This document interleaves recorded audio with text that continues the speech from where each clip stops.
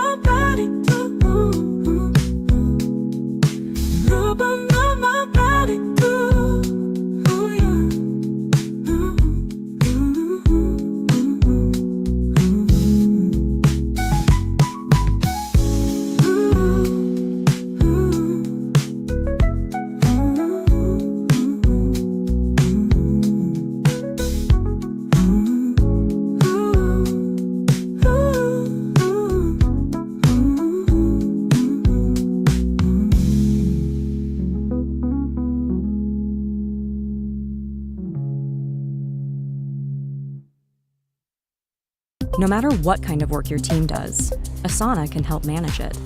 From project intake to campaign management to strategic planning and more, Asana works for you. Try it for free today at asana.com.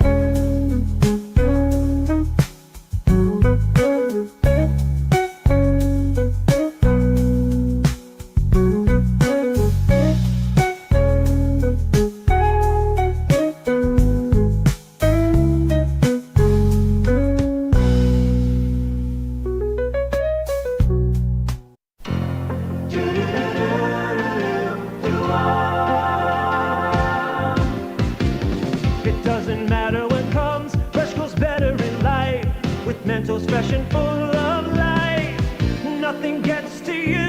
Staying fresh, staying cool, with Mentos fresh and full of life. Fresh goes better, Mentos freshness. Fresh goes better with Mentos fresh and full of life. Mentos, the fresh maker.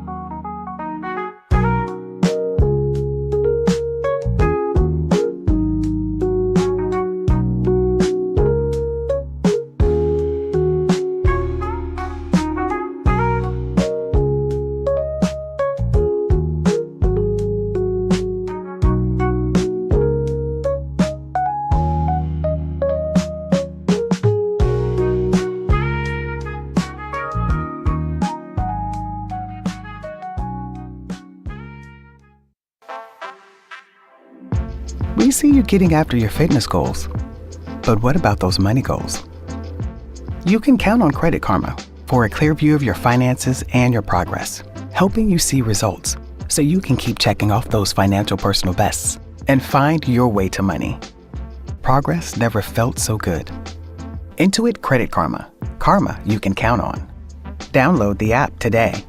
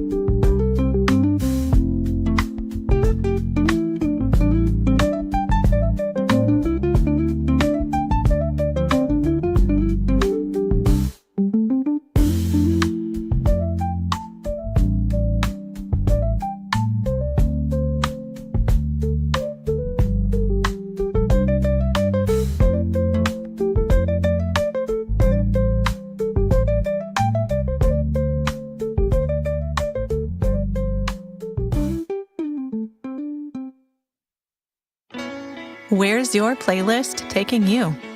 Down the highway? To the mountains? Or just into daydream mode while you're stuck in traffic? With over 4,000 hotels worldwide, Best Western is there to help you make the most of your getaway, wherever that is. Because the only thing better than a great playlist is a great trip. Life's the trip. Make the most of it at Best Western. Book direct and save at bestwestern.com.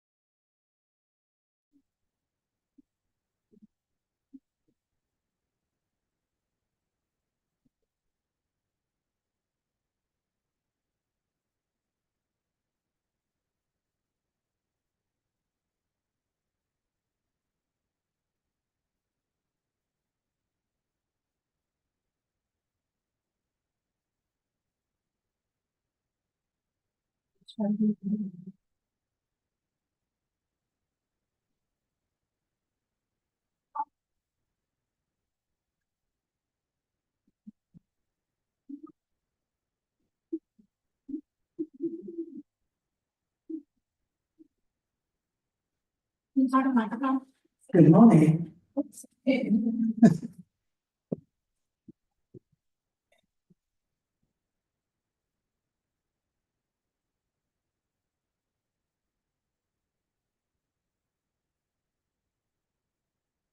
This is where you need to be.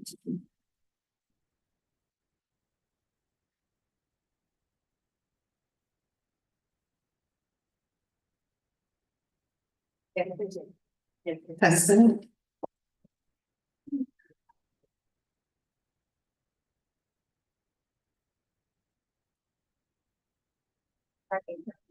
Testing, testing.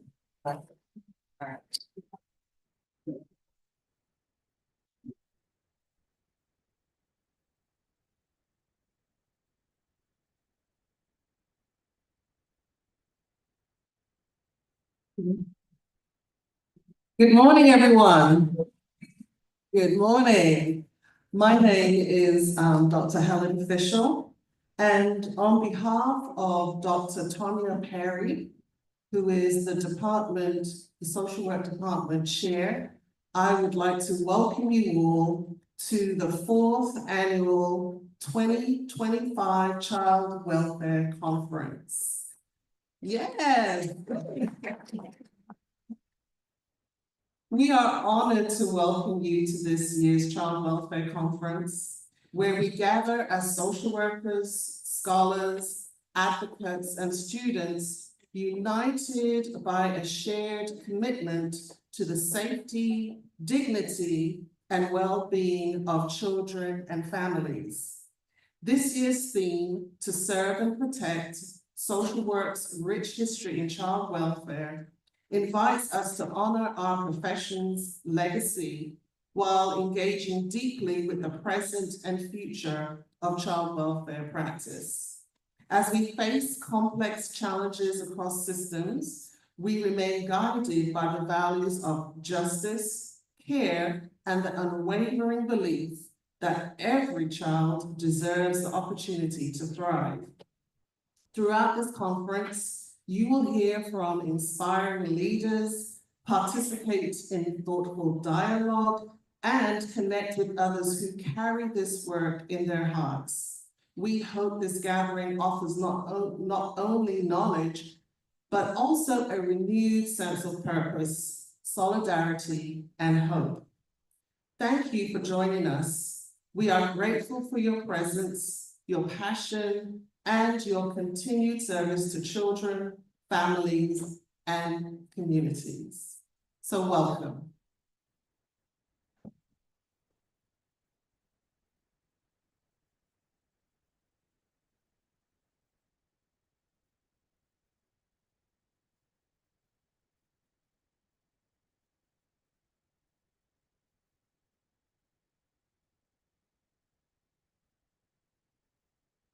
Hello, everybody.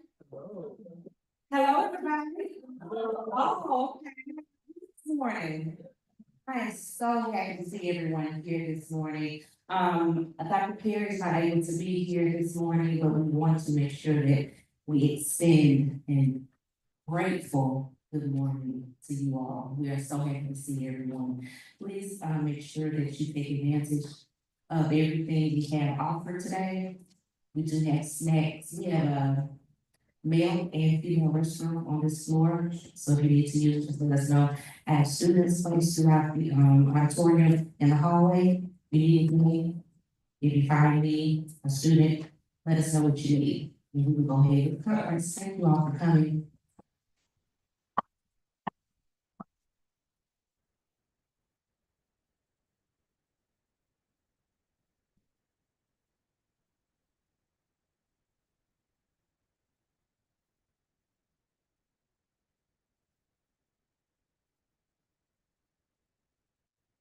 Well, I'm here to say good morning again. Good morning. I hope that you all had the opportunity to get a chance to talk to our vendors. There are amazing vendors downstairs and they have a lot of information to offer you. But we're gonna keep going. We have a little change in the program. So if you just bear with me, I'm going to introduce to you Shannon McElroy. With over 17 years in service, Shannon McElroy has diverse experience in the field of social work. Currently, she is an assistant professor at Alabama A&M University, teaching in the BSW program and is also in private practice. She is currently a PhD student at Alabama A&M University. Please give her a round of applause for that.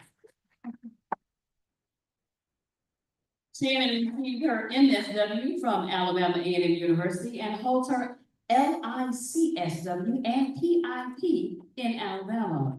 She has received a postgraduate certificate in advanced EMDR skills for complex trauma and certifications as a certified clinical trauma professional and as a certified dialectical behavioral therapy professional. Shannon has a special interest in trauma treatment. Please give a round of applause for Shannon McElroy.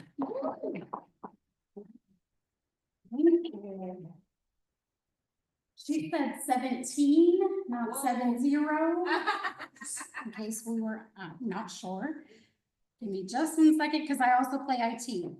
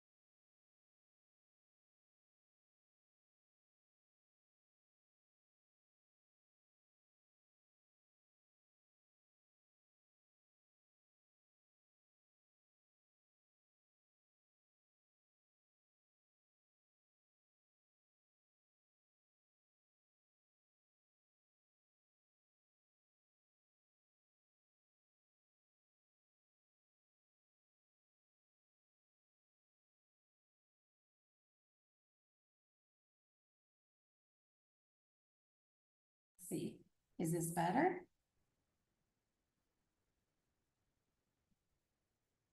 Yeah. Okay, all right. Sorry, it's hard to do all of this. Yeah. And speak. Back to it. Okay, so how many of you are aware that in 2021 our code of ethics was updated?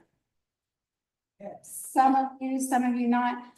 So we're going to talk about some of those updates today, and how those updates impact us as social workers, as far as self-care is concerned.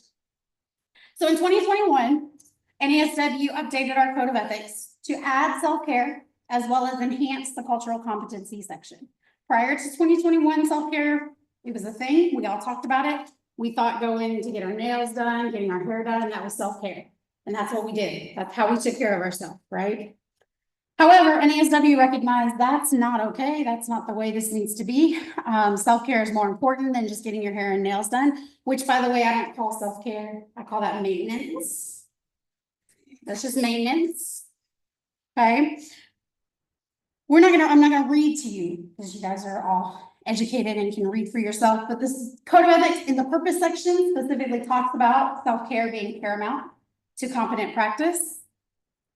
It also talks about it in our integrity value. It talks about how social workers should take measures to care for ourselves professionally as well as personally. And then also it talks about it throughout in their updates, in their notes. It talks about how self-care is aspirational. It's not prescriptive. So unfortunately, we can't require DHR or your place of employment to give you free massages during social work month or anything like that. However, our code of ethics recognizes how important self-care is to what we do.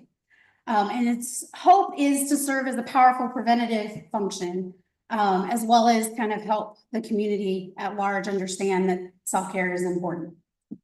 Okay. Here in Alabama, our code of ethics, Alabama's standards of professional conduct, has not been updated. However, the language that is in there from 2016, which is the last time our professional standards in Alabama have been updated, already talks about that. We should not allow our own personal problems, et cetera, interfere with what we're doing. If we have personal problems, et cetera, we need to seek immediate consultation, take appropriate actions, right? So why is self-care important? How many of you work for DHR? How many of you work for a foster care agency or a residential treatment center? Okay. How many of you are in private practice? Right. How many of you see clients at all? Hospice, right? All right. You guys know the risk that exists in our field.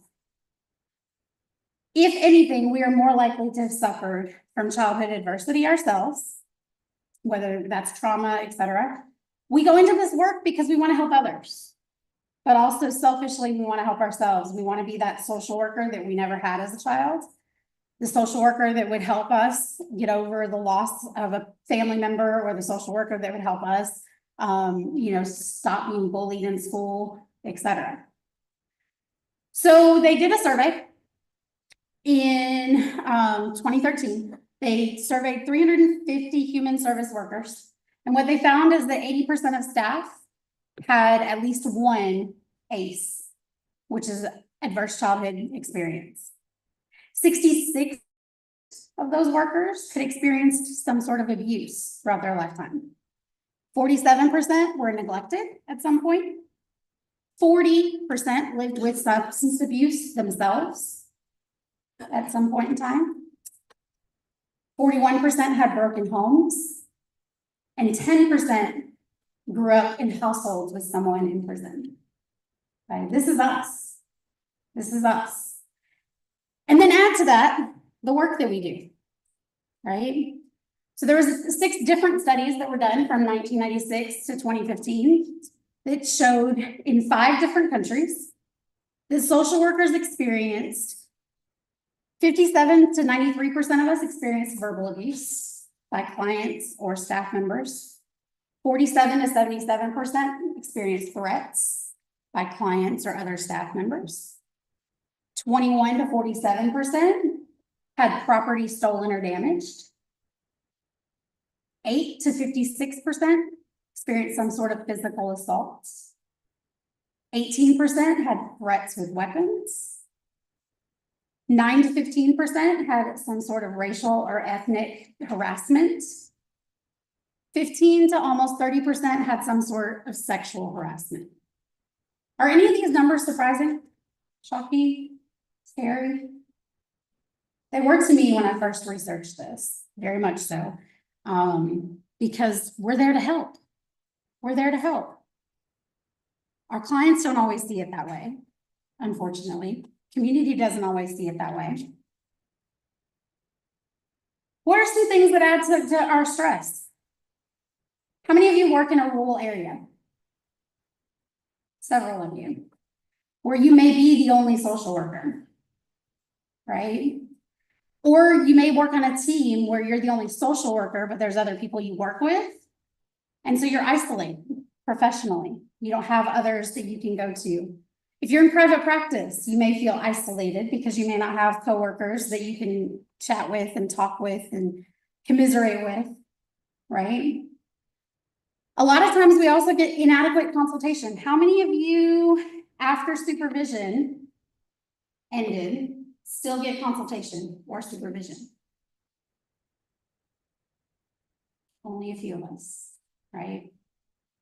So who do we talk to when we have a tough case? We have a client who's threatening to commit suicide or a client who completes suicide. Who do we talk to when we just found out that a kid we've been working with was abused so significantly they're now in the hospital? Who do we talk to when we're the ones that had to remove that child from the home and they're kicking and screaming and fighting because they don't want to leave mom and dad, even though mom and dad just left them for dead? We also, even though we pour out and pour out and pour out and give and give and give, we are the worst at taking care of ourselves. The worst at taking care of ourselves. Because again, getting our hair done, getting our nails done, that's maintenance. That's not self-care. If you didn't work in this field, you'd still get your nails done and your hair done, right? Because you want to look good. That's maintenance. That's not self-care. How many of us feel overworked? We work more than 40 hours a week. I see my students in the back. Oh, wait. We work more than 40 hours a week. Sometimes we're on call. How many have on-call duties that they have to do regularly? There's also stigma within our profession. Students, what is the stigma that you guys heard when you were entering in the field? Baby snatchers, that's what we do, right? What other stigma exists? No others? You're gonna be broke. That is, yep, very true. You're gonna be working long hours. You're never gonna make money. You do it because you love the fields, not because you need a paycheck, right? I don't know about you, but I like living in my house. We also have unrealistic self-expectations. So when I first entered the field, a long time ago, we won't talk about how long ago that was, at least 17, not 70 years ago.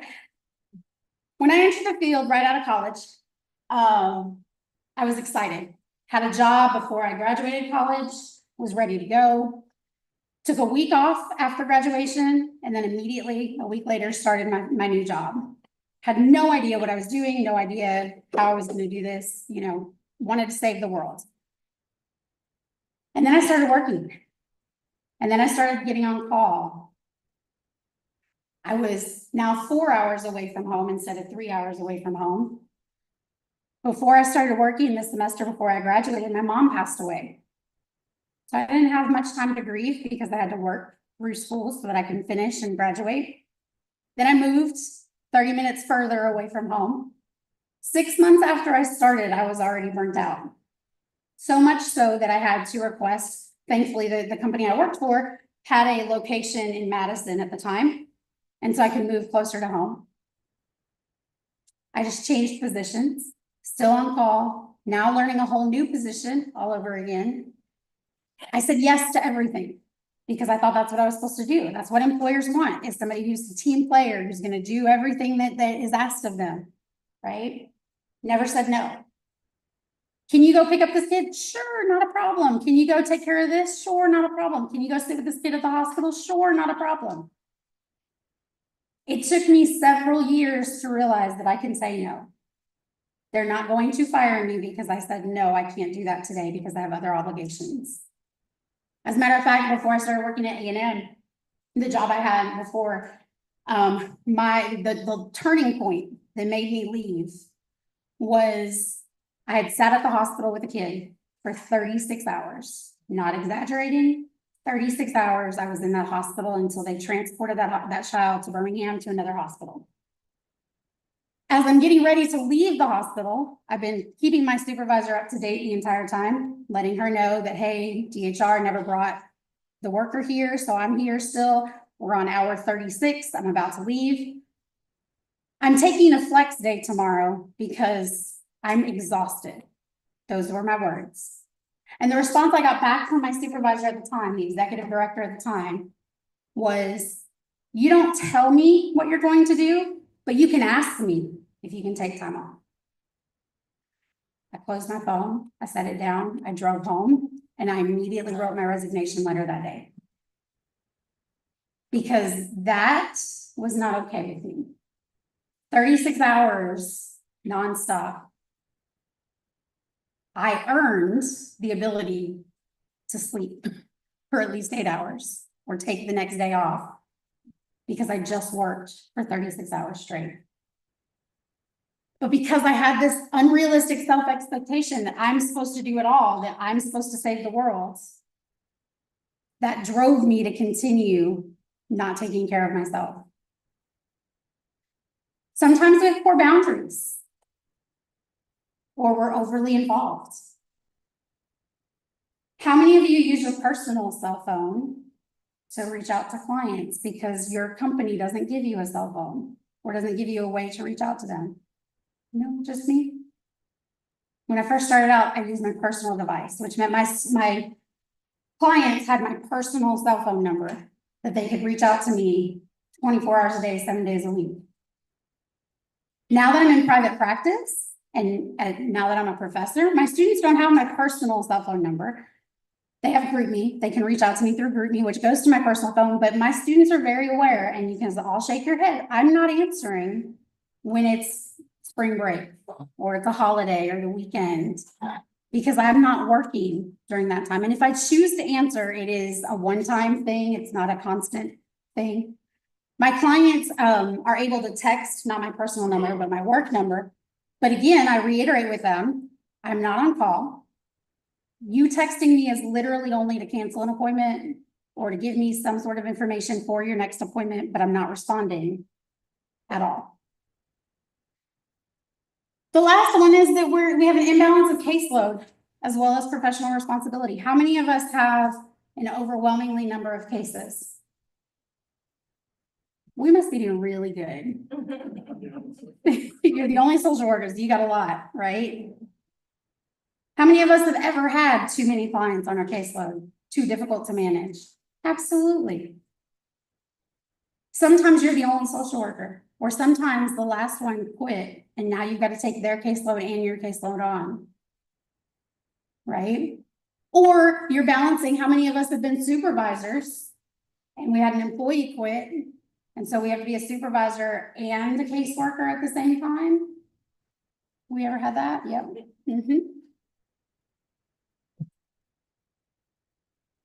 So how do we know we need to take care of ourselves? These are all warning signs. You guys know this, warning signs of burnout, compassion fatigue, secondary trauma, all of those things. Are any of these warning signs? Have we experienced any of those recently?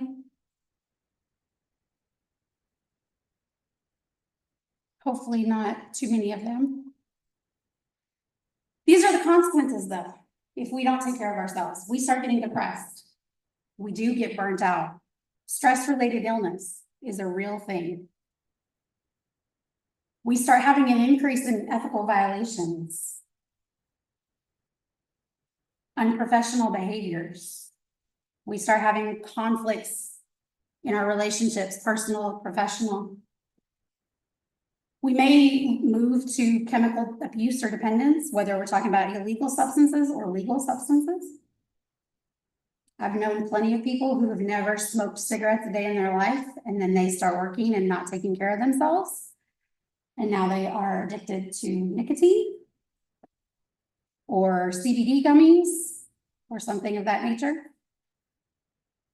But probably the biggest one, and the one we probably see the most, is our job satisfaction goes down immensely. We are no longer satisfied with what we're doing. Has anybody in here, besides myself, has anybody in here ever left the field of social work altogether and then came back? At least 3 times. Because I'd get burned out and then I'd leave, go do something else for a while, and then I'd want to come back because I love this field. For our clients, this can lead to us having malpractice issues, boundary violations. We start talking more to our clients about ourselves and disclosing things that have nothing to do with our clients and what they need from us. We start having a loss of faith, not just in therapy, but also in our profession as a whole. I saw social workers when I was a supervisor. I saw social workers that became very disillusioned by social work. And now they were the ones propagating the baby snatchers and CPS's awful and horrible narrative, right? Our clients may also have an adverse reaction to therapy. They may start going backwards in their therapeutic process. Our clients may experience guilt because they're part of what's causing us to be stressed out. And they don't want us to be stressed out, or the reason for us to be stressed out. Sometimes our clients start dropping out of services, and they may have also a loss of hope. So this is a continuum. Burnout is probably the worst aspect that you can get to. Hopefully you don't get to burnout, because that's when really the only thing that works is changing jobs. That's what I had to do multiple times. Compassion fatigue, on the other hand, is this reduced ability to feel empathy. So when your clients are telling you this story of their life and this traumatic thing or this horrible thing that happened, you don't feel as much empathy for them as you used to because you're compassion fatigued. Your battery's on empty. Vicarious trauma is where we start changing our worldview as a whole. Secondary traumatic stress is where we have secondary PTSD. My very first job, as I mentioned, we were on call, and it was ridiculous, the on-call that we had. If the phone rang, anytime the phone rang on call, it wasn't just answer the call and handle the crisis over the phone. It was every single time that phone rang on call, we had to get up, leave wherever we at, and go meet the client wherever they were at. Which doesn't sound terrible until you realize that the foster kiddos would call at 10 o'clock at night to find out if they had an appointment the next day. But because they called, I had to get up, get dressed, drive to wherever they were at to answer their question and make sure they were okay. So when I left that job, for about 6 months after leaving that job, anytime I was sleeping, I would randomly wake up thinking I was hearing that pager go off. And it took about 6 months of not being in the field, not doing any work for me to get over that. And then, of course, social distancing fatigue or Zoom fatigue. I don't know about you, but if I'm in a Zoom meeting, I am probably checked out for most of it because we've been in Zoom meetings forever now, right? So how do we do this? How do we take care of ourselves? So there's 3 things. Awareness, balance, and connection are the things that we need to do. Okay. First, you need to be aware of what's happening, not just in your mind, but also in your body. How are you feeling in your body, your emotions, etc.? So just like we may tell our clients, if you guys ever heard of a body scan, where you're actually scanning your own body, you do a body scan. Get comfortable in your seat. Close your eyes, focus on your breath. Be aware of a specific part of your body, right? You're going to do this for 20 to 60 seconds, noticing any sensations. And you're just going to continue meditating and reflecting on what's happening in your body. But if you're not aware of what's going on, you can't take care of it. So we're going to do this here in a second, but at the end, there will be a QR code that you can have access to the resources I'm referring to. There's actually a self-care assessment that you can do. And I would encourage you to do it. If you're a supervisor, have your employees do it, but do this self-care assessment every so often, just to see where you're at. Okay, apparently it doesn't want to work. This is what that looks like. The other thing is to balance.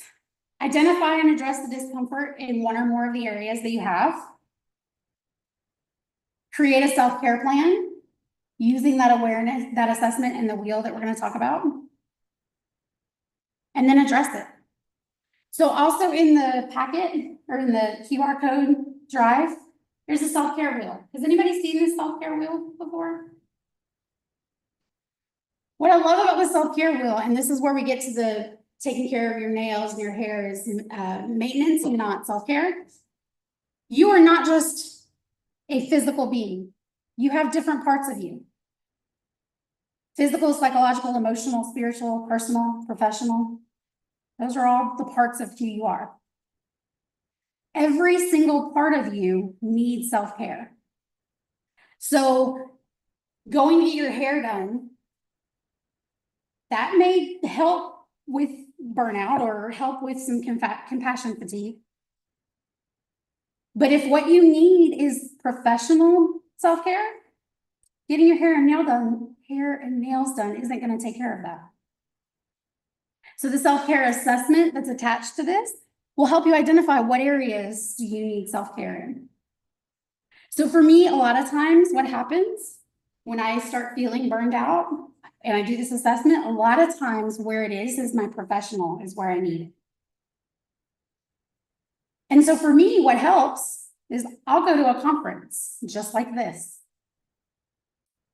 Being around other people who are passionate about the work, being around people who, have new ideas and so forth, rejuvenate me professionally. And so then I'm ready to go back and change the world again. Sometimes it's physical. So in order to address that for me personally, it's maintenance, but it's also self-care. I make sure that I go to the gym at least 4 times a week. I don't care about the physical results. I mean, that's great, whatever. That's not what I'm looking for. It's the mental health benefits of me going to the gym every week that is beneficial for me. That's my time. That's my time to zone out, scroll on YouTube, figure out what's going on, for me to think and process and not have clients, not have students, not have my husband, not have family asking me questions or talking to me.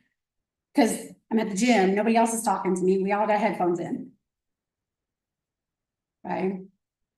Psychological, getting yourself into therapy or going out into nature and just kind of being one with nature may help with some psychological and or spiritual assessment and self-care.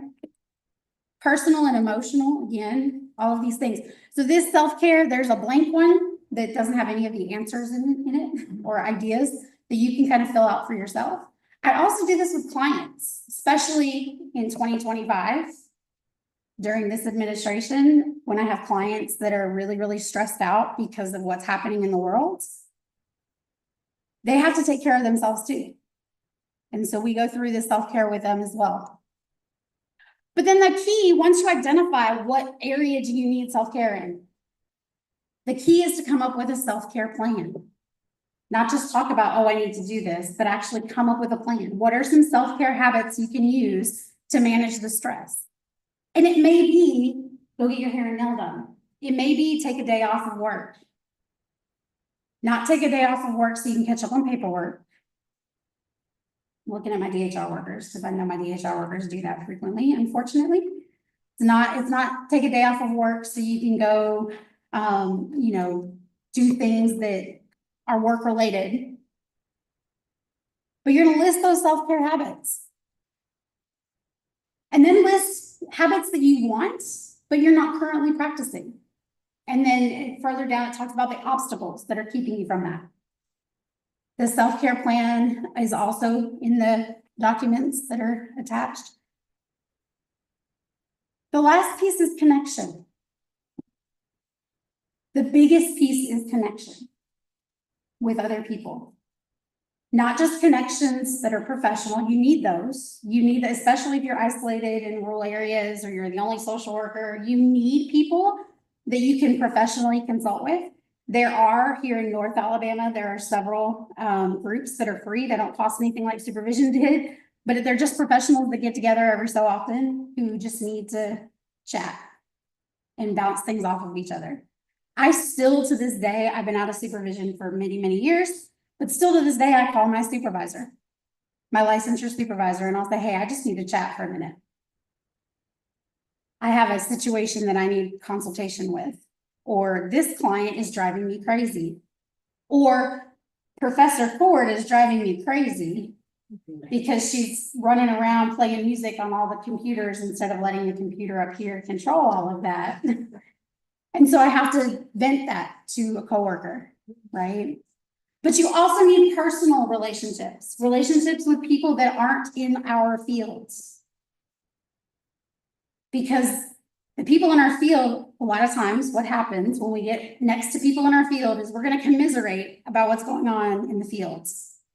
And that's a good thing, we need that. But we also need people to commiserate and talk with that have nothing to do with our fields. Because we don't even hear about our field all day long. We already live it. And then you need other relationships, mentors. Could be spiritual relationships, spiritual mentors, just community mentors.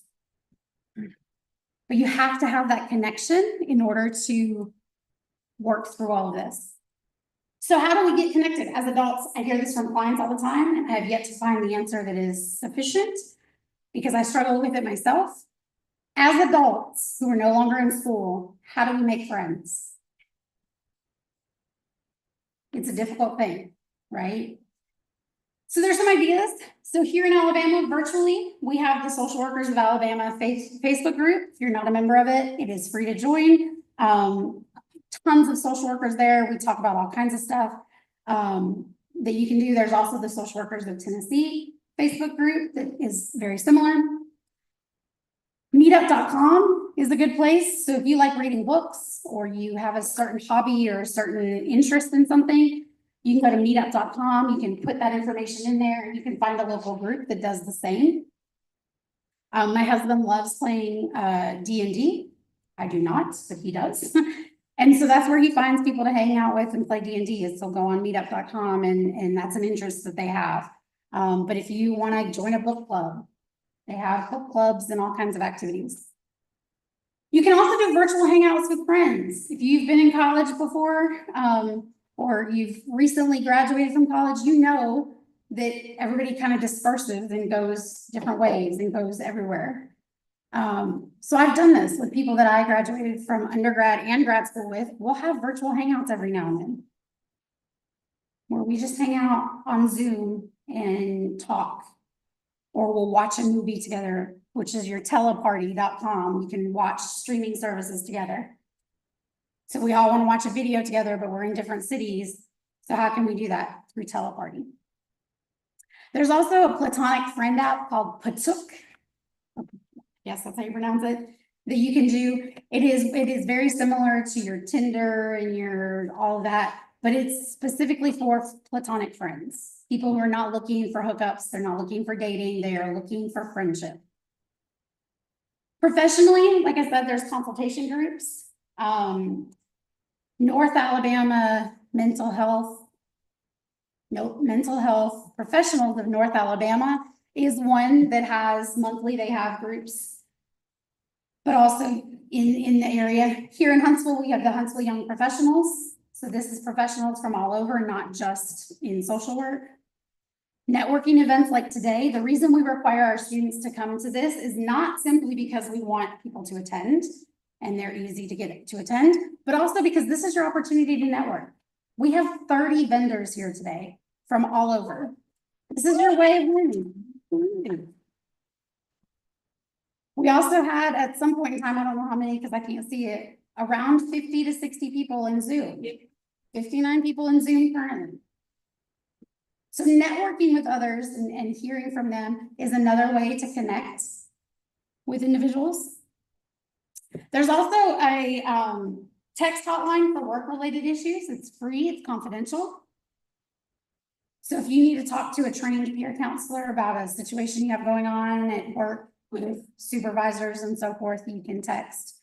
There's bullying or anything like that is happening. So you have to identify your warning signs. How do I know that I'm getting burnt out? So I joke with my colleagues here at A&M frequently. They know when I'm getting burned out, when I stop saying I quit. If I don't say I quit on a daily basis, they know that, hey, we need to check on Shannon. How is Shannon doing? I also know that about myself, that if I've not said that in a while, I need to go take care of myself because I quit jokingly all the time. I quit today at least 3 times already. It is good. You also have to plan for your self-care, just like planning for anything else. Just like planning for assignments. Hopefully you guys are planning for assignments. Or you're planning for a vacation. You have to plan for it.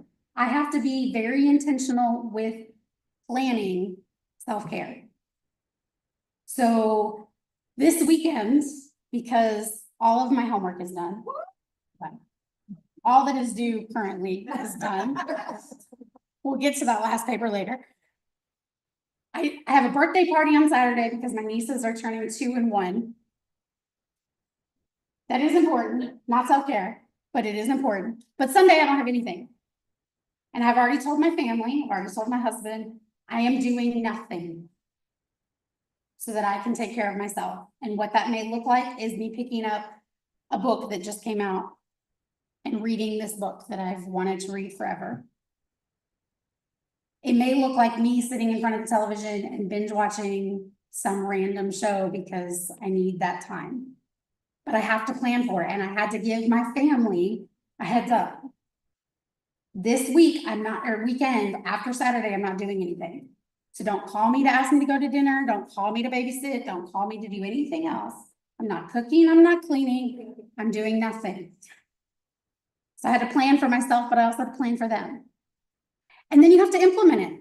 So it's on me, if I make this plan, it's on me to make sure that on Sunday when they text me, because they will, because they're my family and they always do, and they ask me a question of, hey, can you do this? Or hey, can you do that? It's on me to implement the plan that I put in place that said I'm doing nothing. I can't blame work. I can't blame my husband. I can't blame any of my clients because I didn't implement my plan. I have to set boundaries for myself and others. So this is that QR code I was telling you about with the resources that I mentioned. There's also, these links are also there. How many of you have ever used Finch? Finch. How many of you recommend your clients to use it? None of you. Has anybody heard of Finch? I love Finch. Finch is great. I don't currently use Finch because I use Happy Color, but Finch is a self-care game. If you are old like me, you remember the little Tamagotchi pets that we used to have, little electronic pets that you would try to take care of and keep alive. This is very similar, except your burb is what it's called, never dies. Okay. But every self-care activity you do in the app, it gives your bird the ability to learn and grow and travel and do all the things it needs to do, and you get to interact with it. It's a fantastic game. It is a game for you to play, but it is all about self-care. So I always encourage my clients to use it. My clients love it. Happy Color is currently my obsession. It is also free on Apple as well as Android, but it's just mindful coloring. There are thousands of coloring pages in there, and it is mindless in that I just, click on the screen and it'll come up with a beautiful picture at the end. I do that for about 5 minutes in between clients, just because I need to. I will do that in a meeting or in between meetings if we have a break. fantastic thing to do. There's also Headspace and Calm. There's another one that I didn't list, but I will, because it's free. It is, Healthy Mind. I may have that wrong. I will correct it and put it in the QR code later. But it's free. It's just like Headspace and Calm. It is also the only app that I have found that is mindful meditation that you can do in your car while you are driving. It's the only one I've ever found because most of the time they want you to close your eyes. Can't do that while you're driving. Please don't do that while you're driving. But this one does guide you through, and it is free. So I want to say thank you guys for letting me come and speak. I know I'm done a little early because we did not have Dr. Perry here with us. But I am open to, if you guys have any questions or anything of that nature, I'm open to any of that. Outside of that, I know we have a few minutes before our next presenter comes up. I'm hoping Ford is coming back out here in a minute, maybe. Does anybody have any questions, thoughts, comments? And I can check in Zoom, because there's lots of people in Zoom.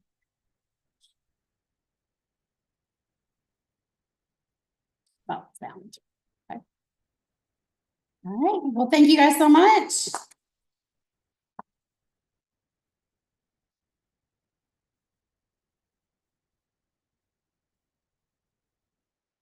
Just a few minutes, if you don't mind, we're gonna have to get it, some logistically corrected.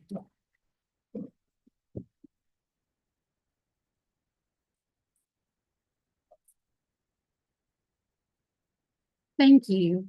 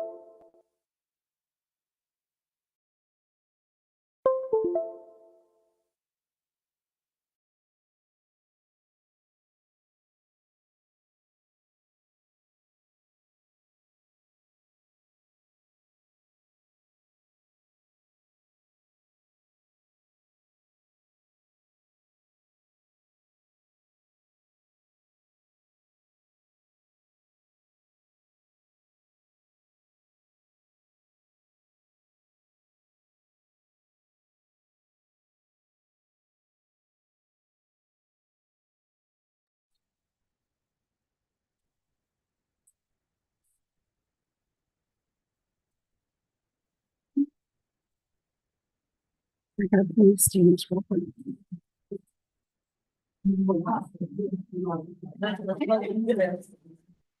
So you need this, or do you just want to? Okay.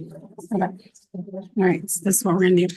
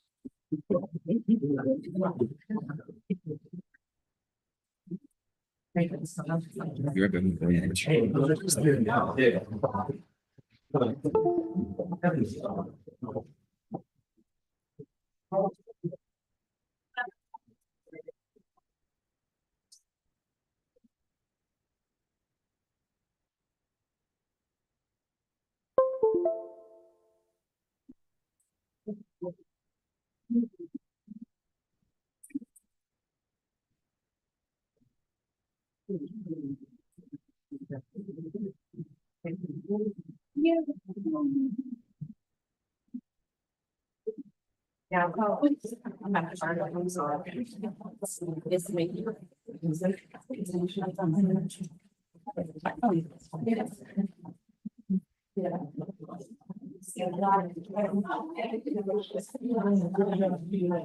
Are we not sharing like we're supposed to? Oh, I just.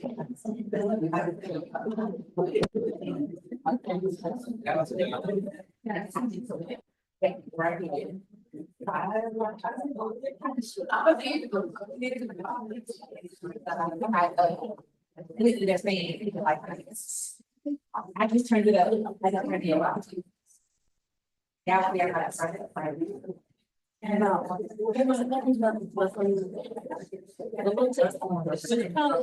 Finch.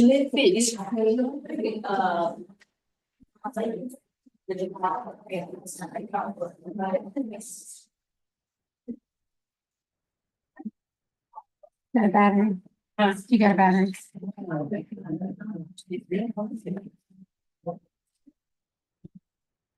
I put one. I can't remember it.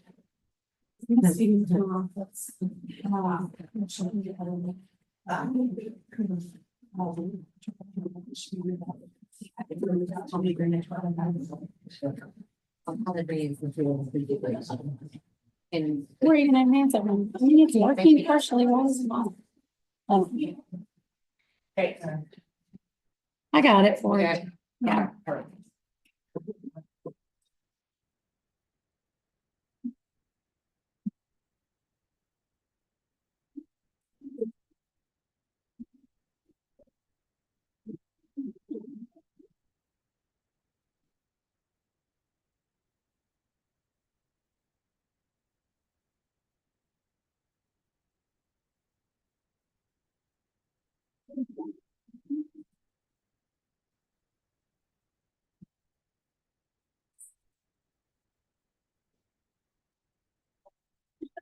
Okay,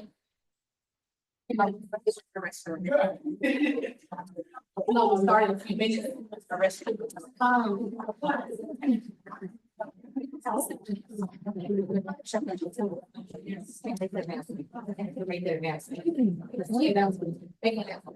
Students need to do their check-in at the best 10 o'clock.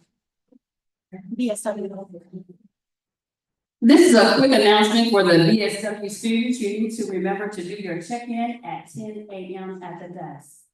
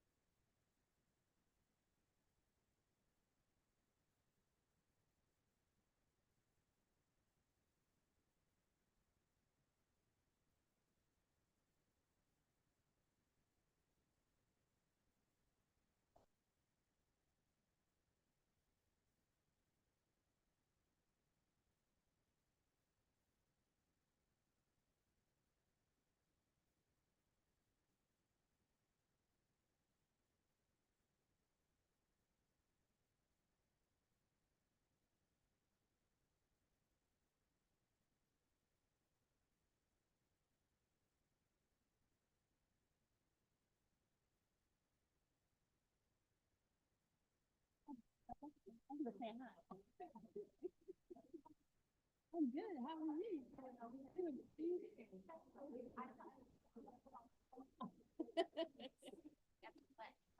Oh, did you? I know. Yeah, and I saw you one moment, and then I took my shoe off.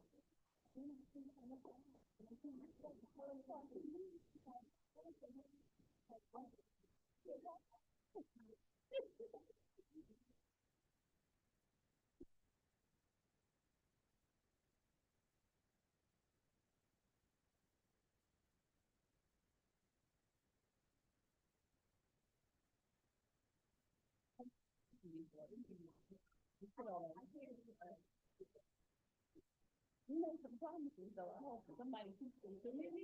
Yeah, and he made some promises about coming back and donating and just being here in the work. Yeah.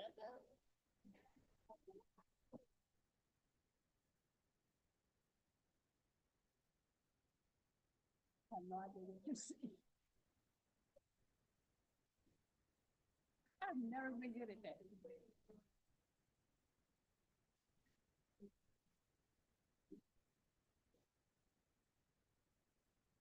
What do you need?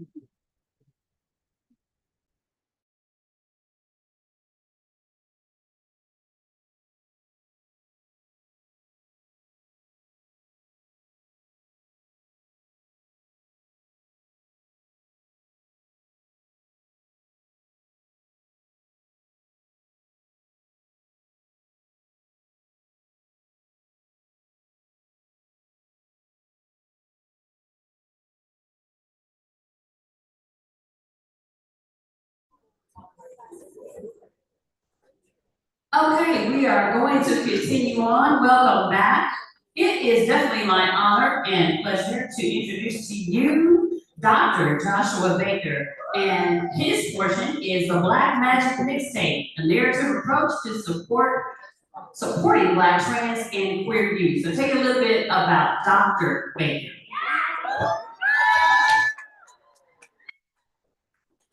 Know a little bit about Dr. Baker.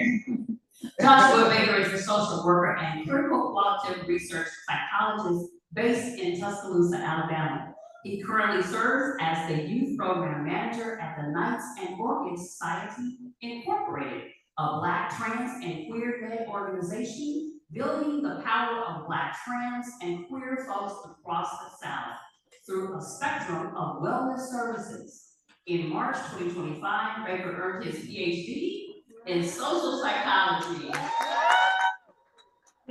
from the University of Alabama, where his research has explored and perceived social costs and consequences associated with Black trans and queer identity, including experiences of identity-related loss and grief, perceptions of belonging, and socio-cultural constructions of Blackness.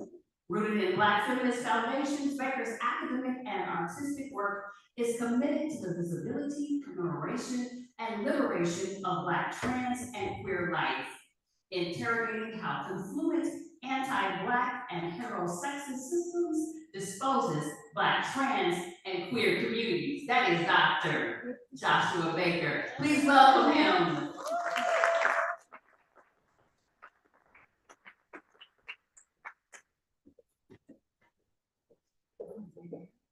Good morning, good morning. If you've ever attended a presentation about me, you know how I give it up. Good morning, good morning. How y'all feeling? It is such a beautiful time to be back in Bulldog Country. Always in the same privilege and honor to come back to the home team. And today I get to do what I get to do often, right? Which is talk about the communities I love and the work I love. So this is actually what I'm going to talk about today, the first study that I've done post PhD defense, right? And it is entitled The Black Magic Mixtape. Y'all excited for that? It sounds kind of wild to me. I thought it was kind of cool when I came up with it. Y'all excited? All right.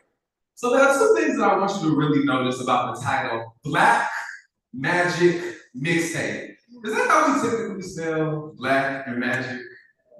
It's not. Can anybody guess what the Q stands for? Queer, there we go, right? So I am a critical qualitative researcher that is also an intersectionality scholar. Everybody in the room heard about intersectionality, right? Our intersecting identities influence the way that we understand and experience power and privilege. But there's also something else that's interesting. What do we often think of when we think about Black magic? Do we like run to it? Like, are we receptive or are we kind of hands off? Okay, so I got somebody in the Black community, right? When we start talking about ancestor veneration, when we start talking about traditional African spirituality, our traditionally Christian communities get a little tense, right? So in addition to the Q emphasizing the visibility of queer folk across the African diaspora, we also want to pay attention to the same way that some of those kind of diverse identities, right, that exist within the diaspora, just like Black magic, right? Just like the beauty of our diverse experiences are sometimes shunned. You have to turn it on first.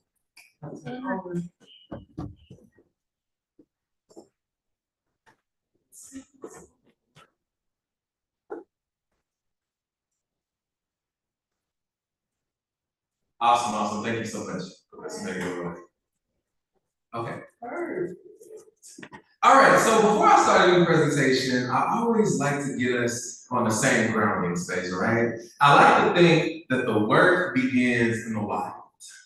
So for the past 4 years, I have been in the academy, right? Where we talk about experimentation, right? But things are very controlled. How many social workers know that sometimes the way the book says it ain't the way that it actually happens in the real world, right? Sometimes the way that we operationalize things in our very controlled context, that's not really how the world always works, right? So for me, it is always important to think about the voices that never make it in the room, right? Because we stand on the shoulders of a lot of amazing folks, right? They didn't necessarily always get 4-year degrees.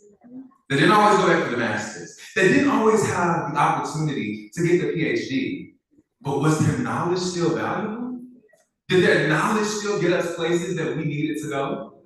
Yeah, I'm very excited to hear Professor Diggs later as he talks about Black male epistemologies. Have we ever heard that word? Epistemologies, right? The way that we come to know the world, right? So in some objectivist context, the way we come to know the world is what? Through objective measurement, right? Numbers are what tell us the truth.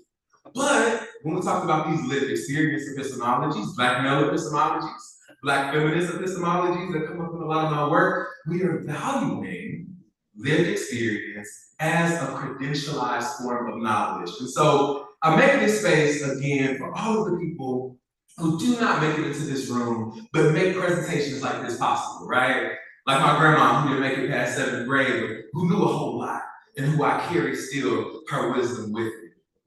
And one more thing before we continue, I want us to all kind of be on one accord. I said, church, let's all be on one accord. And I want to lead a grounding meditation as we open up with you.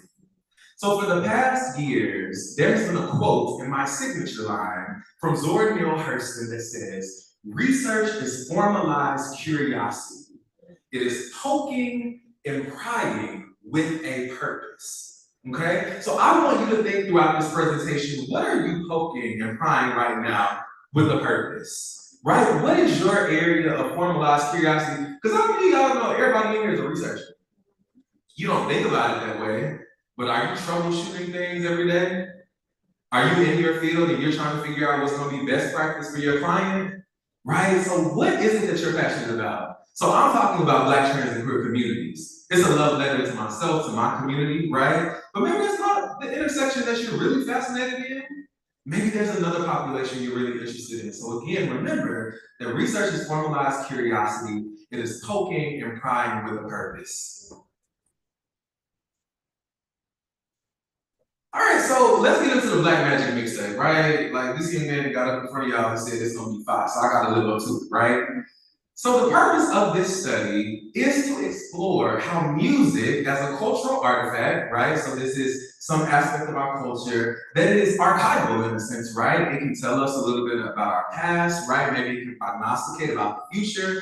And I wanted to understand how participants are thinking about the way music informs how we understand, engage, and celebrate our intersecting identities. So give it a little background.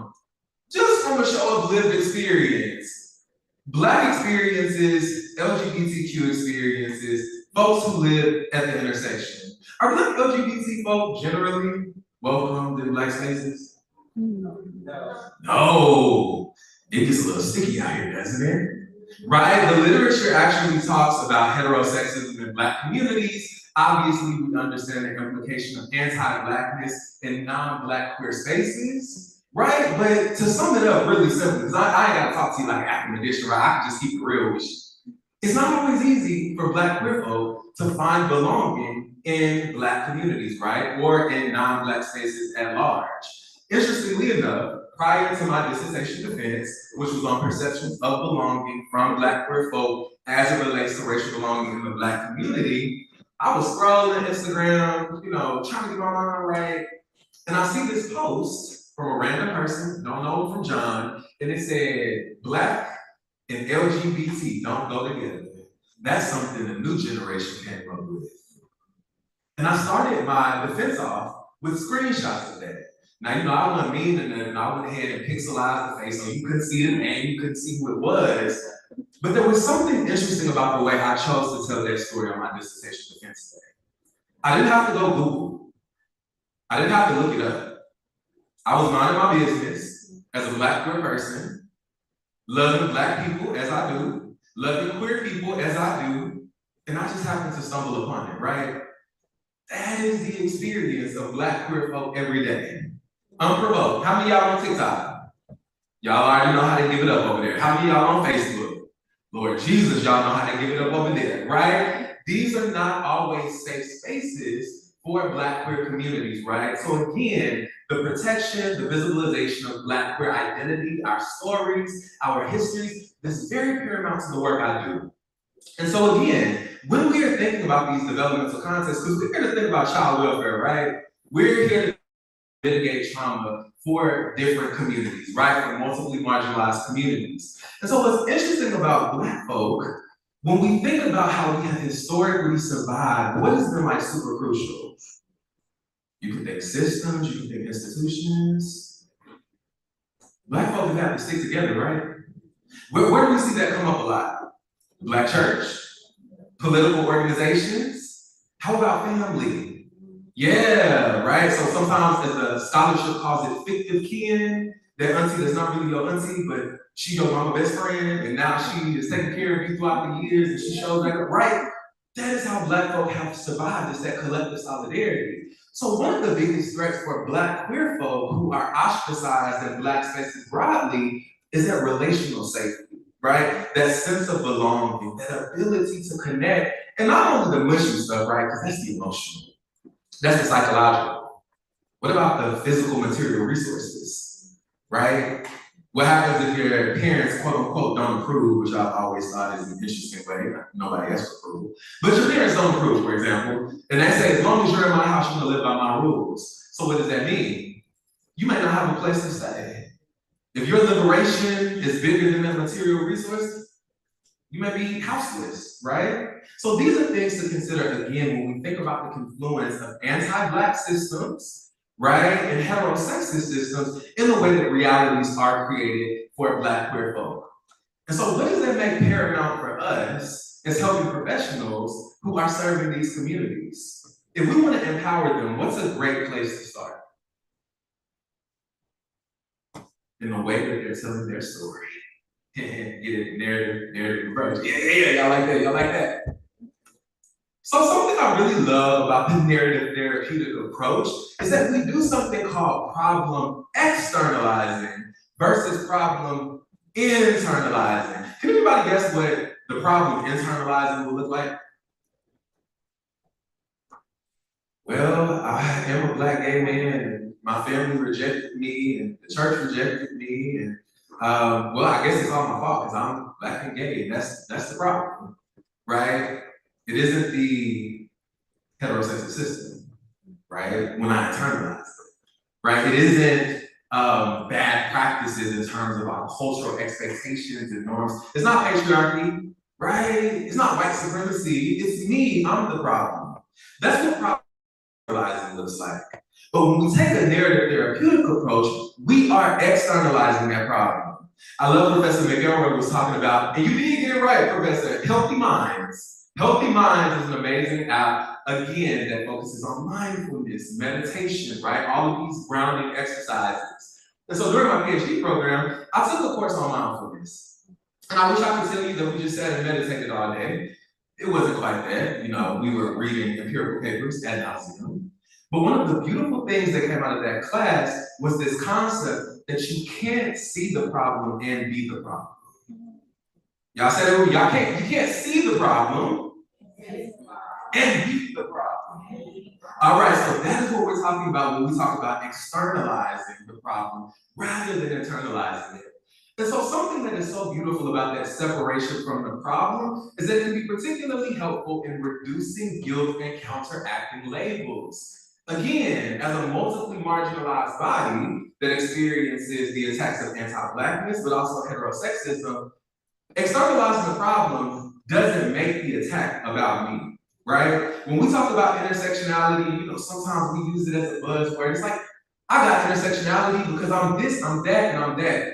In reality, if we get to an OG conceptualization, Black feminist thought founded kind of idea of intersectionality, it isn't just about possessing multiple identities. It's about how those intersections influence the way that you're experiencing power and privilege. Again, going back to externalizing the problem, why is that important? Because you need to know at your intersections, everywhere you may be disempowered or dispossessed, you are not the cause of that, right? From a critical perspective, we are looking at what are the systemic issues that are creating those experiences. And so some core stages within the narrative process. Number one, externalizing conversations. So imagine you have a client, like I said, a Black trans and queer youth that is looking at themselves as the problem. They're internalizing anti-Blackness. They're internalizing homophobia or transphobia.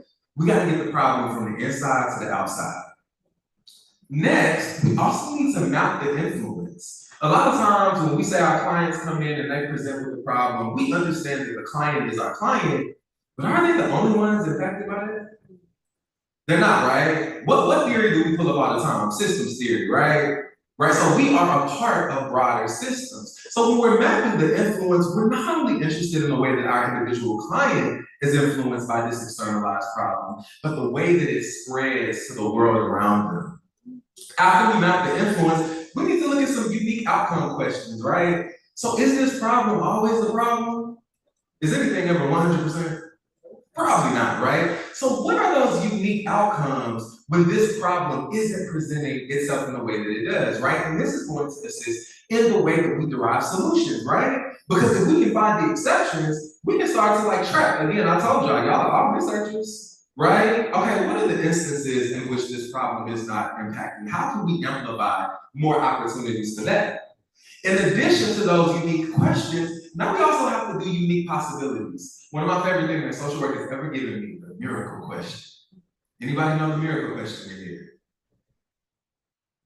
I'm the only one, and my solution is based practical. Okay, shout out to Dr. Lucas, wherever you be. The miracle question, you wake up tomorrow, a miracle has happened, you look around, how do you know that the miracle has happened? What does your life look like? Can anybody imagine why that might be helpful in the way that you're collaborating with your client to make solutions about the problems they're facing? Yes? Absolutely, right? So we have that strengths perspective, right? We're empowering our clients to know it don't always gotta be like this, right? In addition to that, if they can tell you what their ideal world looks like, and you have what their current world looks like, what's in the middle? Those things that they need, right? And so in your relationship, in your collaborative relationship, I think I need to emphasize that, right? Because another important part about the narrative therapeutic approach is we don't come in as an expert of someone else's experience, right? That's one of my favorite aspects of being a qualitative researcher, right? Who dabbles in quant sometimes. But I love the lived experience of capturing people's lives. I'm not here to say, oh yeah, I did that PhD program. I can tell you about you. Yeah, I did my MSW. I know what's wrong with you, right? We are in a collaborative relationship that is so important when you are utilizing a narrative therapeutic approach. So a little pilot overview, again, I'm so excited. I ain't gonna lie to you, I was just gonna get up here and tell y'all my dissertation work. And before I reached out, I had a month of time. And you know what time it is to a researcher? It is capital. That is data collection time. And so when I had this idea brewing within, I was like, oh, yeah, I'm excited. Let's collect some new data, right? I'm gonna give people something to wake them up. So I have collected data across a sample of 21 Black, trans, and queer folk. And again, it is all around the question of how has music been an important part to your trans or queer journey, right? So this is gonna be like the content. What are some of the songs that stood out and what was the messaging? Like what made it significant, right? What was the functionality? What did it help move in your life? And finally, I wanna know a little bit about intersectional challenges and strengths. Because we don't wanna be, we'd be remiss if we said intersectionality, right? This is something we only understand through the lens of challenge, right? There are these unique ways that folks living at the intersection of multiply marginalized identities are deriving strength, are deriving power. And so here, you are getting to see a little visual representation of some of the soundtracks, some of the songs. I let her smile. You see something you like? Yeah, what's that? Oh, here. All of it. And you see what's so beautiful about that Kendra moment? I don't know anything about this young lady in the front row, right? But do you see how we were able to connect? You see how music means something in her life and how music means something in the lives of everyone in this room? And that smile, you can't beat it. That human connection, it doesn't matter how our identities differ or even coalesce. In this moment, we just bonded. We just had a good old key. Because a lot of that up there, I like it too. I was really excited. When I saw a lot of these responses, I was like, oh, you picked a good one. You picked a good one. So this, again, is a visual representation of some of the soundscapes that have inspired the participants in this pilot. So I love letting y'all hear from the people. Again, I'm a critical qualitative researcher, so that tells you a little bit about how I see the world, and it tells you a little bit about the data that I collect. So one of the participants, and they kind of muse on Kendrick Lamar's To Pimp a Butterfly. Anybody heard that album? Period. And so that participant said, this was the first rap album that I heard with its own very unique genre of blending identity between hip hop and jazz. There was this rhythm of poetry and difference and intentionality in curating this album. Now that intentionality is important because the participant returns to that, which is what made me realize I could be just as intentional in curating myself. I came into my young adulthood and queerness knowing I would not fit in a traditional genre of heteronormativity. So then I had to be very intentional in finding a way to masterfully, beautifully, and poetically describe my identity. This album is a blueprint and a study guide into doing so. Now, what I really love about this particular quote is this musing on intentionality, right? And I like to think about this as music being a model of subversion. How many of y'all have ever read or are familiar with Toni Morrison? Love Toni Morrison's work. Do y'all ever hear the phrase come up, the white gaze, master narratives, right? Toni Morrison was very intentional in saying, oh, I don't write for the white gaze. I'm writing the story as it is, right? And the communities that I'm writing for are going to understand that. And so what I love about this kind of musing as it relates to these kind of models of subversion is that sometimes for Black queer folk, music is going to be an invitation, an opportunity to color outside of the lines. As this participant said, when I saw Kendrick doing his thing and he was able to be intentional and he said, I know what hip hop's supposed to be, I know what jazz is supposed to be, but I'm going to do something different. They said that same intentionality that was in that musical soundscape, it exists in my world as well, right? And so that same invitation to subvert narratives, to defy those norms, that is an invitation that waits for you as well. I also wanted some critical takeaways. So that first question, I generally ask people, I say, what's a song you like? What does it mean to you, right? So song and significance. But then I really wanted to crack and excavate a little more, and I wanted to ask, if somebody did listen to the song, right, but you still wanted them to understand the importance of what that means to you, what is something that you would tell them? And so one of my participants said, I would play the second half of X Factor, where she says, care for me, care for me. You said you care for me, there for me, there for me. Said you'd be there for me, cry for me, cry for me. You said you die for me, give to me, give to me. Why won't you live for me? Queer people in the Virgin Islands are not protected. The discomfort with living here causes people to flee to other places where they can start over, live easier lives, and feel more accepted.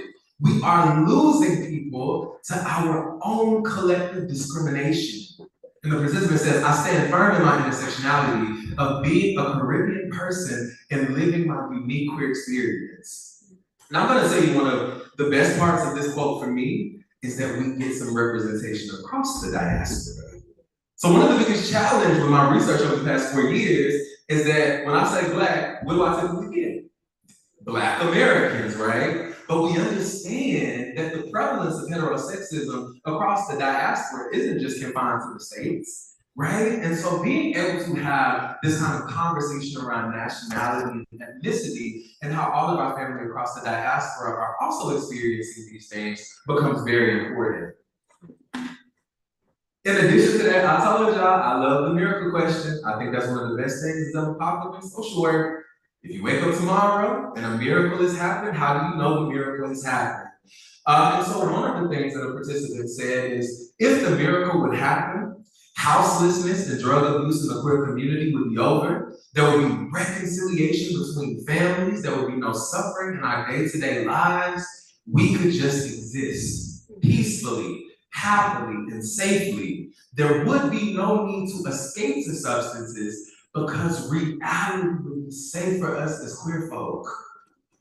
Can we sit in that for a second? Reality would be safe to us as queer folk. Can anybody relate to that? Maybe you're not queer, but maybe you're Black and you understand what it is to be in this political moment. Maybe you're an individual with a disability in a very ableist society, right? Those dailies that this participant is talking about, right? Again, we are really able to connect to the humanity of other folk when we see some of these experiences. And finally, because why not just ask questions? Sometimes that's the best part of research, especially like post-PhD, when you don't have to go through the bureaucracy of having to do all that extra stuff. Just ask the questions you want to ask, right? You have nothing to lose. And so one of the questions that I wanted to ask, because a big argument that a lot of people make when it comes to affirming care for trans and queer youth is what? They're too young to know. I wasn't too young to know. I didn't have a second affirming environment. We quiet, right? Isn't it interesting though? When it comes to affirming care, there are a lot of keep the children safe, don't expose them to this, we oversaturate their identity very young. That wasn't the confusion at all. But there was not a safe landing space to explore that identity, right? I was not getting positive socialization around queer identities, and we'll talk about this a little bit in some of the quant items I collected as well. How many of y'all have ever heard the term ethnic racial socialization? Period. And some of y'all have heard it that way, but y'all know what it is. How many of y'all have been told Black excellence is everywhere? Okay? Black boy joy, Black girl magic, my Black is beautiful. Okay, some of y'all have been racially socialized in here. So the purpose of ethnic racial socialization is that for marginalized communities, our guardians have to do a little extra work, right? Because there's a world out there that's gonna tell us the exact opposite. Right, so sometimes mama and daddy and your extended support network, maybe grandma, maybe family, friends, they have to do some extra work to give you those messages that you may not get elsewhere, right? We also have those egalitarian messages about equality, about what the world should be, even if it's not the world you're living in. And we would be remiss if we didn't talk about safety messaging. How many of y'all have heard about the talk or have had the talk? Now here's what's interesting. Another way that culture comes up. When you heard the talk, did you think I meant sex or did you think I meant what it is to be Black American? Ah, okay, so you see how you have these dual occupations, you have these dual roles. So for some people in here who don't necessarily have that racialized experience, they might have been, well, where's sex coming in? Where did that just come from? But to some folks in here who just heard safety messaging, right, psychologically primed y'all a little bit, and then you turned around and heard the talk, you knew where that went, right? So again, these are some of the things that we are considering in the way that Black, trans, and queer folk are navigating their experiences. And so, in addition to some call, I also wanted to get some quant items, right? I wanted to kind of get an aggregate of participant experiences. And I collapsed these across 4 areas of interest. So the first is participant perceptions of current and retrospective racial and sexual gender identity affirmation.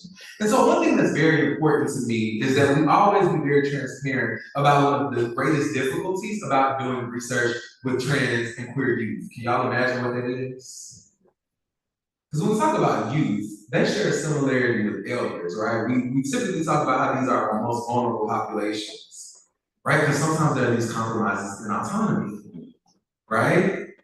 Children don't get to do everything they want to do, right? Children don't have the decision-making power all the time, right? Which makes them one of our most vulnerable populations.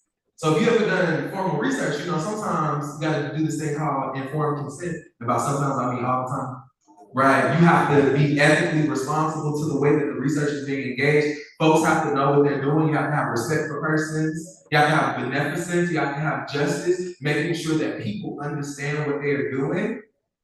So what if you have a Black, trans, and queer youth who wants to participate in the study, but their parent ain't with it? Or what if you're running, I don't know, a youth program that supports Black, trans, and queer youth in Montgomery? What if you happen to work there and you're trying to do outreach? Where do you know a lot of kids are that might be encountering some of these issues? Where would they? You got it, school system. Yeah. In this climate? In Alabama?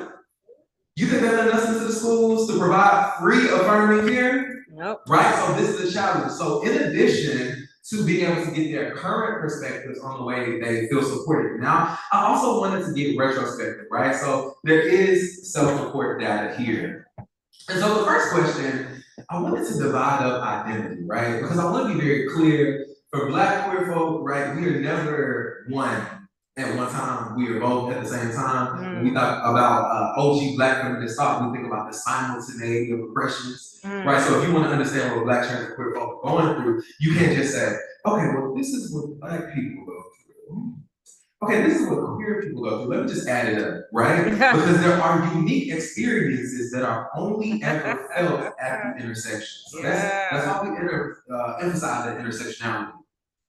So first they're asked, you know, as a Black trans or queer youth, like, how well did you feel supported, right? And do you currently feel that you have access? So interestingly, on average, when people have to take this like retrospective account, they're kind of neutral. They're kind of like, what I think about this support, you know, that's kind of neutral from our racial identity, which I think is very interesting as well, because again, we're very pro-Black, right?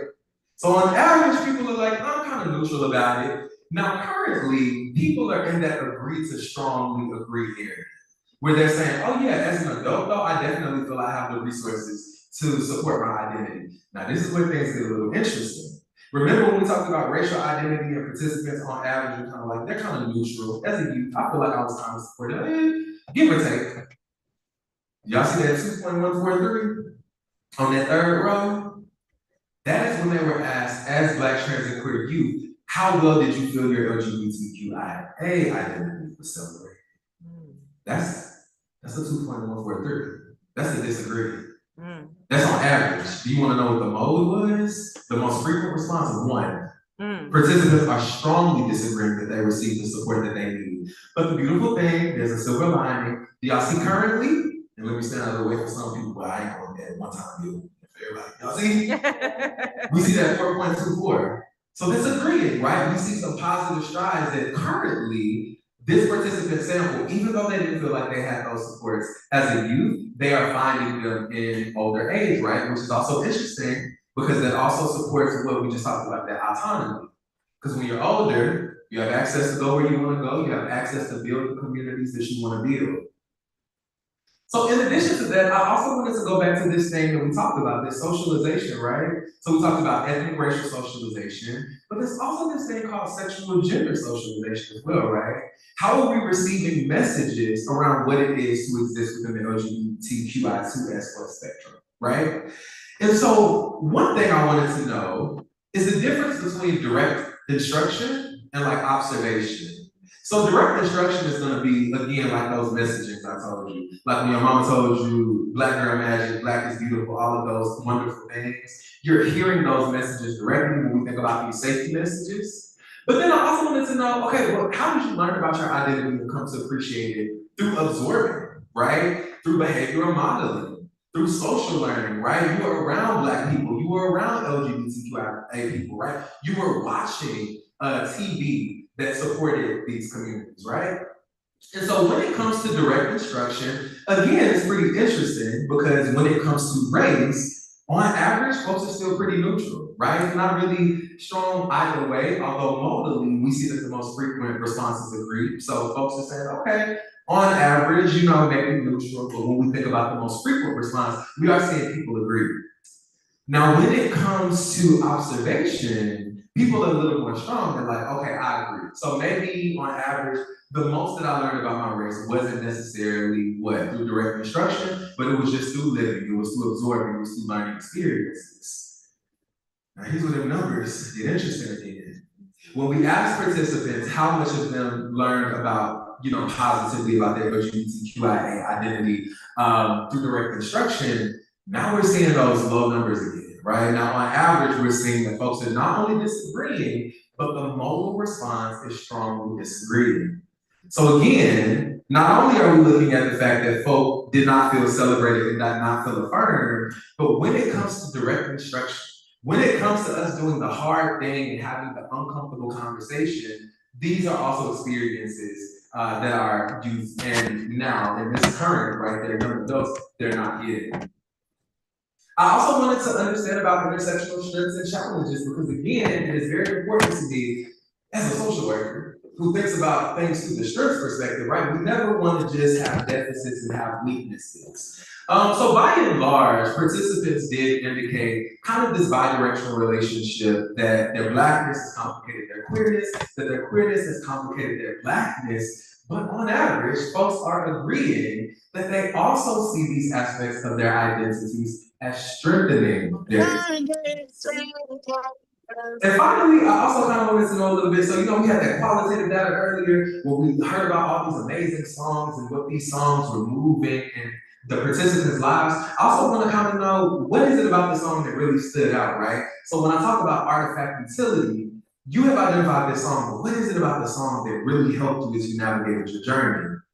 So when it comes to navigating romantic relationships, again, folks are agreeing, and they're agreeing across the board, right, on average. And they're also, from a modal perspective, strongly agreeing, right? So most people in the sample are strongly agreeing that music, in the way that they've navigated their Black trans journey, has been necessary and important in the way they've navigated romantic relationships, sexual pleasure, and fulfillment. Because again, if we're not having direct instruction and conversations, right? Sometimes music, sometimes media, sometimes those Google searches, sometimes getting access to chosen family, that's gonna be very important in how you have like some of those sticky conversations. Also important in celebrating one's identity and building resilience in the face of discrimination and adversity that's related to identity. And finally, in the way that people deal with losses and navigate grief related to their identities. That's all my thesis was, Black queer grief, right? Beyond physical death, how the intersection of anti-Blackness and heterosexism allows Black queer folk to uniquely lose things. So some implications, right? So our preliminary findings suggest the importance of music as a reconstructive narrative tool and how Black trans and queer communities are willing to make meaning of these experiences, right? Can anybody remember some of those core principles of that narrative therapeutic technique, right? We externalize the problem, we're mapping the influence, we're looking at the unique outcomes, the unique possibilities, and very importantly, the very end, we're restoring it, right? So your narrative from a couple years ago doesn't have to be the narrative today, right? If you grew up thinking you were a failure, right, because you just couldn't pray it away, you're a failure because you ruined the family, right? That is not the narrative that you have to maintain for the rest of your life, right? And so as helping professionals, we can assist our clients in this collaborative relationship as we are empowering them. These findings are also going to encourage that we need some increased sexual agenda socialization, right? So that was kind of a start to see the way that our participants were thinking about the way that they were receiving direct instruction, right? And when you're you're susceptible. Again, you don't have the same autonomy as even a teenager, right? And even teenagers have less autonomy than what we call full-fledged adults. The 28s in the room, if you will. And so another thing I love to do here, and I always go back to my OG text. Again, a lot of my work is rooted in Black feminist thought, and I think about OG Black feminist scholar Patricia Hill Collins. There's this beautiful paper called The Sociological Significance of the Outsider Within, and it's all about Black feminist thought. And not only does she give us a great summary of what Black feminist thought is, but the potential for what it can open. So maybe you're in the room and you don't really care too much about Black people. I hope you do. That would be kind of sad if you didn't. But maybe you have another population that you're really interested in. Maybe there's another population you're working with that is susceptible to harm, that is susceptible to discrimination. Black trans and queer folk are not like special in the way that like music only works for us, right? Do we all have an understanding of that? So there's a potential that the same way that I have utilized music as a reconstructive tool to try to understand the needs of Black trans and queer folk, what is your population? You working with geriatric folk, right? You working with youth, like I may be, right? Are you working with immigrants? Like, what is your population and how can you, again, utilize beyond Black queer some of these innovative approaches?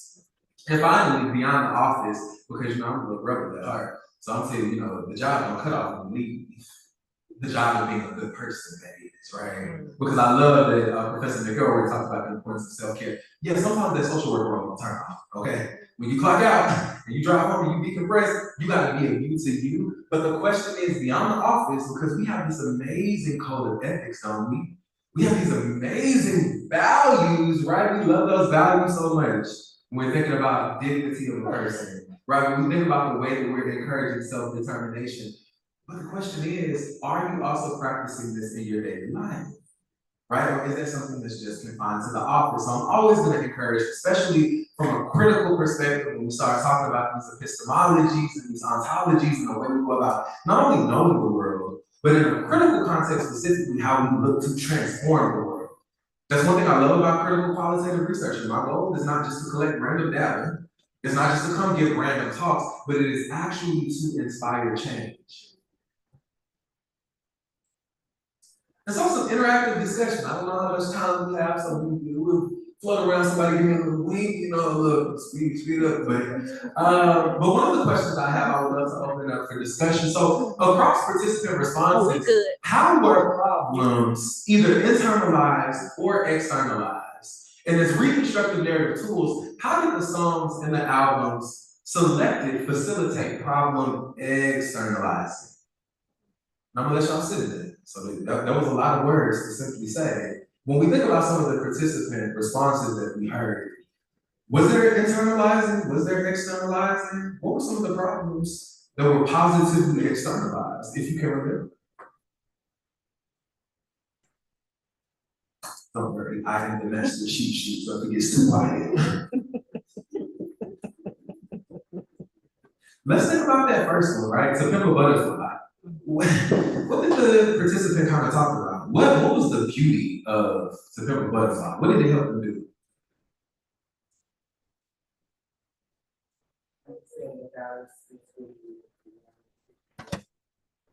Come on, you better say that. Okay, so we got the balance. I like that word. We got, come on, get her. Okay, we have the balance. So the beautiful thing is, let's do it another way. That participant could have internalized their problem, right? They could have made their queerness the problem. They could have made their blackness the problem, right? Because that level of otherness, right? The negative reactions that are given to living at that identity intersection, they could have said, oh, this is about me, right? But they externalized the problem, right? Because what did they say? They said, well, I knew I wasn't going to fit into heteronormativity, right? Heteronormativity, a tool of patriarchy, a tool of white supremacy.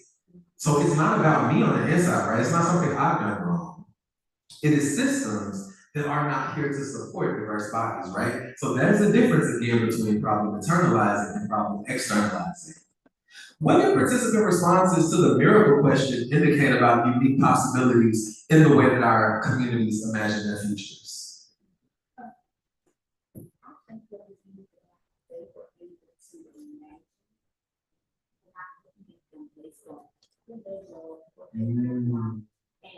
And anything associated with how they love, yes, how they live, how they identify. Yes.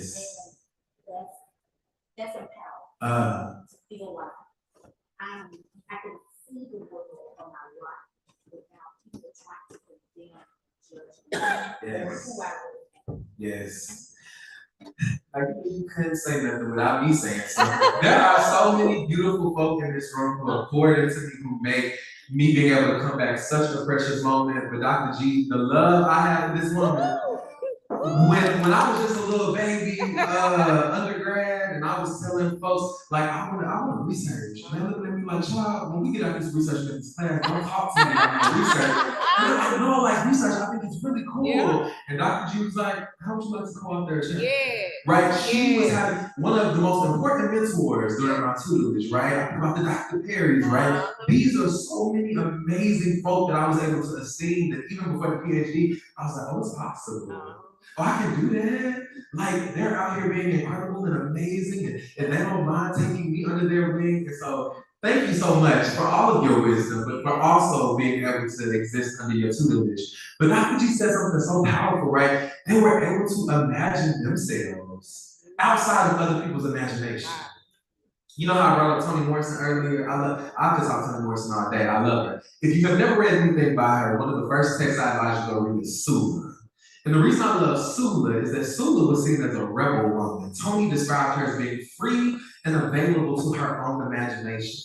So as Dr. G so beautifully said, participants were able to exist in this way they were able to imagine in a way that wasn't confined to what the world currently is. And you know the best part about queer, beyond just like a label for like sexual identity or gender identity, it is also a political practice. To queer is to exist in subversion to that which is normative. So you know the best part about that? Y'all are all invited to queer your lives today. It don't have to be about who you love, as Dr. G said, right? It doesn't have to be about how you identify on the grounds of gender identity. It could be about how am I showing up in the space today in ways that make me a little nervous, that make me a little uncomfortable, but are necessary. Okay? Lastly, when we think about the perceived absence of this direct instruction, right, as it relates to sexual identity, and it indicates this desire for like safer and affirming environments, right? So like the people who are raising us, right? Like we need to hear from them, right? Y'all can't get silent on this, right? When we are trying to understand our identities. When we think about our social work roles, and I wish Dee was in the room now. When we think about educator, when we think about initiator, when we think about advocate, when we think about broker, what are some real solutions for how we can show up for these communities? Yes. I would say within the school system, we should have like something implemented to actually have like, put something where you could have like a discussion board all across, because students are not just gonna just come to you. Exactly. Sometimes you have to go to them and meet them where they are. So I would say just have something interactive to bring everyone out, and not just to individualize, but to just bring everyone together to actually build it. You better do it, friend. You've been doing it all morning. I appreciate you. Can we give a round of applause for that amazing entitled answer? Absolutely. And one thing that I really love is you said we don't have to focus on individualizing, because some people may fear that, right?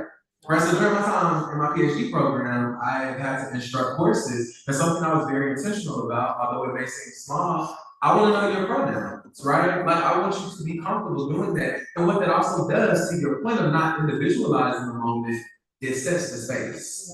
Because please be clear, some wonderful students at inserts my alma mater to be soon in a couple days when we officially walk on stage, which I will not be, because he who shall not be named is in too close proximity. And so that's gonna tell you everything you need to know about where. Wow, okay, thank you. If you picked it up, thank you. But the point is, during my time teaching, do you think all of my responses were positive from the demographic that I talked to?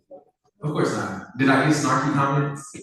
Have I done surveys where I ask for people's gender identity and I get people who say born a woman, still a woman, and can't even like process, interestingly, these dichotomies between sex and gender identity, like all of these nuances? They didn't just like grow up with like a hatefulness or a closed-mindedness in themselves, right? There has to be some facilitation of that. We're not born with these biases. So again, to your point of like not individualizing, I'm gonna go in the room as that Black gay professor to a class that doesn't look like me, and I'm going to ask pronouns. I wanna make sure this is a safe environment. And I get the opportunity to kind of bite back a little bit, because if you say something disrespectful, I get to let you know, if you don't like the way my classes run, you can always find another section. And guess what? It's the first day of class, there's no other sections. You can take next semester though. And then things really course correct, don't they? We start looking at, and folks kind of fall in line. You don't have to agree, quote unquote, agree with me, which I hate that language. You don't have to necessarily align with my perspective on openness, but you will not be disrespectful to other people in the room. Which again, it goes back to what we talked about beyond the office. Right? How are you showing up for communities even when your job doesn't require you to? Remember when Denzel Washington said, "I'm gonna run away, I'm leaving here with something." I want to make sure y'all leave here with something. So remember when I told you I collected those songs and those albums that meant something to my participants, those 21 folks? Guess what? For the simple scan of your QR code, you can go see what all of those songs are. Right? For the constraints of the presentation, we can't necessarily put all of them in there, right? You can't read all the quotes, but if you want to go get immersed in the soundscapes of these beautiful communities that have been a part of this beautiful research, definitely scan. And what I love is that this is so important to the way we think about archiving, to the way this led us on. This study is not done, right? So if you keep up with the playlist, you're likely gonna see it grow. It's about 157 songs right now. Who knows where it's gonna be when it's done and participants have been able to share their experiences. And so now, I will take any questions and answers. I know you got about 1 minute, so we need that little break. But if there's anyone who would like to ask a question now, yes, I have 2 right there, and I'll try to speed run. Real quick, Yes. when they ask a question, can you repeat it so those on? Absolutely, 100%.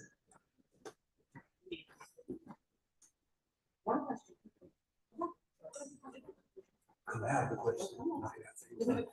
As a researcher, what is something that you struggled with but you persisted through within the research? Gosh, so many things. Again, thank you for keeping up the questions. I would say this is farewell advice, and I think this also answers the question importantly. This is not the political moment to tense up. Did y'all pick up what I put in? This is not the moment to tense up. As a Black queer man at a PWI, in a very quantitative field saying, I'm Black and queer, I want to study and uplift the stories of Black queer people, I want to do it in a qualitative way. Yeah, I really chose to be a triple unicorn, didn't I? And so one of the hardest parts I think that has been about research is what does it mean to keep your morale in a world, in a broad landscape that is not supportive. Is this a safe place for Black folk right now? Is this a safe place for LGBTQIA folk right now? Is it a safe place for folk at the intersection?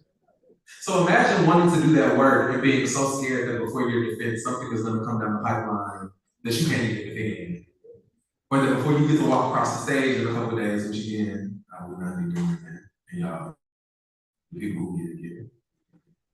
It's a lot of fear in that, right? And not even fear, because fear sometimes is like the easier thing to process. It's a lot of frustration, right? Because when you don't have, when we think about Audre Lorde, the master's tools, we never dismiss the master's house. When you don't have access to the master's tool, what do we do with the rage? Because we already know what protesting looks like, and we go do it, right? So the research has been a beautiful opportunity for me to visualize experiences of the communities I love, for me to speak truth to power in a way that truly, even more than what it means to collect data, to analyze data, to interpret, to write it up. My favorite part of the research process, to answer the other side of the question you didn't ask, that's the hard part. My favorite part is when a participant says, I'm so glad somebody's doing this research. I never had nobody ask questions like you ask questions.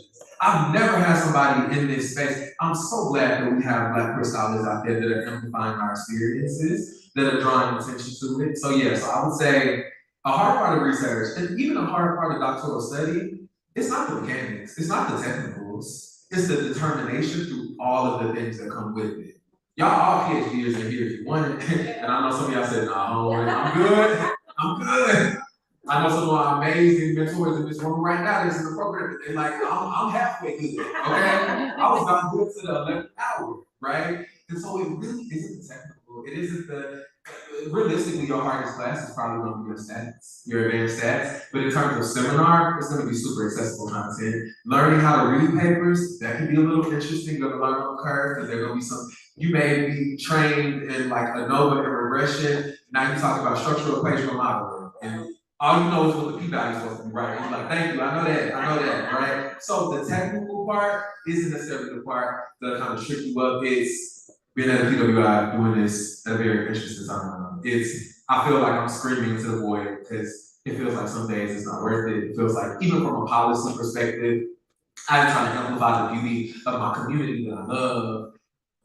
We could go down to the state house, they don't pass it. Right, and so that's why, again, I encourage y'all, this is not the moment to tense up, this is not the moment to feign defeat, right? Like, this is really when we have to get innovative. Because the beautiful thing is, they can't kill community.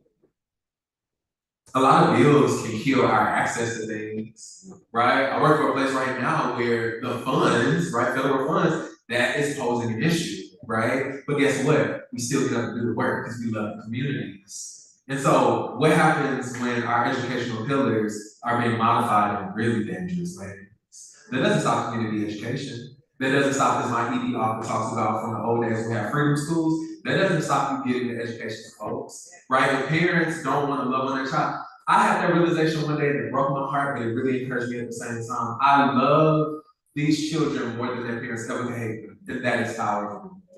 It's gonna make me show up every single day, even when it doesn't feel good.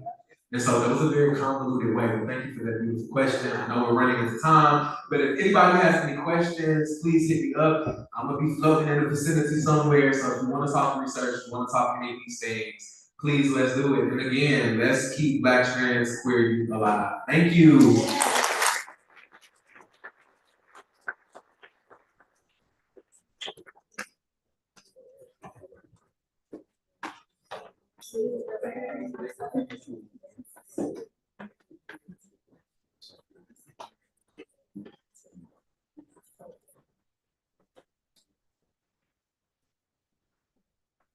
Let's continue to give him a round of applause.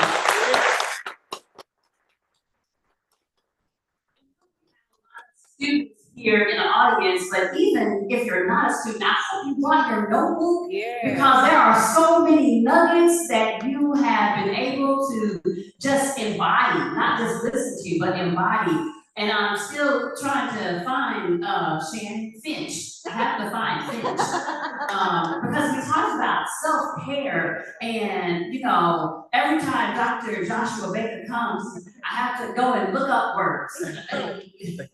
Because you know, he's amazing. I've known him since he was here as an undergrad, and to listen to him speak, it's the passion behind what he says. So it's really, really amazing. So as we continue on, once again, for Shannon, for Dr. Baker, please continue to give them a round of applause.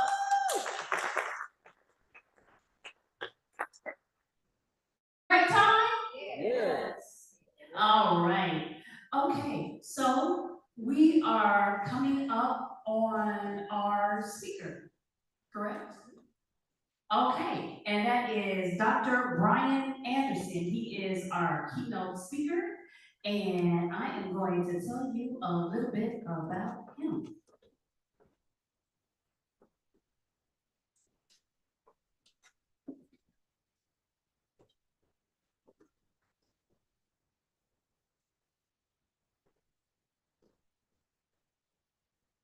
Dr. Brian Keith Anderson is a certified peer specialist, certified recovery educator, certified WRAP facilitator, certified whole health and wellness coach, certified mental health first aid trainer, and trained in trauma-informed care, 3-time author, recipient of the Andrew Young Center's Dream Keepers Grant Funding Award, recipient of the Presidential Lifetime Achievement Award from the Office of the President of the United States, recipient of honorary veteran status from the Charlie Norwood VA Medical Center, peer support program, recipient of the honorary doctorate from the School of the Great Commission for his humanitarian service. Dr. Anderson has over 35 years of experience in the mental health addictive disease field. What Brian wants you to know most about him is that he's a mountain climber. Please welcome Dr. Brian Keith Anderson.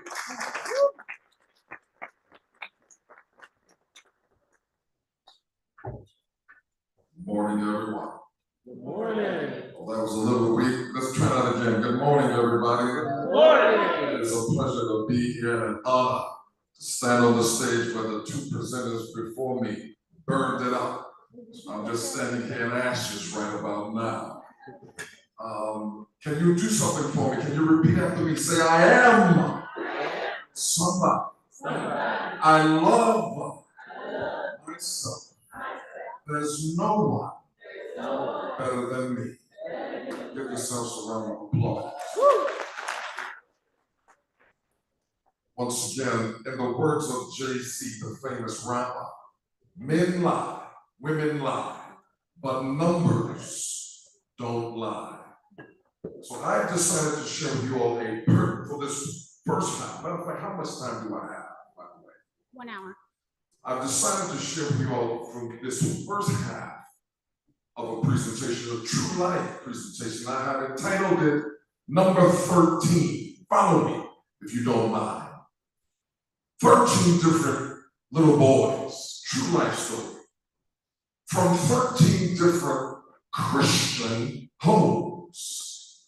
All 13 went to Christian church schools. All 13 had great futures ahead of them. All 13 had one more thing in common. That thing was all 13 suffered from mental illness and or addictive disease. So let's see what happened to these 13. 2 were executed by the electric chair, still in the struggle. 2 were murdered by gunshot, still in the struggle. 1 died in a deadly car accident, still in the struggle. 1 died from suicide, still in the struggle. 1 died from an overdose, still in the struggle. 1 died on drugs, still in the struggle. 1 died from AIDS, still in the struggle. 1 is currently dying today from AIDS, still in the struggle. 2 are yet still in the struggle. So it is clear, my personal statistics, 9.23% of those Christian-raised little boys died before they were ever rescued. But wait a minute, that's only 12 men. Whatever happened to number 13? Number 13 found himself being raised in the projects of Jersey City, New Jersey. Before the age of 5, in his home, he was beaten with extension cords and Hot Wheel tracks and ironing cords, and he saw his mother and father get into physical and verbal fights. Number 13, before the age of 5. At the age of 5, his father stole him and his 2 older brothers away, and they went on the run. And they were homeless and hungry and sleeping in a car and not knowing where their next meal was going to come from. Talking about number 13. 2 years of this went by, they were homeless. Periodically, people would allow them to sleep on the floor, but like clockwork, they would be up and out on the street again, homeless and hungry and not knowing where their next meal was going to come from. Number 13 is 7 years old now. They thought they locked up. There's a family that took them in off of the road. This family had an older daughter. Number 13 is only 7. Older daughter took a liking to this young boy. She took such a liking to him that she started to molest him almost on a daily basis. Can you see this kid? He's broken now. He's been taken away from his mother. He's been verbally and physically abused. He's been homeless. He's been hungry. And now he's being molested. He's only 7 years old. Can you see him? Can you hear him? He's broken. Number 13 started to develop self-hatred. And he started to hallucinate auditory and visual hallucinations. He's broken. His mind is broken now. Can you see this kid? Can you hear him? Once again, self-hatred kicked in. One of the worst homeless stints happened right here in Huntsville, Alabama, off of Maston Lake and where Jordan Lane connects. The father, they were homeless again. The father found this abandoned trailer. No heat, no running water, no electricity. It was dead winter. The only thing that was inside of this abandoned trailer was a box spring and a mattress. And it got so cold at night that the father would lay them on the box spring and pull the mattress on top of them so that they would not freeze to death at night. Can you see this kid? He's broken. Can you hear him? The father would get up in the morning and go to the gas station on the corner and bring back a bucket of ice cold water. They had no soap, no deodorant, no toothpaste, and he would try to bathe them little boys. And then they would walk to this campus called Oakwood Campus, where the father was going to school to become a minister. And by the time this little boy got there, he wasn't the freshest, so to speak. So they would tease him relentlessly on how he smelled. And due to the trauma that he had went through, he suffered from a learning disorder, so he couldn't read as well as the others. So now he's getting teased and ridiculed. Can you see this kid? Can you hear him? He's broken. Mental illness kicked in early on in his life. He's broken. Can you see him? Can you hear him? This mental illness turned into drug addiction. He wanted to ease his troubled mind. When he went to his father, finally, years later, he's 16 years old now. His father becomes a minister and sends him away to this private Christian academy in Pennsylvania. And he gets there broken, confused, not knowing what's going on in his mind. Can you see this kid? Can you hear him? He notices a couple of guys on the basketball team would go around the building, and when they would come back, they would be laughing and joking and smiling. And this kid, number 13, yearned for that. So he got up enough nerve to ask them one day, can he go with me? And on this Christian Academy campus for the first time, he had his first taste of drugs. And my God, the euphoric feeling that came over his mind, all of the trauma, all of the depression, all the anxiety seems to melt away for that moment in time. Can you see it? Can you hear it? So the more he needs, and the more he needs, the more he uses. Somehow he graduates from that school. He's 18 now. His mother comes from Jersey City, and his father comes from down south. His father's a preacher now. There's a ton of war that takes place at this graduation. This young boy yearns to be with his mother, so he decides he's going to take a chance and go back to Jersey with his mother. One of the most terrible mistakes that he has ever made in his lifetime. Because in 1984, when he graduated from high school, the streets of Jersey City, New Jersey was littered with all kinds of drugs. Can you see this kid? He's broken. Can you hear him? So he gets out of those streets. He's trying to make a relationship with his mother that he had been taken away from, and it does not work. Him and his mother gets at odds with each other, and she ends up putting him out. He's 19 years old now. He's homeless again, and he's a drug addict with this undiagnosed mental illness. Can you see this kid? He's broken. Can you hear him? So he decides that he's done with this thing called life. He can't do it anymore. He refuses to use a weapon because he figures that if he uses a weapon, he's going to die in pain. And he had suffered so much pain in his lifetime, he decides, I'm going to get an assortment of drugs, and I'm going to go out as high as I can. And I'm just going to let my heart explode. Can you see this kid? Can you hear him? So he gets some heroin. He gets some powder cocaine. He gets some crack cocaine. He gets some mescaline. And he gets some speed. And he starts to ingest these drugs at a rapid pace. Can you see him? Can you hear him? He starts to sweat profusely. His heart is beating all over his chest. Can you see him? Can you hear him? He passes out on this couch in this crack den where he's at, only to be awakened before sunrise that next morning. He's drenched in sweat. Can you see him? Can you hear him? His heart is beating and stopping and beating and stopping and beating and stopping. Can you see him? Can you hear him? Somehow he gets up off that couch and he stumbles down the street and he bumps into a payphone. Can you see this kid? He's dying. Can you hear him? First thing that enters his mind, his father's a preacher. Now, hhis father always told him people who kill themselves, they have no chance to make it into glory. And he did not want to suffer hell all of his life and end up in hell. The first thing that he thinks about, he's dying, leaned up against that payphone. He calls his father, Collect. And he says, Pop, I need you to pray for my soul because my life is over. I'm dying, Pop. Can you see this kid? Can you hear him? He's broken. His father prays for him early that morning. His father then asks, Son, where are you? He doesn't know where he's at. He looks up and he sees a street sign. His father knows exactly where he is. His father was raised in that time. His father calls family members and they rush down and get him and they get the ambulance and they put him in the back of that ambulance and now he's racing to the emergency room entrance. Sirens are blasting. He's dying in the back of that ambulance. Can you see him? Can you hear him? Somehow they saved his life early that morning.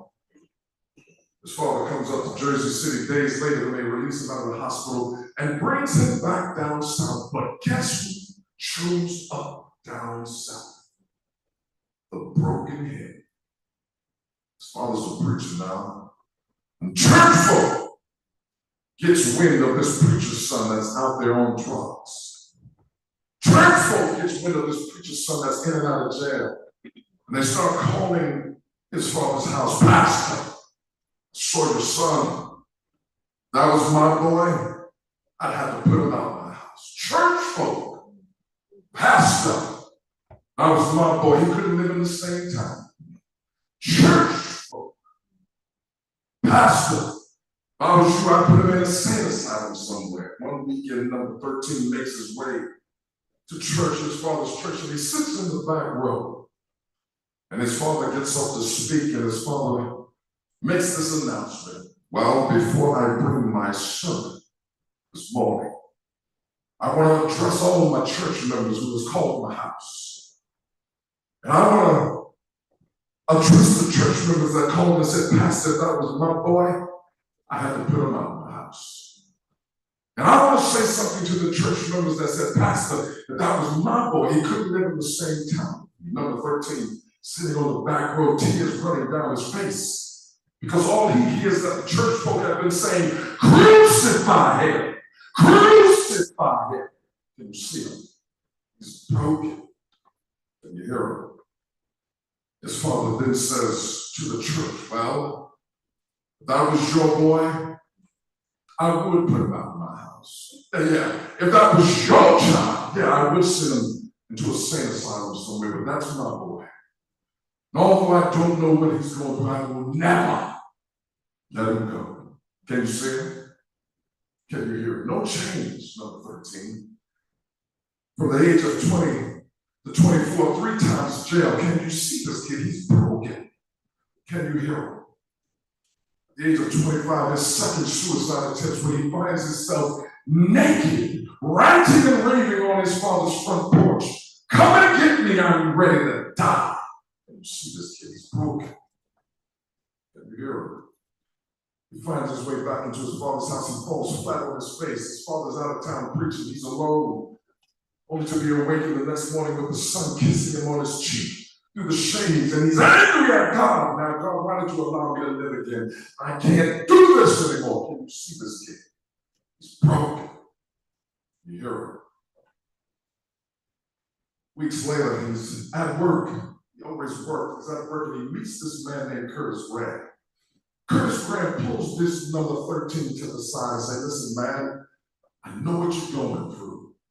And this young boy looks at Curtis Graham and says, man, you don't even know me. What are you talking about? Curtis Graham pulls him further to the side and says, listen, I've been where you are. Something about Curtis Graham sees this young boy, sees right through him. Curtis starts to share his recovery story. Number 13's eyes get this big, standing before him. Never heard before, somebody that has made it through some of the same things that he is dealing with. Can you see this kid now? He's facing another jail stint because he has stolen from that job. So they're getting ready to send him to jail. Curtis Graham goes to the administration and begs them, please don't send him to jail. This boy needs treatment. Send him away to a lockdown inpatient facility. Curtis Graham decides to take this young man 2 hours to Lumberton, North Carolina, to this lockdown inpatient treatment center. This young boy, number 13, cries the whole way down there. Can you see him? He's broken. Can you hear him? He gets into this lockdown inpatient treatment center and he's confused. He's all messed up in the mind. And he's made a commitment to himself. I'm going to show them. It's a co-ed treatment facility. I'm going to show them I'm the biggest and I'm the baddest thing in here. So he starts to sneak from room to room, womanizing at night. He's going to prove to everybody in here that he's the biggest and the baddest thing in here. Can you see this kid? He's broken. Can you hear him? Something takes place the second week in this treatment center. He's called into the doctor's office. The doctor sits this young man down and say, listen, after going through your charts, we have come to the conclusion that you have been suffering from an undiagnosed mental illness mostly all of your life due to the trauma that you have suffered as a little boy. And now that you have this addictive disease, this young man jumps up and says, no, you got the wrong person. Check your charts again. We don't do that. And you see this kid? He's broken.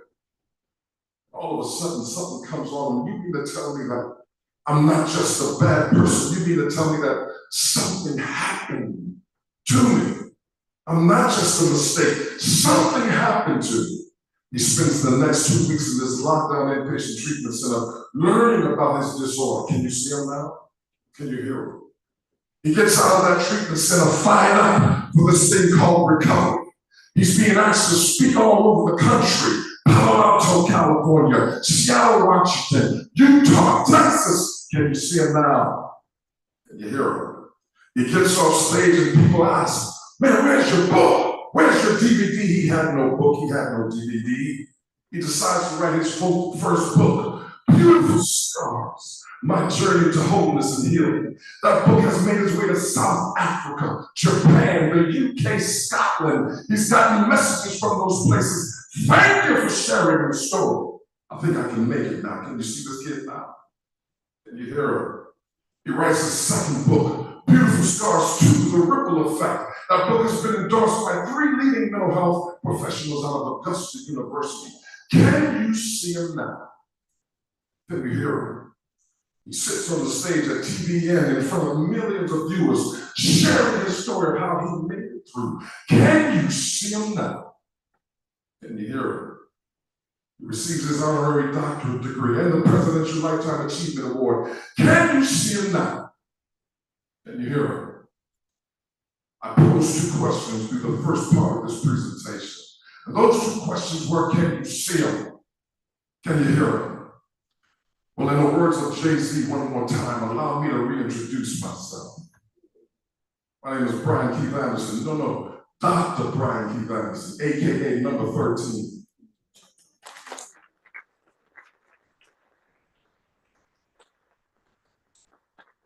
Luke 15:4 poses a question in a parable form. If a shepherd having 100 sheep and he loses one, does he not leave the 99 in the wilderness and go after the one that has been lost until he finds it? That means we're not coming home without him. Well, shepherds of God, that's what you are, social workers. You're shepherds of God. We've got some lost sheep out there. Go get God's children and bring them home. And if you find them and they've been broken by life's experiences, bend over, pick them up, put them on your shoulder, and carry them back to where they belong. You asked for it. You got it. It's in your hands. Got some people out there that are waiting on you. Go get them. Bring them home. That's the first part of the presentation. Second part, if you don't mind.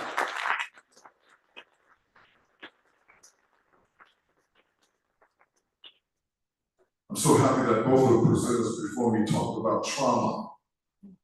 The first presenter talked about the ACE study, Adverse Childhood Experience. I need you to imagine a child, before their minds are developed, being told that you're dumb, you're stupid, you're ignorant, you're nothing like your daddy, you're worthless like your mama. I need you to imagine a child being beaten with extension cords and iron cords and Hot Wheel tracks. I need you to imagine a child that's been cussed at and slapped upon. I need you to imagine a child. I need you to imagine a child going through all of that. And then I need you to imagine a child when he's getting in trouble mostly all of his life saying, man, what's wrong with you?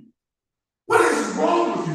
Why can't you get it right? What's wrong with you? The question should never be what's wrong with you. What should the question be?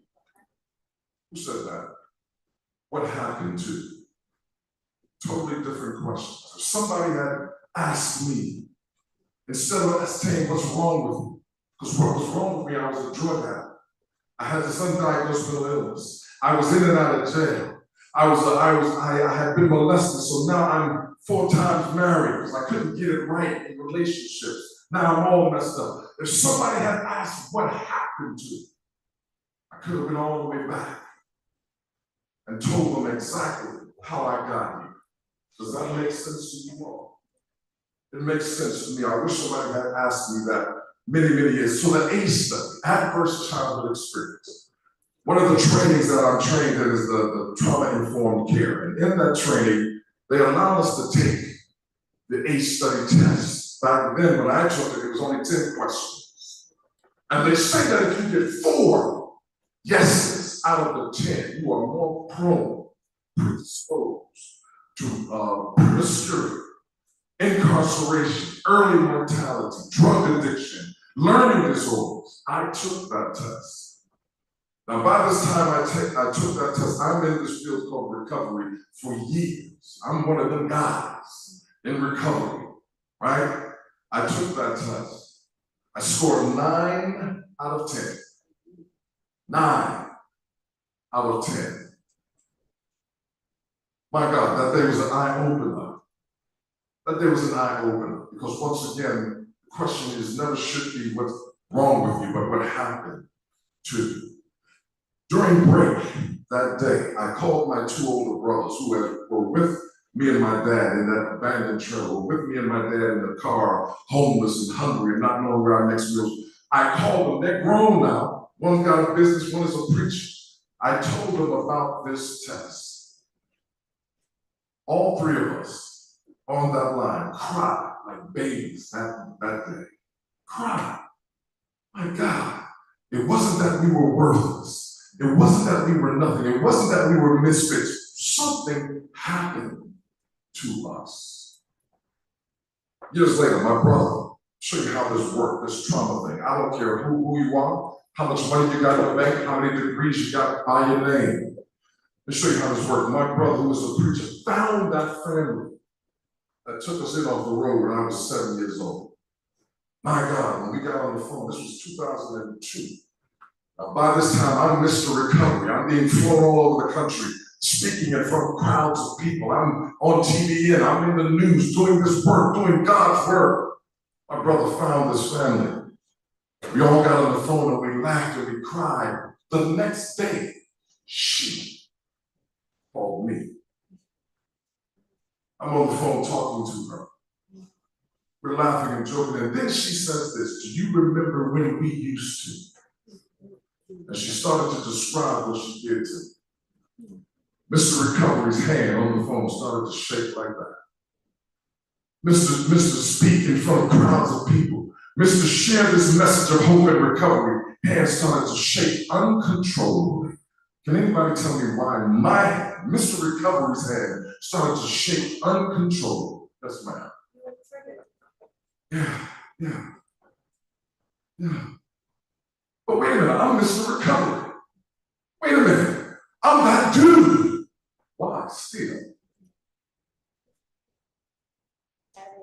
It's part of you. Unaddressed. Doesn't care how many degrees you got. Doesn't care how much money you got in your bank account. It truly doesn't care. Let's go even deeper. How many of y'all have ever heard of the scientist Dr. Emoto? Anybody? Dr. Emoto, a famous Japanese scientist, did a test. He took a bottle of water, and he had his students surround that bottle. Hear me clearly. If you don't get anything, get this. He had his students surround that bottle of water. And he told them, now speak negative to a bottle of water.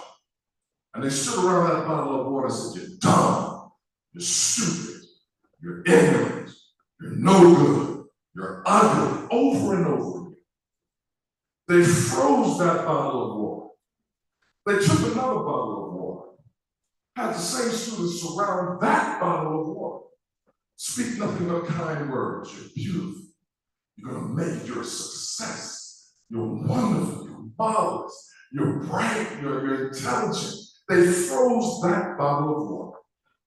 When they took the first bottle of water that they talked negative to out of the freezer, put some of the particles under a microscope, it looked dirty and dingy and like it had a bunch of algae and grime on it.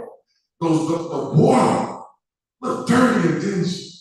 They took the bottle that they spoke positive to. We're talking water, you guys.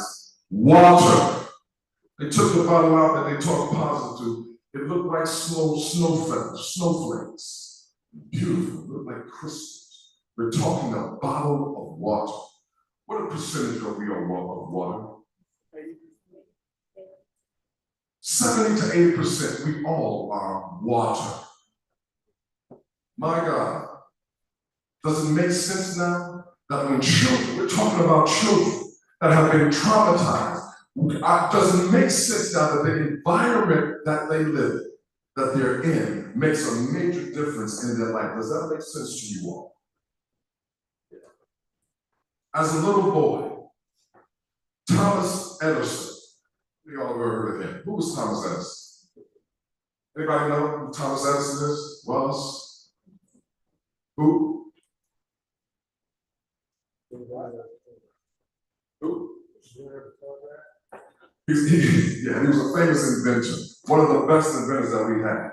When Thomas Edison was a little boy, we're talking about this trauma. When Thomas Edison was a little boy, his teacher sent a note home, and he said, "Don't open this note, Thomas. He said, give this to your mother, and tell her this teacher sent it." Thomas got home, he handed the note to his mother, and his mother opened the note, and she started to read. This is what the mother read. "Your son is a genius. This school is too small for him. Don't allow him to come back to school. You just teach him from home. He is a genius." So she took him out of that school, and she taught him herself. Years later, Thomas Edison became one of the greatest inventors that we've ever known. After his mother died, he went through her stuff. He found that note.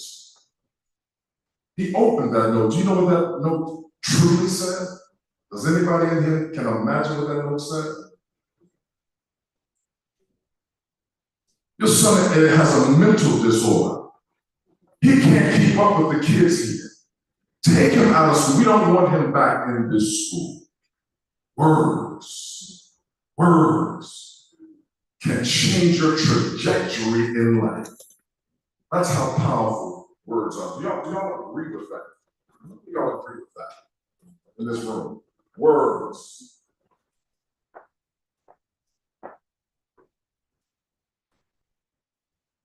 When I was the first certified peer specialist hired in the VA system. I helped their central office create the job description for all certified peer specialists in the nation. I would get on the phone with them and we would go over the do's and the don'ts, the goods and the bads. And when I got there, the VA system was pretty much broken because the veterans did not want to hear anything I had to say. I was talking about recovery. And then the first thing in their mind, can anybody imagine what they thought I was coming in to do? Anybody? Anybody have any veterans here? Can you imagine what my class, my group, starting out, I'm talking about recovery. What was on their mind? Probably they're a problem, they're broken. You don't know what you're talking about. That too. And that they were going to lose their benefits. They're going to lose their money. They wasn't trying to hear anything that I had to say. Seriously. I had the worst time ever, man. They crucified me. But I hung in there.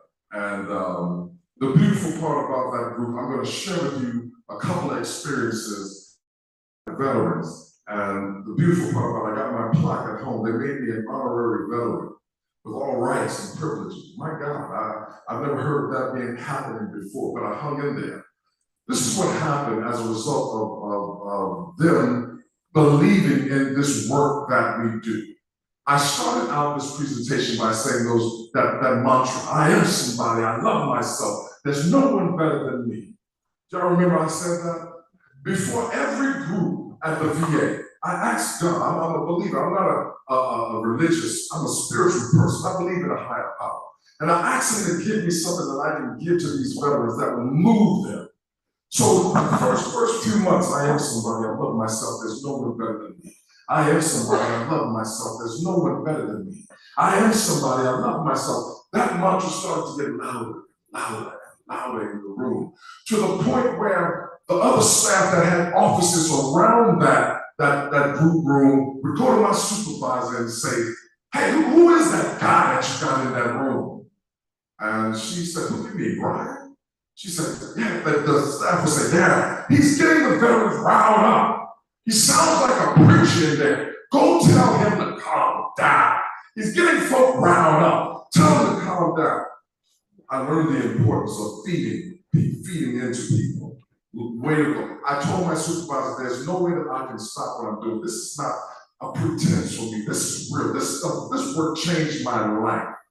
So I continue to do it. To the point where they put petitions out that we need to move our group. We moved it downstairs. We kept the mantra going.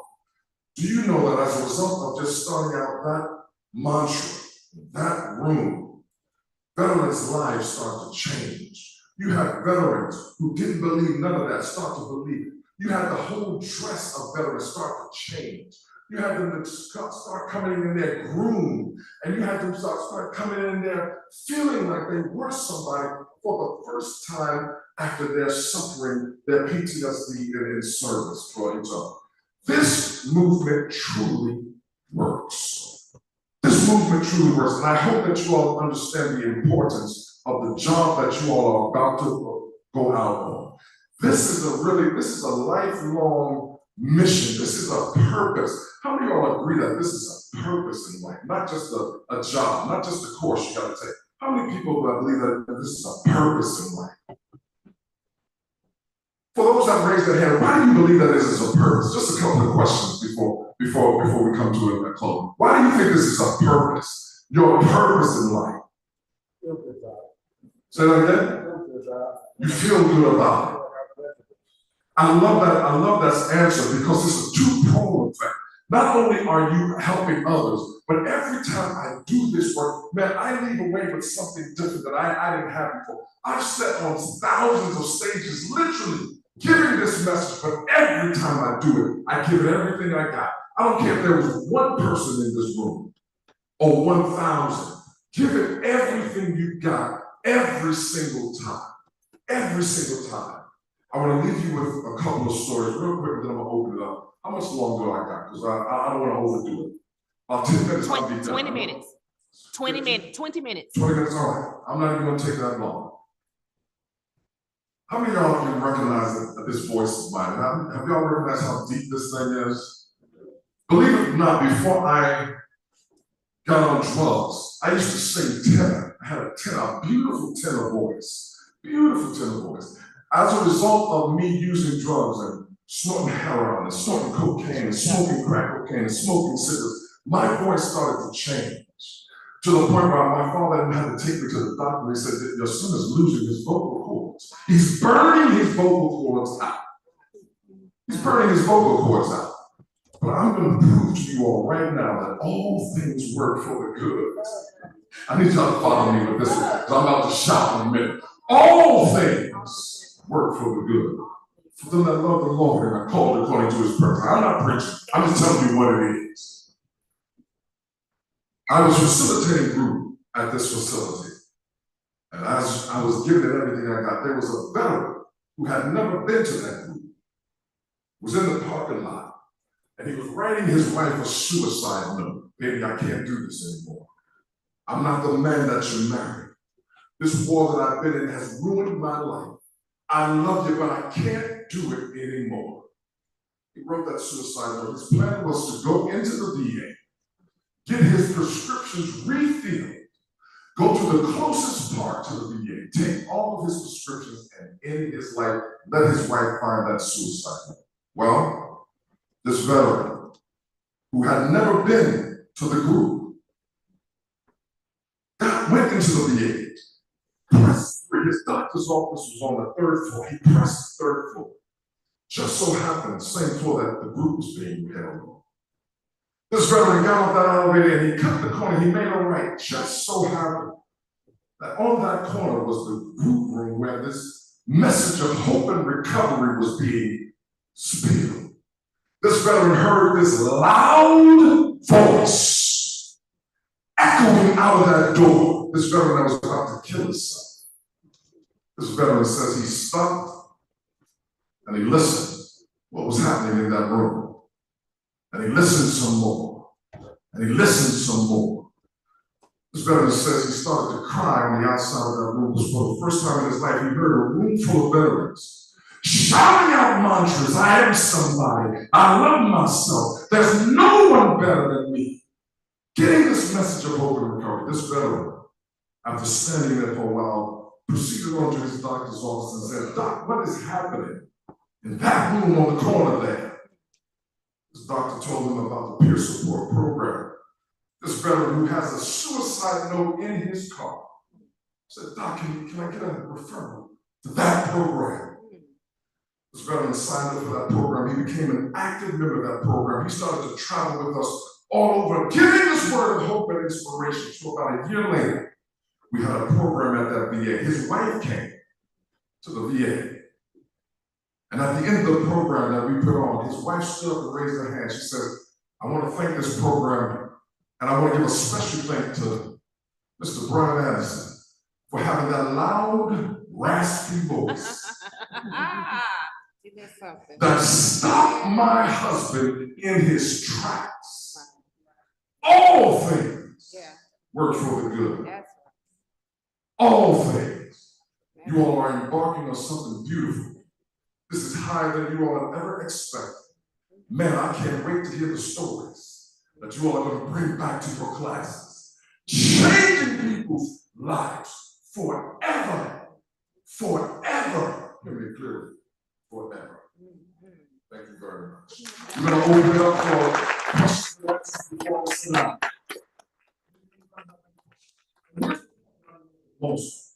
You're talking to one of them children that this conference is about. I was one of them children many years ago. Any questions before I take my seat? Thank you all very much for your time. God bless you.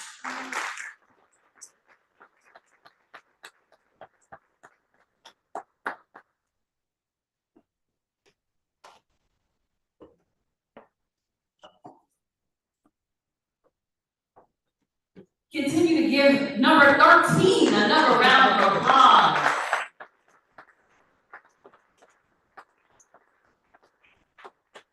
Wow, it is so amazing. Sometimes you walk past people and you just never know their story. So he has been sitting here in the back of the room this entire conference, and I passed him, and some people, you kind of feel their presence. And as a pastor, I'm saying, who is that gentleman? And it's so amazing to hear your story and to see how you've overcome. So once again, another round of applause. To serve and protect, Social Work's rich legacy in child welfare. That is our theme for today. Now, we are going to give you an opportunity to visit vendors and the MSW student poster presentations, or visit Dr. George Ashley and Camille Henry in room 322 at this time.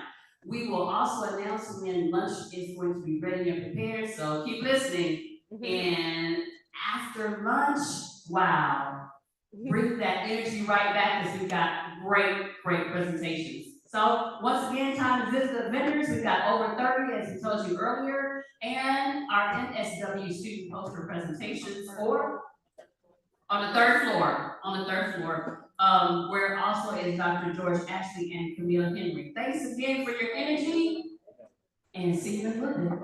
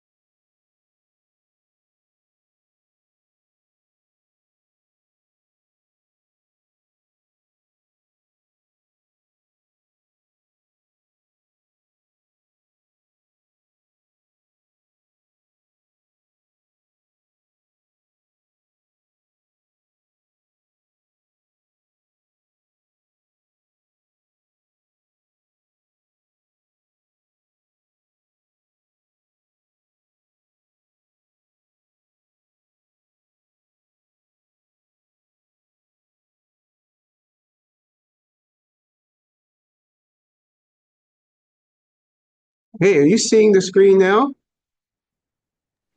I am seeing your presentation mode, so I'm seeing the next slide and the slide one. Okay, good. I think got it. Okay. Okay, so give me a second here. Yes, sir. All right.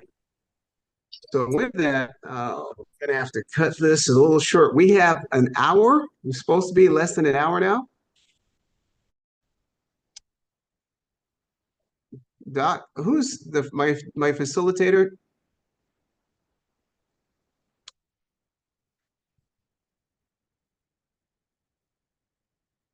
The person who's facilitating, could you just say something so I can see if I can hear you?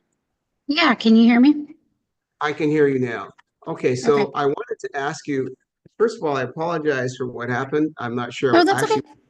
I was here beforehand trying to get set up, right? But it is what it is what it is right now. But here we are. I'm looking at the time that we have, right? So trying to figure out where I should start.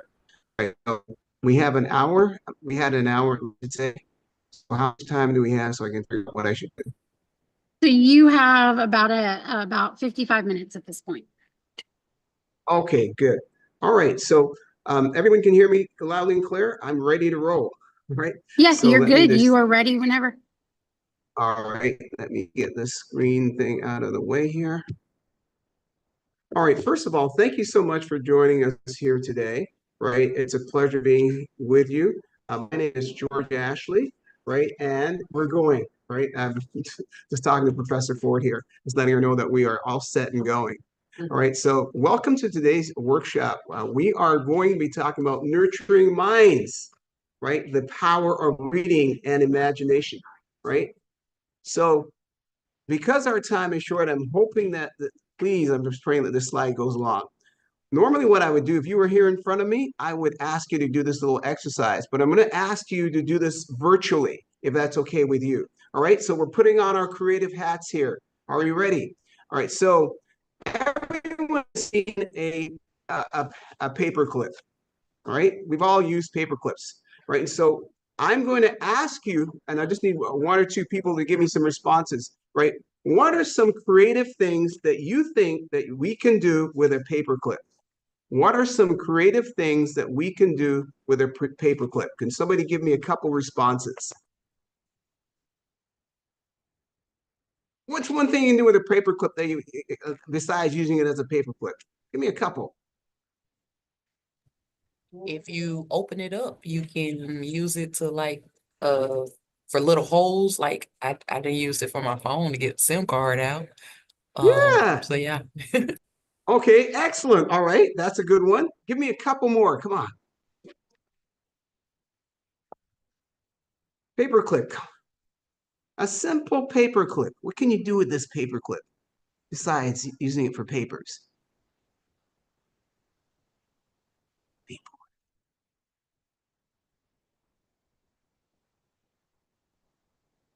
Come on, guys. Give me one more. In the chat, you have make shapes and jewelry. Okay, great. Thank you. And somebody, if you keep track of the chat, I'm sorry I did not take a look at the chat. If someone would just let me know, I would appreciate it. Great. All right, so you've got it. There are many practical uses for a simple paper clip, right? I'm going to give you a couple others. People have used it to make sculptures. People have used it, as you said, to make jewelry. Do you know that people have used this paper clip to make a mobile self? Amazing, right? Some people have used it as a temporary hanger for their clothes, right? Another person came up with a use for this paper clip as a sewing needle. Yes, an actual sewing needle, right? And then I'll just tell you one more. Someone came up with the idea of using a paper clip as a lock and a key. Don't tell me how to do it, but look it up for yourself if you don't believe me. So interesting enough, you can do a lot of things with a paper clip. But something interesting happens to us. I noticed that many of us sort of struggled, right? At least from this end, I could see it in terms of figuring out what can we do with a paperclip. So my question is, why did we struggle, right? And what happened to our creativity, right? Why was it so difficult for some of us to reflect on what we can do with a paperclip? Well, I'm going to bring you back a little bit. Let's go back to school and let's look at Piaget's stages of cognitive development. You remember those days? All right. So we're going all the way back from birth to 2 years old. And the first stage was the sensory motor stage of cognitive development. And that's, as you can see, from birth to 2 years old. Now, what happened in this stage? This is the earliest stage for a child's entire experience. At the earliest period of this stage, what occurs is our basic reflexes, our senses, and our motor responses. And it's during the sensory motor stage that children interact with their environment and they continually make new discoveries. That's how it works. That's how they're trying to figure out how the world works. And then the second stage was the pre-operational stage. And while I'm doing this, if somebody would keep an eye on the time for me and give me at least my 10-minute, all right, back to our program. The pre-operational stage, yes, from 2 to 7 years old, right? The major characteristics of this was we call it the developmental stage. This is where children begin to think symbolically and learn to use words and pictures to present objects. And they tend to be egocentric and struggle to see things from the perspective of others. And then we have the concrete stage, which is ages 7 to 11, right? So what's happening there?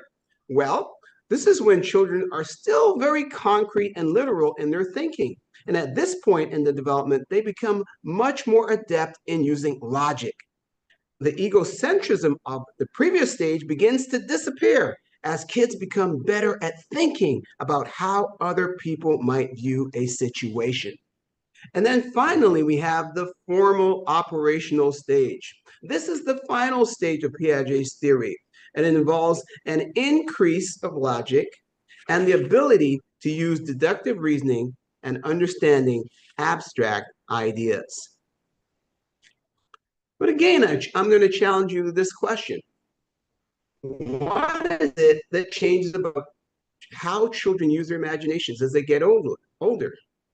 And more specifically, why do they stop using their imaginations? I want to suggest this to you. I want to talk a little bit about the concept of divergent thinking. Divergent thinking. You see, divergent thinking is a style of thinking that generates a range of alternative solutions or ideas to a problem that has multiple answers. Although it does not equal creativity, divergent thinking is often used as an indicator of an individual's creativity and imagination. You see, this thinking style is not binary and is more exploratory in nature.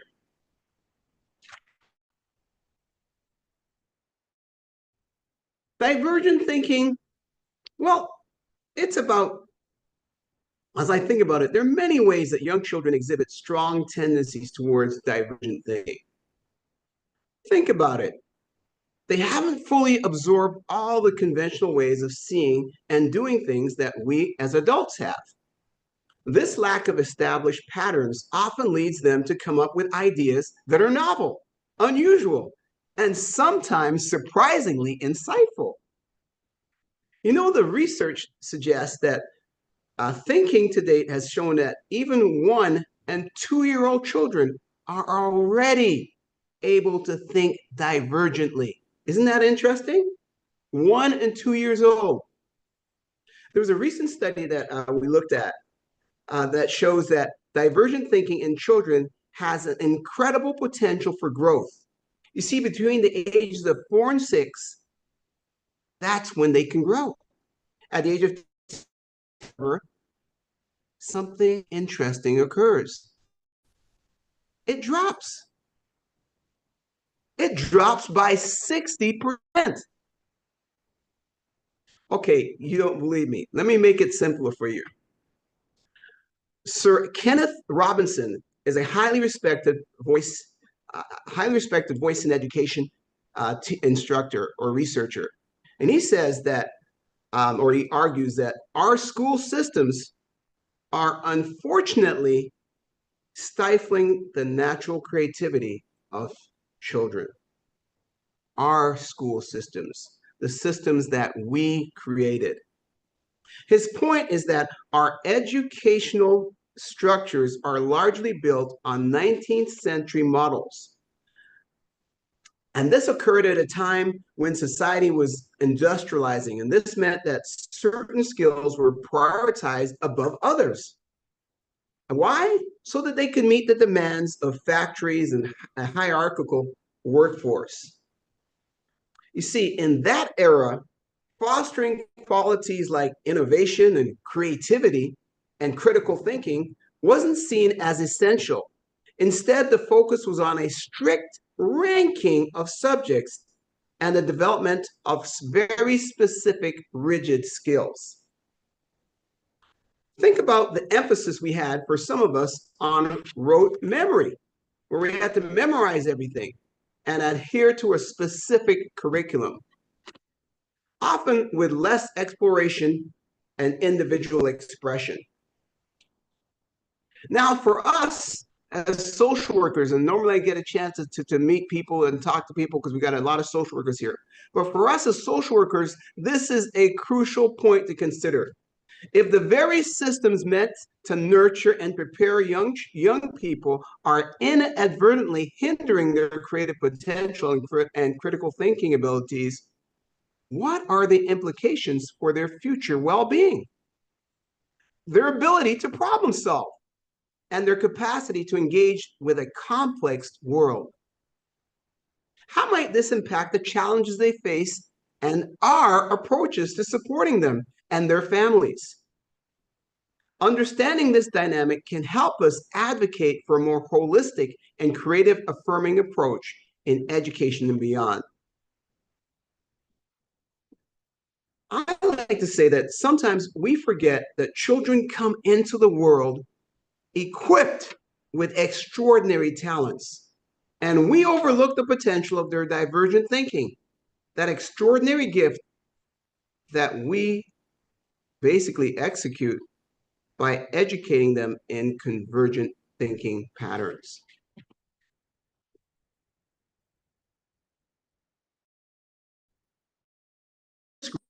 You can see the research that we were able to gather on this. You can see that early on in kindergarten, children actually demonstrate incredible divergent thinking. In fact, one researcher calls kids during that stage, they're like geniuses, right? In terms of things that they come up with. Some of you who have children right now, you can think about it and some of those experiences you've gone through with your children, right? Early on, right? Before we put them in some of our schools, right? And what transpired. But then later on, something interesting, we find a decline across the board in terms of their thinking as they are pushed to fit into a certain mold. So let's talk a little bit about that thinking versus conversion. Now, on the screen, you can see various analogies in terms of the differences between the two. But if I had to put it in my own words, I would say divergent thinking is like exploring a forest. And in front of me, believe it or not, behind me, there's a forest right here in front of me, I should say. It's like, so divergent thinking is like exploring a vast forest, following every interesting path that catches your eye. You might not know where you'll end up, but you'll discover many potential destinations. Convergent thinking, on the other hand, it's like navigating a single path through that forest, carefully evaluating each fork to find the quickest route to a specific destination. Now, both types of thinking are valuable. I'll say it again, both types of thinking are valuable, but using them together can be even more powerful. So what do we do as social workers? We start with divergent thinking first to generate options, and then we move to convergent thinking to refine and choose the best options.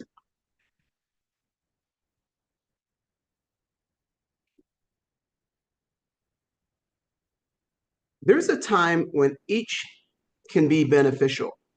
Each of them can be beneficial. For example, my colleague who unfortunately could not make it here today, she is on one side and I'm on the other side. She is definitely a divergent thinker, right? Her mind is creative. She's got all these different thoughts, and she's amazing in terms of what she's been able to pull together. In fact, I did a little study on her. She's in that, in terms of the way her brain thinks, she's that, I think it's 0.05% of the people think that way.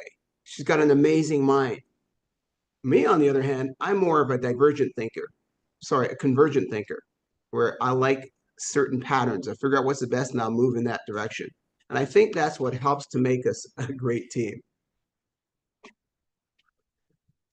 All right, let's talk about divergent thinkers and care in terms of pulling this together in our own social work experience.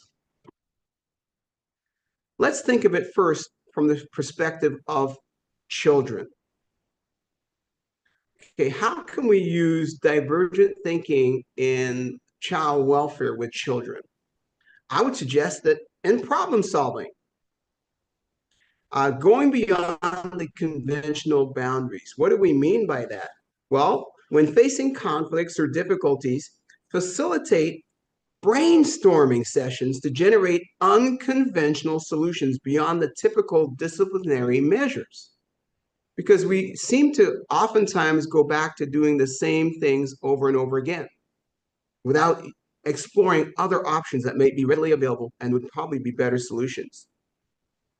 Again, this is for children. Let the children explore various what-if situations or scenarios and come up with solutions that cater to their individual needs and perspectives. Here's another one for children: empowering self-expression. Encourage creative activities. And I'm going to put something out there that some of you may or may not agree with, but I want to share it with you. Activities like art, music, writing. Do you know music? You can probably get a lot of mileage through music in terms of assisting children in terms of some of the behaviors and the things you want them to do. We just never thought of it that way. Art, creative writing. Use these ideas, right, to help you reach your goals and their future goals and aspirations. And then, of course, with children, use creative visualizations. You ever thought of that one? Or storytelling to help children explore different ways to manage stress, anxiety, and trauma that will come their way. Engage them in role-playing scenarios so that they can practice healthy communication and conflict management skills. Right? I'm going to say that again. Engage them in healthy role-playing scenarios to practice healthy communication and conflict resolution. So let's move to our families quickly. How about using divergent thinking to strengthen connections? Guide them in, again, brainstorming ideas to generate fun and creative activities that will bring about family bonding. Encourage open communication by using yes and improv techniques to build on each other's ideas and create playful interaction. Remember, we're trying to build a bonding situation here. They have the ideas. Sometimes we just don't give them the opportunity to find them. How about using divergent thinking to overcome some of the challenges that they're facing? When facing difficulties within the family dynamics, use divergent thinking to explore unconventional solutions and approaches to communication, which includes discipline. There are different ways that you can discipline children, creative ways that would bring about the same goals that you're looking for. Involve all the members of the family in brainstorming sessions. You never know where the ideas are going to be coming from. 15 And then, minutes, Dr. Ashley. Oh, wow. And then, of course, self-care. Self-care is very important. Thank you so much. I've got to move quickly through this. I got so much to tell you, but I'm limited in time. Let me just share an experience that I have, and then please tell me when I have 5 minutes so I can quickly get to this. I wanted to share a case, a real case that my sister-in-law experienced, and using divergent thinking into how she went to problem solve. So there was this family. She was a foster parent. She's been a foster parent for many years. This is my sister-in-law, and she had this family that these 3 children that came into her home that had been experienced neglect, and they were taken from their home because of severe neglect. And so because of that, she was trying to figure out, and naturally, you know, when you've experienced neglect, there are different things that children will go through and you will experience and you'll see. And one of the things that she saw from them, one of the behaviors, was that they would hoard. Yeah, they would hoard. And they were also very much afraid of the dark, unless the 3 of them were there. And so hoarding is the problem, and also being afraid of the dark. And the other behaviors that she saw exhibited were the oldest one would curse a lot, right? Whenever he's feeling threatened, he'd curse. The middle child was very physically defensive. And then the youngest child, oftentimes when things were going bad, he'd quietly retreat. Now, here's a situation where we have all 3 children have gone through the same experience, right, of neglect. All 3 of them were hoarding, but they also had other behaviors that came out of those experiences. And so I remember her sharing to me that just using one disciplinary technique or one intervention technique would not work, because each child is unique. And what may work with one child may not work with another child, right? And so she had to be creative. She had to use divergent thinking to reach each of those children, right, as to where they were at. And I remember her sharing that story with me in terms of how she was able to move them from one stage to a better stage in their lives, in their personal lives. Now, because I'm running through a time over here, I wanted to give you quickly an example, right? This is a very, very short video of creative thinking in terms of what happens to children, right? And so this should probably take about 5 minutes. Right, and remember, tell me when I have the 5-minute point, right? So I'll stop. I hope this works, because this is something I think will be very helpful. Please let me know if you can hear this.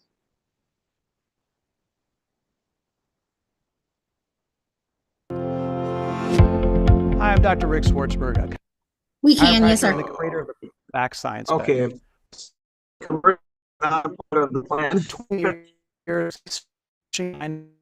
Let me skip the commercial if I can. I faced is how to help the millions of back pain sufferers find the right mattress to properly support their back. I'm going to skip this, right, because I don't know how long this commercial is going to be and it's valuable. But if you can look, give me a second. If you can look this up on your own time, right, it's called Molly Wright, How Every Child Can Thrive, right, and check out this video. It's a very powerful video in terms of divergent thinking. All right, and now I'm going to go on to our next. I'm sorry. Break free with the new Opera GX. I wanted to share this with you quickly over here with the few minutes that we have together. The power of reading. The power of reading. It's important to understand that reading isn't something our brains do just by seeing words. Unlike speaking, which develops naturally through exposure, reading requires our brains to actively build new pathways and connections. Think of it like this: our brains aren't pre-wired to read. We need to teach them how to connect sounds, this is our children, and letters, and understand written language. This process isn't just about practice, it's actually rooted in science.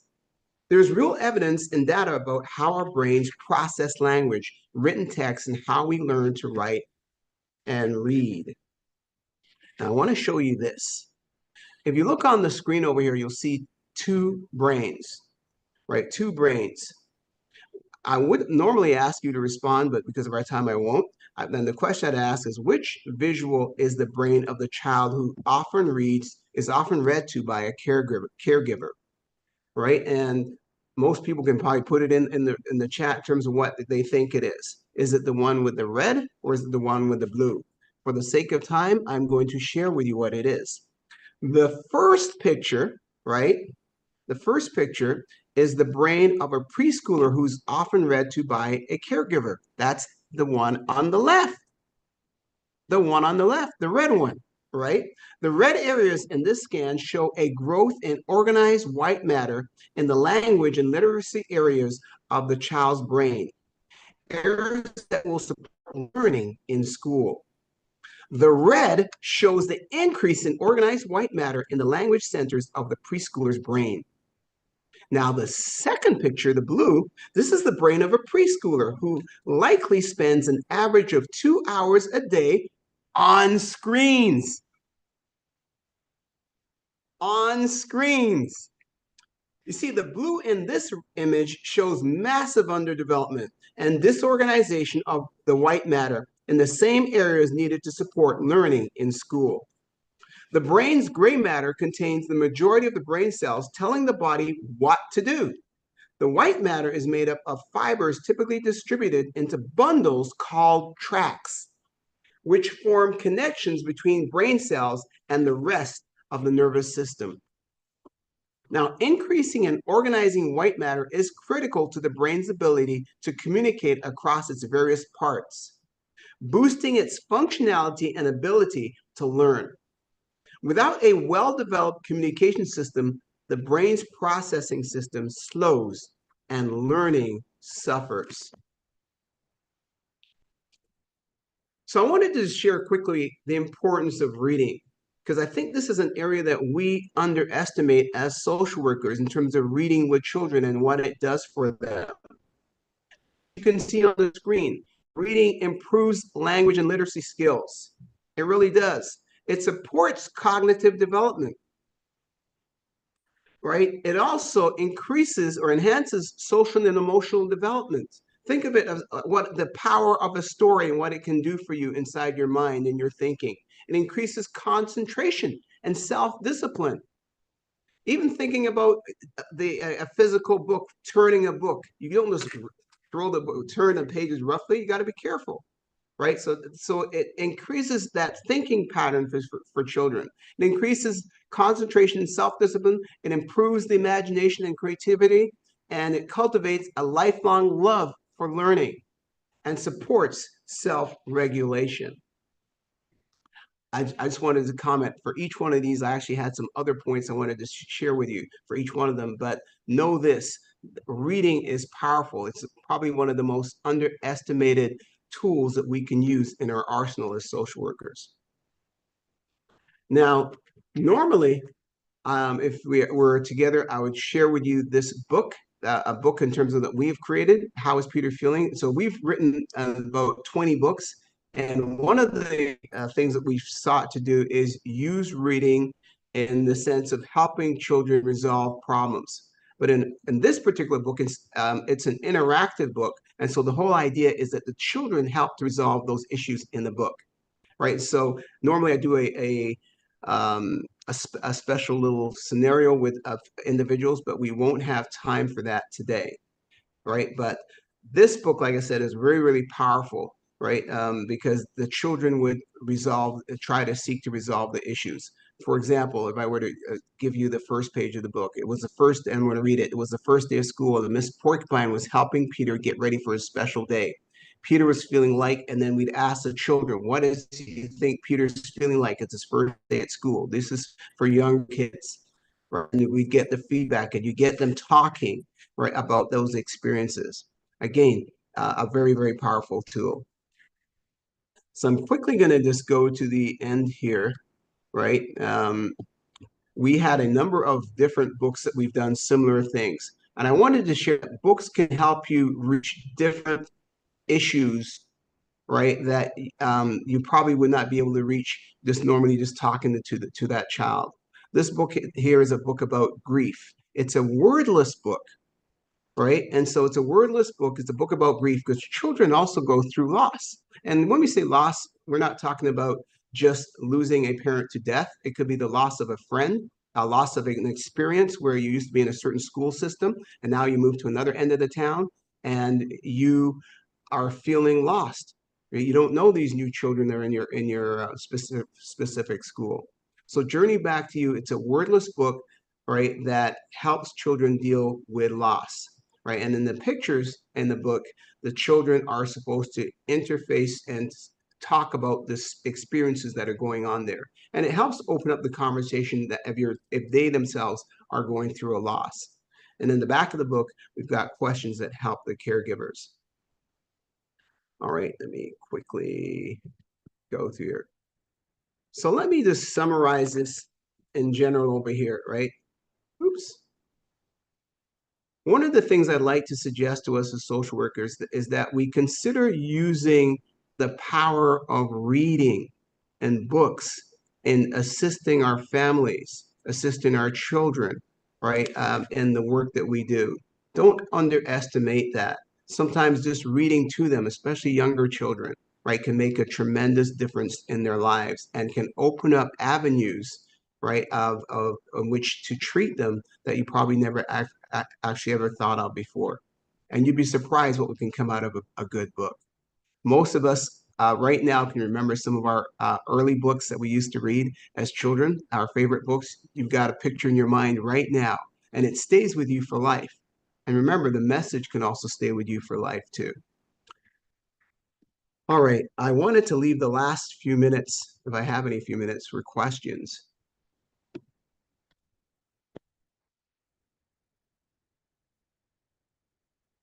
I wanted to open up the floor for questions that you may have.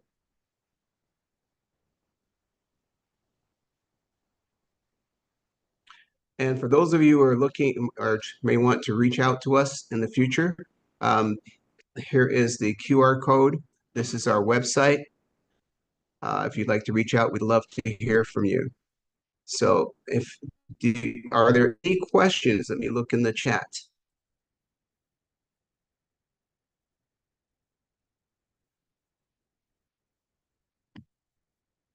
And while you're thinking of anything, there may be a question that just came in. Second. Thank you very much, Shannon, for putting that in. I want to say, while you may be thinking of something, if you do have a question, just unmute and just share. I want to say thank you very much for your patience in terms of pulling this together.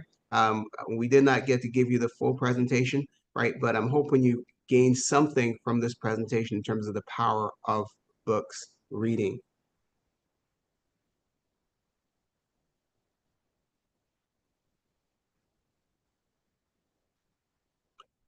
All right. If there are no questions, right, then let me turn this back over to you, Shannon. All right. Thank you so much, Dr. Ashley. We appreciate it. For the remainder of our individuals, we are going to transition again, and then we will start back up here in just a little bit. Take care, everyone. Bye-bye.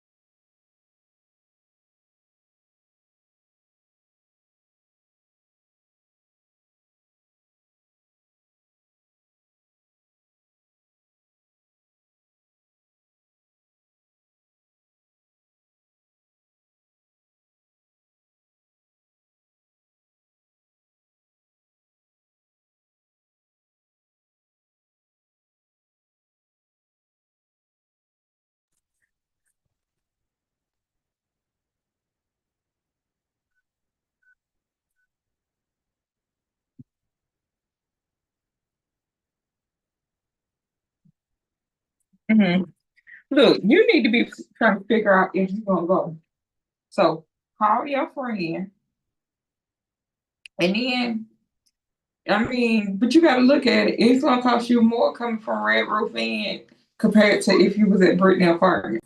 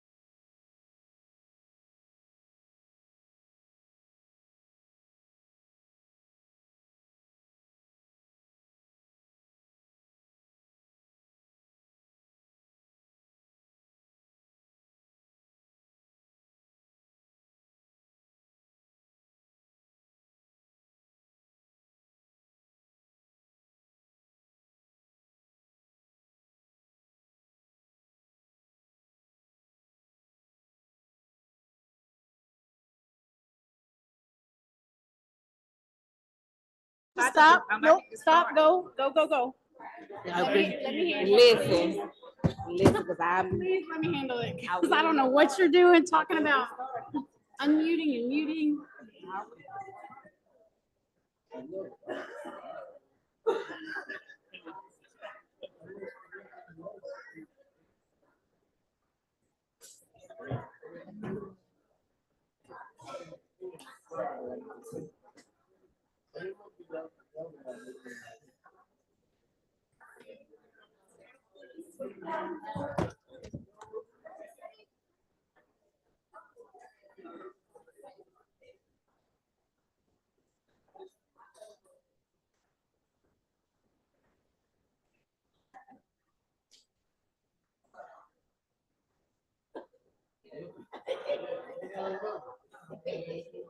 All right, good afternoon. Welcome back.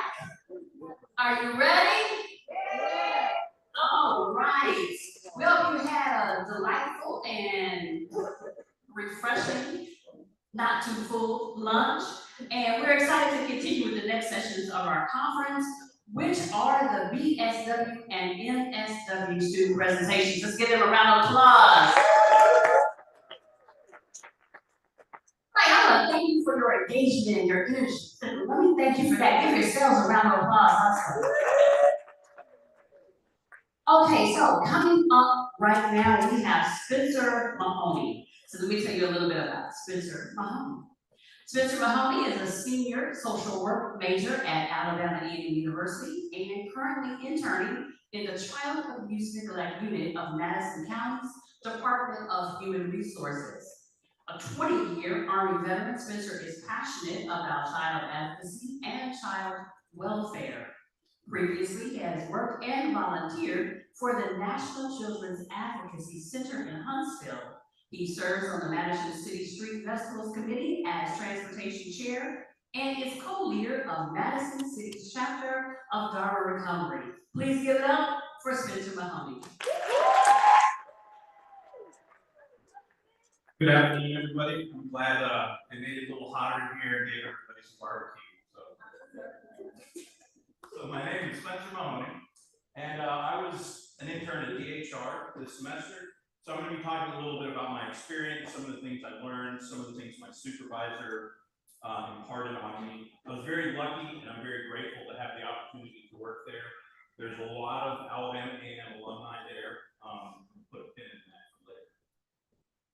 So what is the CAN unit? CAN stands for Child Abuse and Neglect. So that's the unit where when initial reports of abuse are made, they do the investigating. And the unit is divided by the head of the unit, Mr. Anthony Booth, and there's supervisors under him and the individual investigators and caseworkers. And they're the ones who actually go out and investigate the allegations, talk to collaterals, talk to different people, and make a decision on whether or not whatever abuse or neglect is indicated or not. A big part of the CAN unit is time constraints.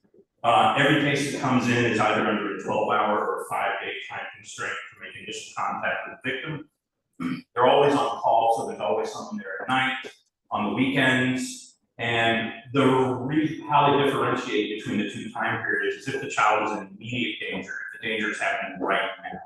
So if there's a report that a child, say, was abused when they were at another parent's house, but they're with the other parent now, they're not in imminent danger right now. If there's a report where a child is being abused at that moment in the house, then that would make it 12-hour and then initial contact right away.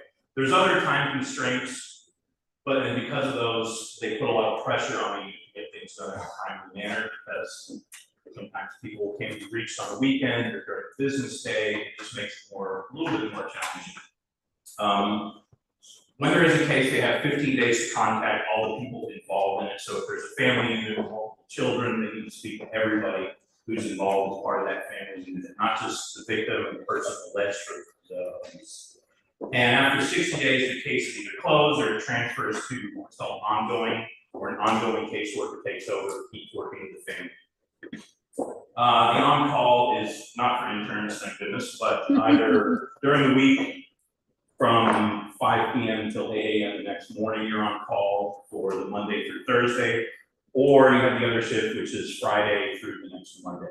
And you have an on-call phone. If anything happens, the police call, the hospital calls, there's any sort of report, we need to investigate and talk to the people involved.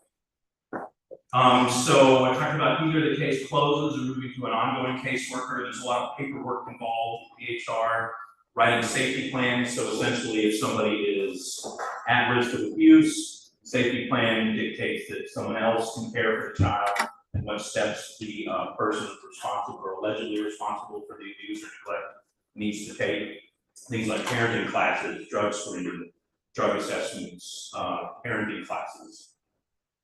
Services, those are kind of some of the services they offer, parenting classes, in-home care. There's a lot of different services that DHR can offer. DHR also houses the administration of food assistance for families and has other programs that assist families. They also do investigations into elderly abuse cases, so they kind of divide it between children and the elderly, most vulnerable people in society.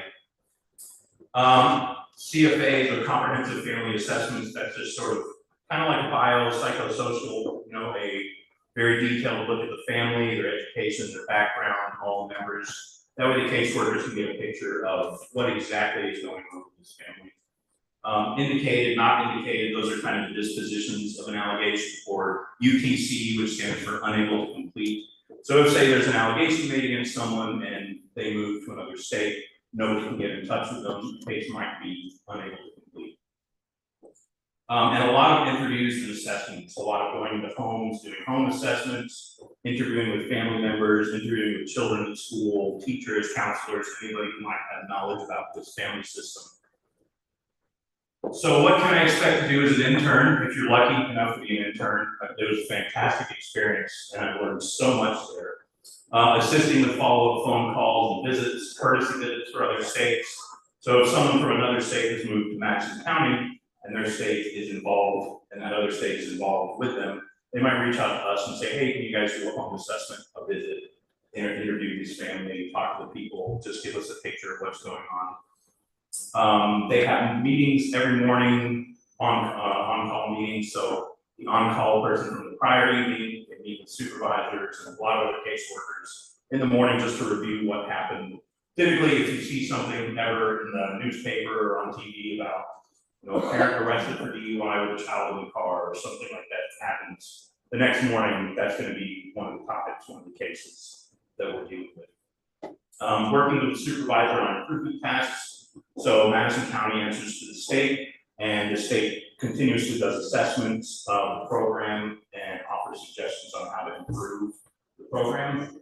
Assisting with events, they do a lot of great team building events there, so do some of that. Shadowing workers to visits to court and also to jail. A lot of times when caseworkers have to go take a child, remove a child, it needs to be hearing within 72 hours, and so it'll be a court case. And as an intern, you're just sort of shadowing, nobody's going to ask you to testify. Reviewing cases, reading case files, there's case files and TAN files, which is just a thick file of everything that was previously documented with this family and the current investigation, everything documented. And it's important before you interact with any family that you get up to speed on all the previous interactions and all the documentation regarding that family. They can give you a really good picture of what's happened in the past. And attending new employee trainings. Their new employee training runs about 6 weeks. And when you're not doing anything else, you can sit in. And a lot of people have to take mandatory drug assessments through DHR, and that paperwork needs to get delivered to them to either their home or their place of business. So the skill set to succeed, it's kind of the wrong color, but communication is absolutely the most important skill set there. It was really impressive to me how important communication was there. When you're meeting with multiple caseworkers and supervisors about a family situations can get very complex, and it's very important that everybody's on the same page. So there's a lot of back and forth, a lot of talking, making sure everybody understands exactly what's happening, exactly who's involved in prior history. And communicating with people when you do a home visit or an assessment, you really have to have very good communication skills to engage them, to assess them, just see how people are doing. One of my supervisors always said, try to have a conversation, not an interview, which is really important with small children because A lot of times, small children, they'll want to tell you the answer that they think you want. If you're just asking them questions like, are you okay? Are you happy? Is everything fine? Oh, yeah. You might not get the full picture. Emotional regulation, there's a lot of difficult situations at DHR. Child removals, dealing with situations of child abuse, neglect. And it's very important that you're aware of your own emotional state so that you can attend to it, kind of in self-care. If you're not aware of what's going on with yourself, you might not be acting appropriately or just having the best thought patterns, and you might not realize that you're acting skillfully. So very important to be aware of your own emotions. Problem solving and advocating for yourself. There's very tense situations. Nobody interacts with DHR on the best day of their life. Typically, when you're interacting with a family or children, it's because something happened and there's a reason for that to happen. And they're not having a very good day. So that's important to be aware of. Understanding policy. Policy is extremely important in DHR, almost to the point where if you understand the policy, the job is fairly easy. You just follow policies and regulations. That might lead to situations where maybe your personal feelings conflict with what the policy says, or you want to do something extra that's not in the policy. But it's very important. The way the process is the policy is supposed to address the situations. If it's not doing that, then the policy needs to be adjusted. But that makes sure everybody's operating on the same page. And self-care is very important. I was lucky to get to know some of the caseworkers there, some of the people who have been there a long time, and they all talked about how important it is for them to be able to take care of themselves, to know not to take the job home, because it's a very emotionally taxing job. You're doing a lot of emotional labor, you're dealing with different situations, so you really have to make sure that you're doing whatever you need to do, put the job away when it's time to put it away. One of my supervisor's favorite quotes is, do the ordinary things well. And that carries in every aspect of working at DHR. When you're doing assessments, when you're doing documentation, which is extremely important. You need to write down everything that happens, everybody you interact with. If you go to a school and you speak with the front desk person to get school records and attendance, you need to make sure you get her name. That way, if somebody needs to reach back or somebody questions that, you can prove that. If you knock on someone's door to interview them and they're not home, you leave a card. You can take a picture of it. That way they can't say, hey, you never left me a card. You can say, actually, I did, here's the proof of it. So doing the ordinary things well and just paying attention to the details, and just not getting bogged down all the time and thinking too far ahead of yourself. Just take care of what's right in front of you. And part of that too is asking yourself two questions before you're doing any task. What am I being asked to do, and what do I need to be prepared? So when I first started there and somebody said, hey, will you go out and visit this home for me? And I just, okay, and I go out and get back. They seem like they're doing okay. Well, did their smoke detectors work? Did they have adequate food? Were there toys in the kids' room? I'm not sure. You didn't ask me to do that. You just told me to go visit them and see how they're doing. So that made it very clear to me when my supervisor talked to me, you really need to understand exactly what you're being asked to do. And sometimes that means going back and forth a few times with whoever's asking me to do something. And what do I need to be prepared? Which is typically going to be reading as much information as you can prior, the case files, the TAM files, doing everything you need to do, talking to a caseworker who maybe has worked with this family before and seeing what their perspective and their knowledge is. Investigating and analyzing, that's really the majority of what you're doing with interviews and assessment. You're investigating, you're gathering data, and then you're analyzing it. Sometimes the interpretation of the data can be very important. Other times it speaks for itself. This slide, I talked to my supervisor about what he would say if he were here today. And he really wanted to stress three things that he thought were extremely important to understand. One is recognize that children are dying from abuse and neglect in Madison County. There were multiple child deaths in the semester that I was there, and it is happening. And death does not discriminate. Abuse and neglect do not discriminate. There's definitely a perception that cases of abuse and neglect happen in certain houses, in certain neighborhoods, and that's not true. Child deaths, child neglect, and child abuse happen across the socioeconomic spectrum of Huntsville and Madison County. And lastly, you save lives, you just don't do surgery. This was beautifully illustrated for me on my second day on my internship. I had a shadow worker who was doing the removal of a child for medical neglect, and there was a medical diagnosis of failure to thrive. And the caretaker at the time had threatened to kill anybody who tried to take their child, so police were called. This was the 6-year-old girl who weighed 26 pounds. And we removed the child, and put her in an emergency placement. And I didn't know what happened to this child until last week, one of my last weeks. Her grandparents came in for a supervised visitation with this child at DHR. And if I hadn't recognized her grandparents, I would not have recognized the child. She looked completely different. Healthy, she had gained a lot of weight, her hair looked great, her skin was clear. And it really made it clear that I don't believe this child would have still been alive had she been left in her home. But because of the removal, and because she was able to be placed where people were taking care of her and giving her the things that she needs, her life was saved. Another thing Mr. Booth likes to say is the job is difficult, but it's not complicated. But sometimes it can get confusing. So I was involved with a case where I was helping a caseworker interview a family. So the daughter's name, we're making these names up just so everyone understands. Denise and her parents, Keith and Claire, who were divorced. Denise has made allegations that her father gets mad, and he gets angry, and drunk, and punches the wall, and she's scared to go to his house. And she told her soccer coach, and her soccer coach reported it. So we have to speak with Denise, and we have to speak with Keith and Claire. We also have to speak with the other siblings, Claire and Dwayne. In this family, they have a tradition of naming the eldest daughter the same name, same first name, same last name. So both the mother and the eldest daughter are named Claire Jones, they're called. But also, after the parents got divorced, they got remarried to Whitley and Jaleesa, and they also had multiple kids. And these kids all go to different schools, every single one. Denise lives in the county and she goes to an elementary school. Dwayne is in homeschool and he's doing it online.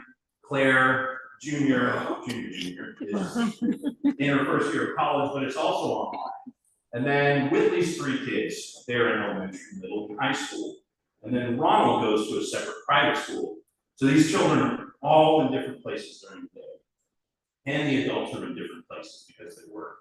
And just to make it extra interesting, Claire's grandmother, or Denise's grandmother, who's also named Claire Jones, lived next door and talks to the family and watched the kids very often. So it was very confusing when I was first talking to Denise, and she's telling me, my sister's picking me up from school because my mom's out of town, and I'm going to stay with my grandmother tonight. Okay. And your sister's name is Claire. And your mom's name is Claire? Right. What's your grandmother's name? Claire. So when you're writing these things down and documenting them, you can't just say, Denise is being picked up by Claire because Claire's out of town and Claire's going to watch her. You have to be very specific. And when you're talking with other caseworkers, it's very important that you're specific about what you're talking about because it's easy to get things mixed up. So with all these kids and all these parents, they all need to be talked to and they all need to be interviewed at some point. And you have 15 days to talk to everybody. And maybe you got this case on a Friday afternoon. More than a weekend. So that's already 3 days that you don't have. So it can get complex and there can be pressure on it. Real life is messy and the answer is not obvious. I saw this time and time again. I went into this very much thinking, you know, you're doing what's in the best interest of the child. And that should be pretty clear, but it is far from clear in many situations. This was another, we're going to do a little case study because I know Dr. Fischel loves group participation. We're going to do a little bit of that too. So there was a case that I was involved in investigating where mother Mary has 2 children, Paul and Joseph. Paul's father is unknown. Joseph's father is deceased. And there's Joseph's grandmother. So Joseph's grandmother decided she wanted to get custody of Joseph and took Mary to civil court. DHR is not involved in this at this point. This is a civil matter. However, Mary says she's going to take a drug test to prove that she's changed and she's clean, and she does not pass. So at that point, DHR becomes involved because there's 2 children at risk living in a home where there's chemical abuse going on. Well, what's the best situation for these children? We had a big meeting at DHR and about this case, and a lot of people were talking about different scenarios. What should be done? What's in the best situation for these kids? So some considerations is the siblings, Paul and Joseph, are very, very close. They're very close siblings. The mother does have a previous substance abuse history, so this is not the first time she's gotten charged for substance abuse. And the grandmother lives on the other side of the country. So if she ends up adopting Joseph, he's going to be separated for a long way, for very far distance from his sibling. So what are the pros and cons of the different options? Well, what if the grandmother goes through and adopts and takes custody of the older child? That might be a good situation for him, but you're also breaking up the dynamic between him and his brother. So some people said, well, what if the grandmother adopts both children? Anybody have any thoughts on why that might be a good or a bad idea?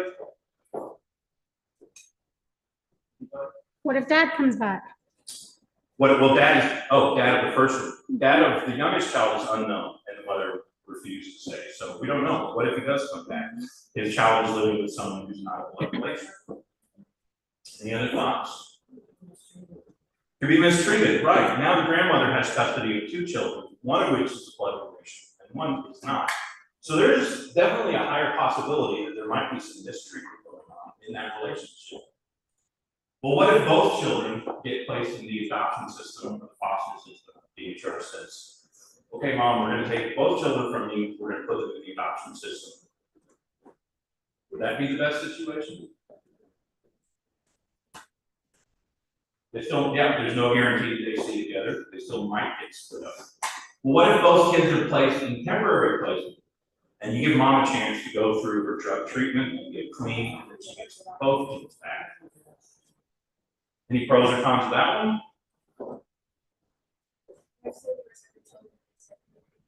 There's still a risk of the children being separated. And what happens if mom doesn't complete her treatment? Now you put these kids in a more unstable situation for a few months, and you're right back where you started. What else?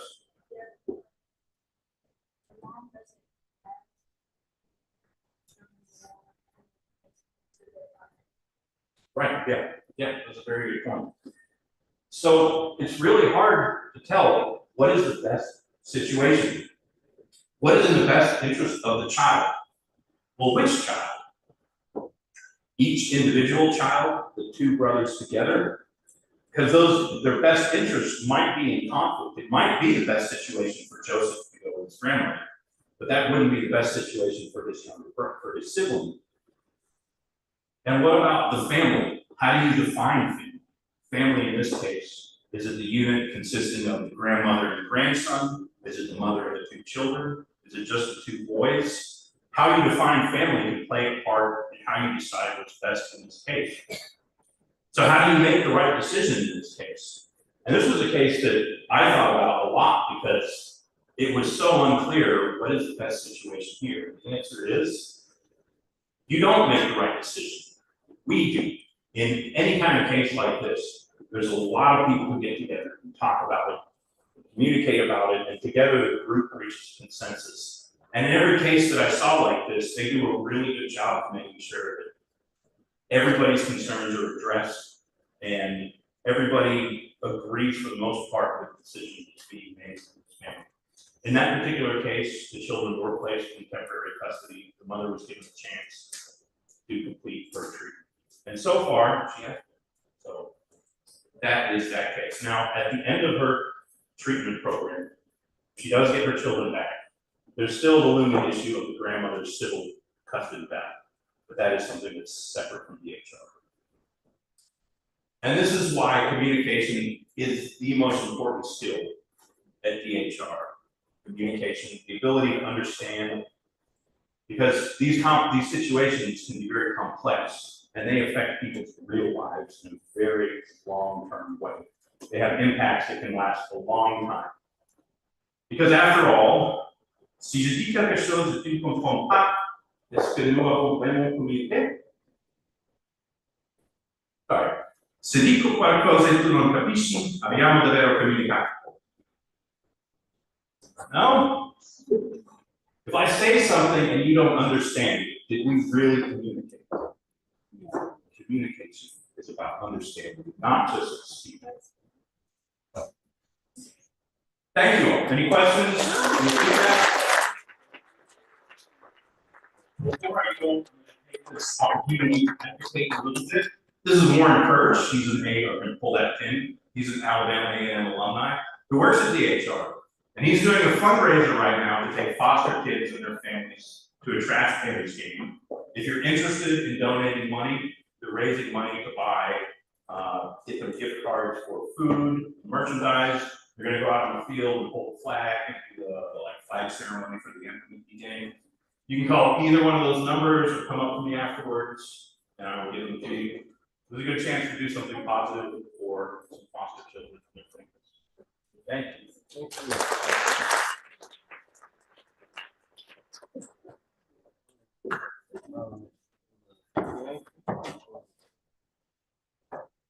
Absolutely awesome. Give him another round of applause.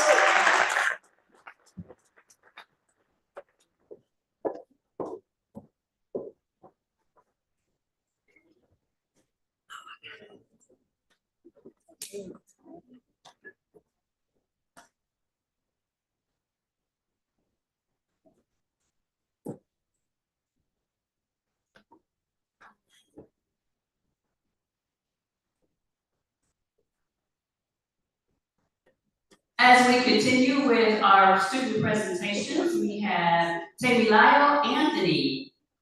She is a master's level social work student at Alabama A&M University, certified in case management and telemental health, and trained as an apprentice social worker. I bring experience in community outreach and working with young adults living with severe mental illness. My passion lies in exploring trauma as a trans friend across generations and integrating this understanding into a holistic healing-centered approach to social work practice. Please give her a round of applause.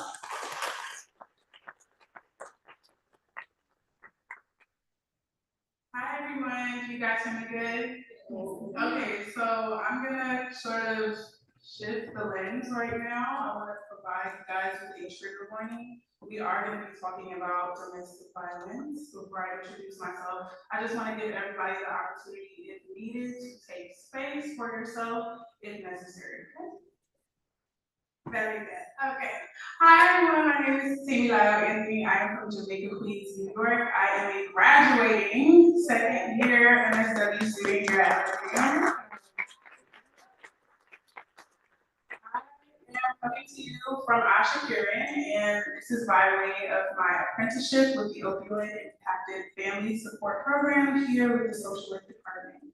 If you do have any questions, feel free to stay to the end. I can give you more insight on that. But all of this information is coming out of my job, which is my apprenticeship through the program. So I will be talking to you guys today about the impacts of domestic violence in the workplace.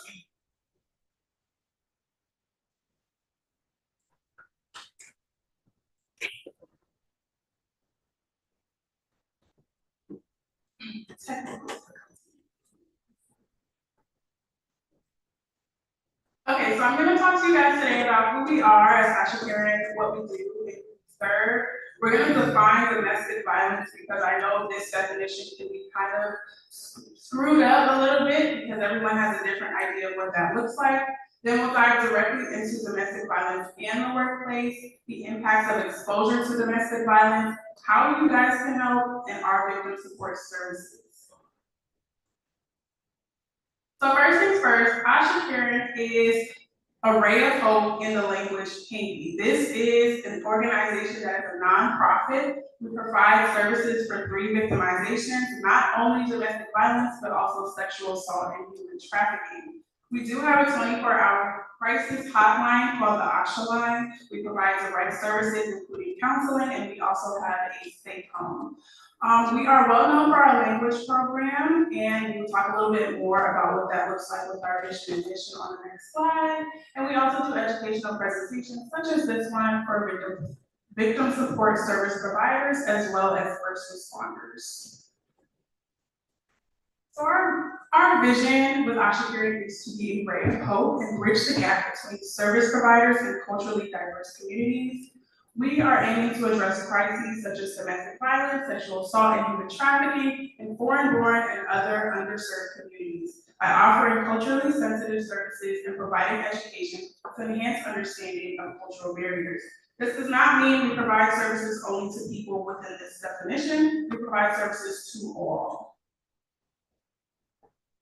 Now, what actually is domestic violence? Can anyone give me their personal definition? Oh, raise your hand at once.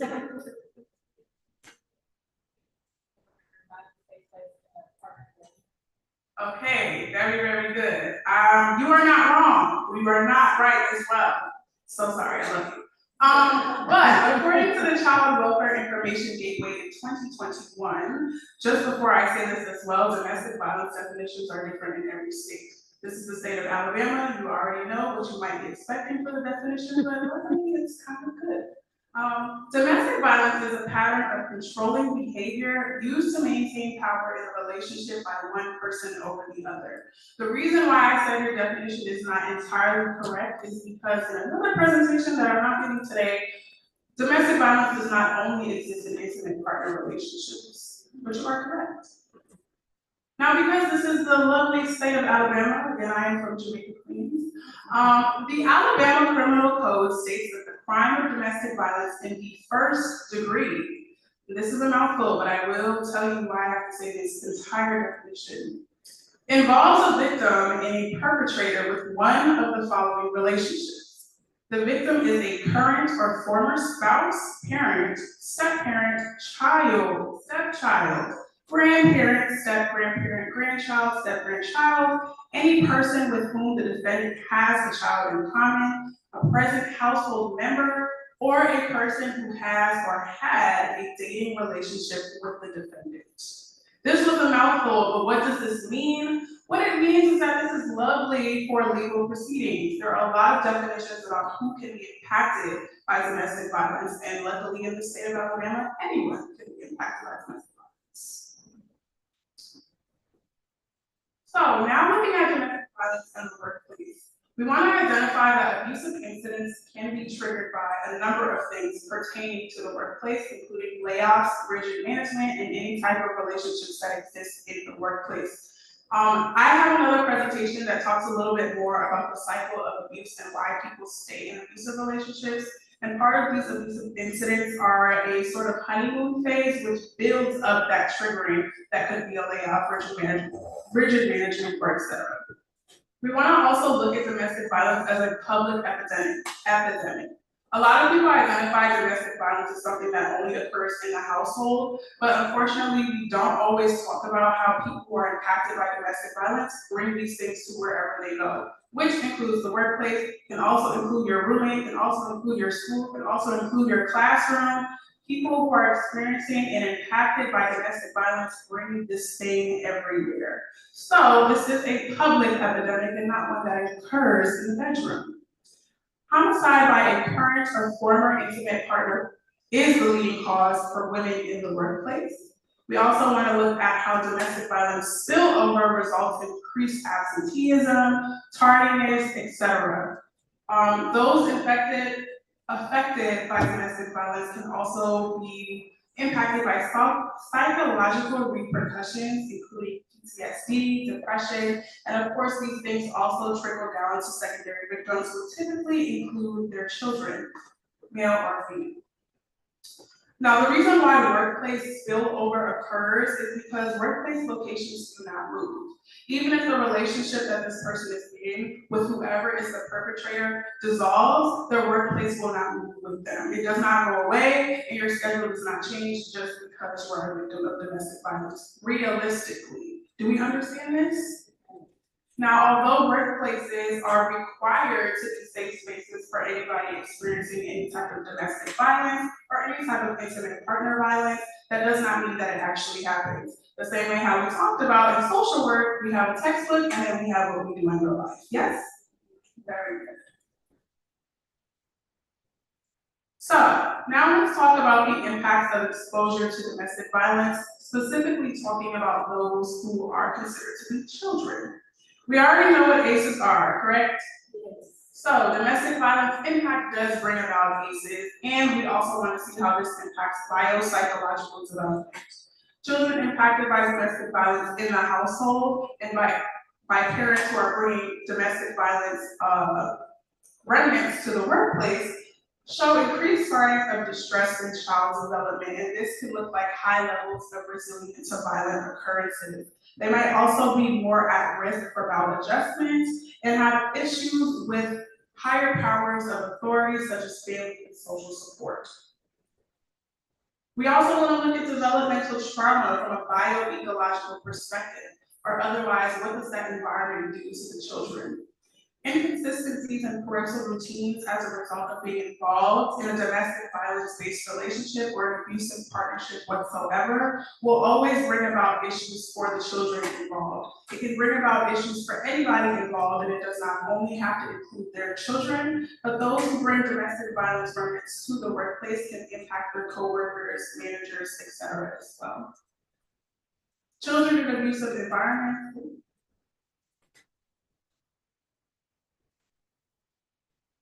So sorry, y'all. Children in abusive environments may also produce children who exhibit these signs as well. So those who have cases, we already understand that they have kids, they're at higher risk for also becoming abusive towards their partners or exhibiting the same exact behaviors. Those who are raised in these households with emotional dysregulation, experience restlessness, or social conduct, nightmares, etc.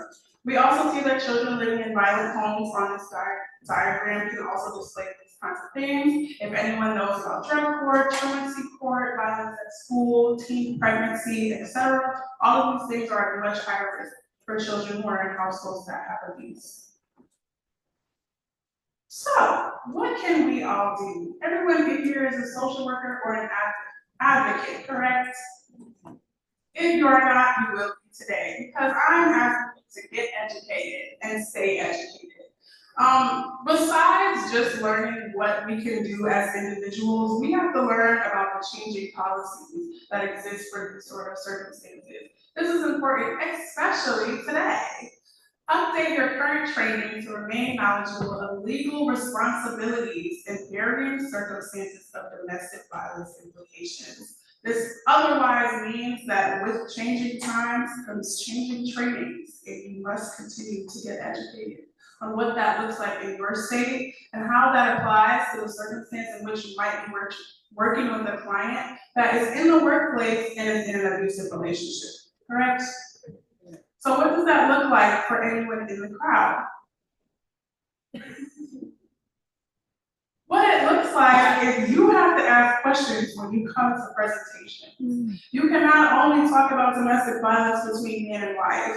Domestic violence can be between your best friend and your roommate. Hello? Right.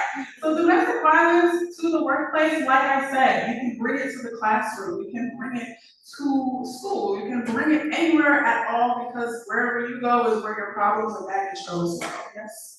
So we must stay educated. Second, you have to advocate. I think as social workers, we do a little bit less advocating than we do educating. We get our CEUs and we keep it pushing. But we don't do a lot of social justice. We don't do a lot of holding up the signs and writing, do we? So advocacy in this circumstance will also look like, how can we implement proper training to the employers and not only work with the people who are experiencing abuse? How can we advocate so that they can have better benefits for those who are experiencing abuse, extended benefits so that they continue to have safety and security through those benefits, as well as flexible scheduling so that they can accommodate for themselves and their circumstances. Now, here are some lovely domestic violence resources. Obviously, you should be calling 911 for emergencies. I'm sure everyone is aware. But we do have a 24-hour crisis hotline called the ASHA line. And so this is a hotline you guys can all use, whether or not you know that the circumstance you're in or the circumstance somebody else is in is pertaining to domestic violence, human trafficking, or sexual assault. Whenever you call this number, there will be somebody there to guide you. Just tell them what's going on and they will do the rest of the work. If this is for somebody, or someone you know, or yourself, and you're not located in Huntsville, that's perfectly fine. We can relocate you to somewhere else. We can redirect you to somewhere else. We have a lot of partners, so use our number, please and thank you. You can also use the National Domestic Violence Hotline as well, which is below. Thank you.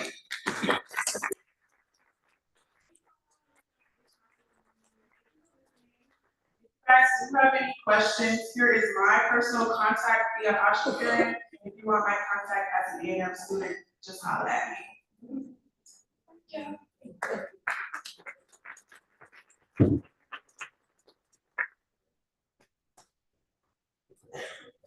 Let's continue to give her a round of applause. Once again, I hope you have your notebooks out because the information that you are receiving is so valuable. We're going to keep the momentum going, and we have another student presentation.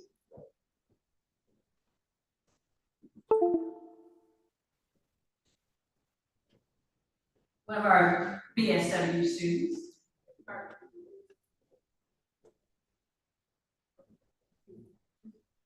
This is our MSW student. I'm sorry, I didn't have my listening ears on. Shannon told me so. Now we have our MSW student presentations.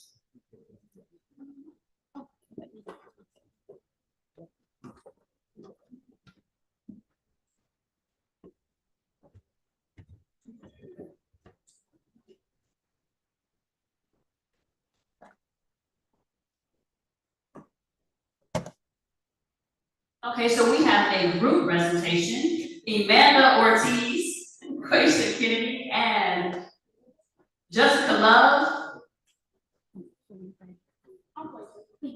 I should probably have just let them introduce themselves. So we have a group presentation with our MSW students. Please give them a round of applause.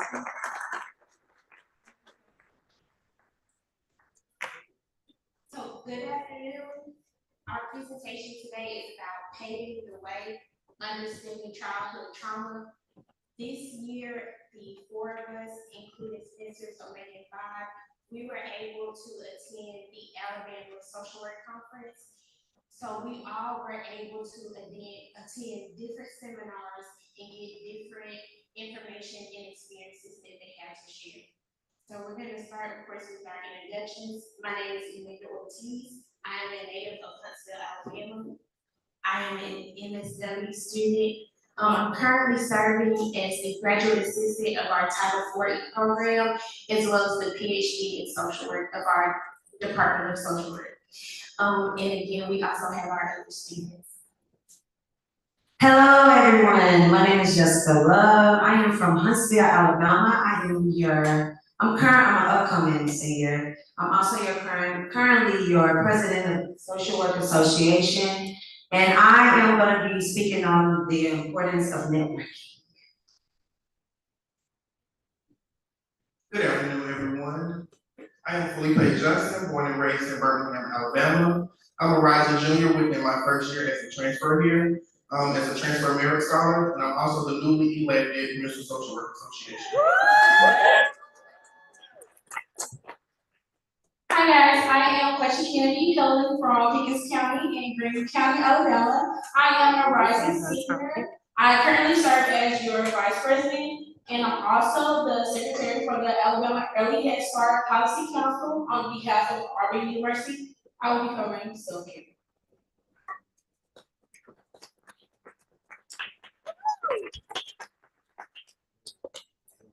All right, so I'm gonna kick this thing off. So I will be discussing the benefits of networking, skills to use while networking, the right attitude for networking, and what to wear when you're networking. So what is networking? Networking is a process of creating a significant business connection. It's how educators, students, and social workers promote relationships, teamwork, and development. Networking for me at the Alabama Conference was transforming discussions into chances to educate, encourage, support one another.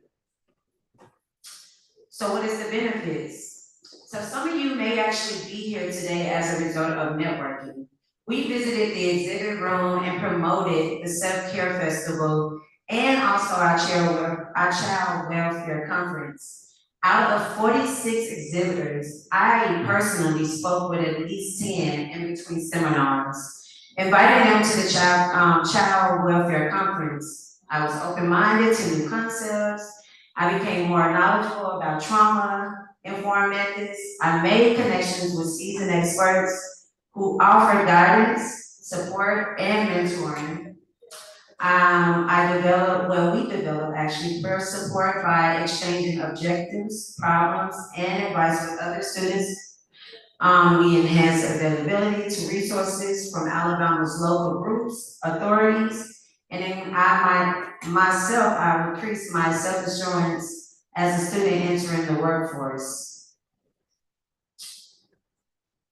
Okay, so we learned about different programs from different cities and states. I spoke with Ms. Teresa Jacobson about her program, which is the it's called the Maples, and it's located in Baton Rouge, Louisiana. Their program actually focuses on helping teen girls who are struggling with their mental health, including trauma, disordered eating, and/or substance use. The skills I used to receive this information is I gave a professional introduction, as I did just a minute ago, using my name, my school, and my position in the Social Work Association. I asked insightful questions to gain a deeper understanding of the roles and experiences of others.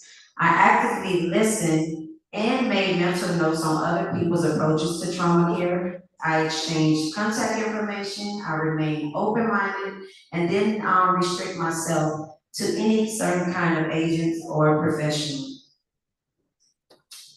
Now, I had to prepare for this conference. So the way I prepared, I studied the Hoover's itinerary and guests to gain more insight before we arrived. I remember noticing Clay from C-Square Counseling being one of the guests from Huntsville, Alabama. We briefly held a conversation where they actually was inquiring about our goals about social work.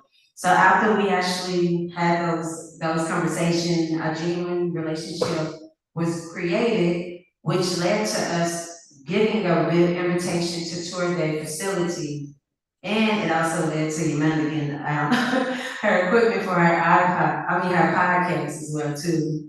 So by doing so, I had the right attitude. The attitude I used, I was confident, I was curious, I was professional, and I was authentic. So last but not least, what I wore to the conference, that's very important, which is something similar to what we will be wearing, I'll be wearing right now.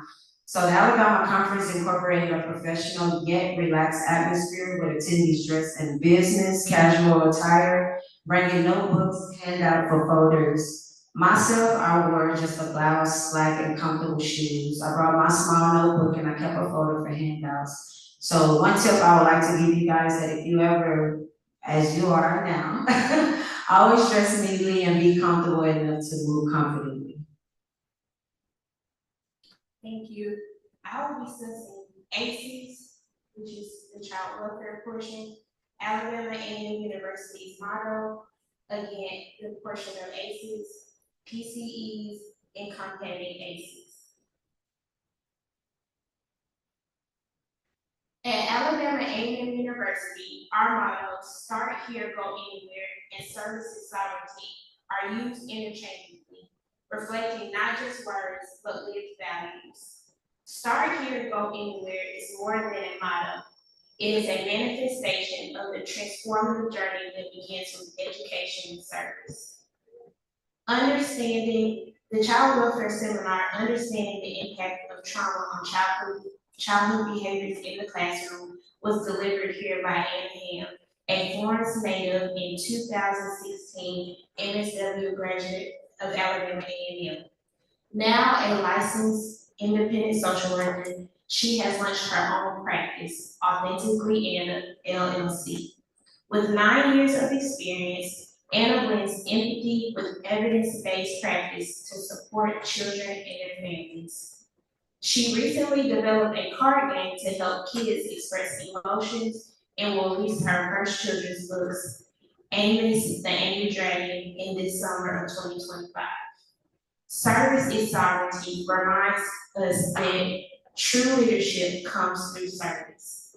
At Alabama A&M, we lead with compassion and purpose, claiming a powerful and lasting influence. Anna Ham's dedication to healing and growth reflects that these ideals show how our commitment to service empowers others and transforms lives, beginning in the classroom and reaching far beyond.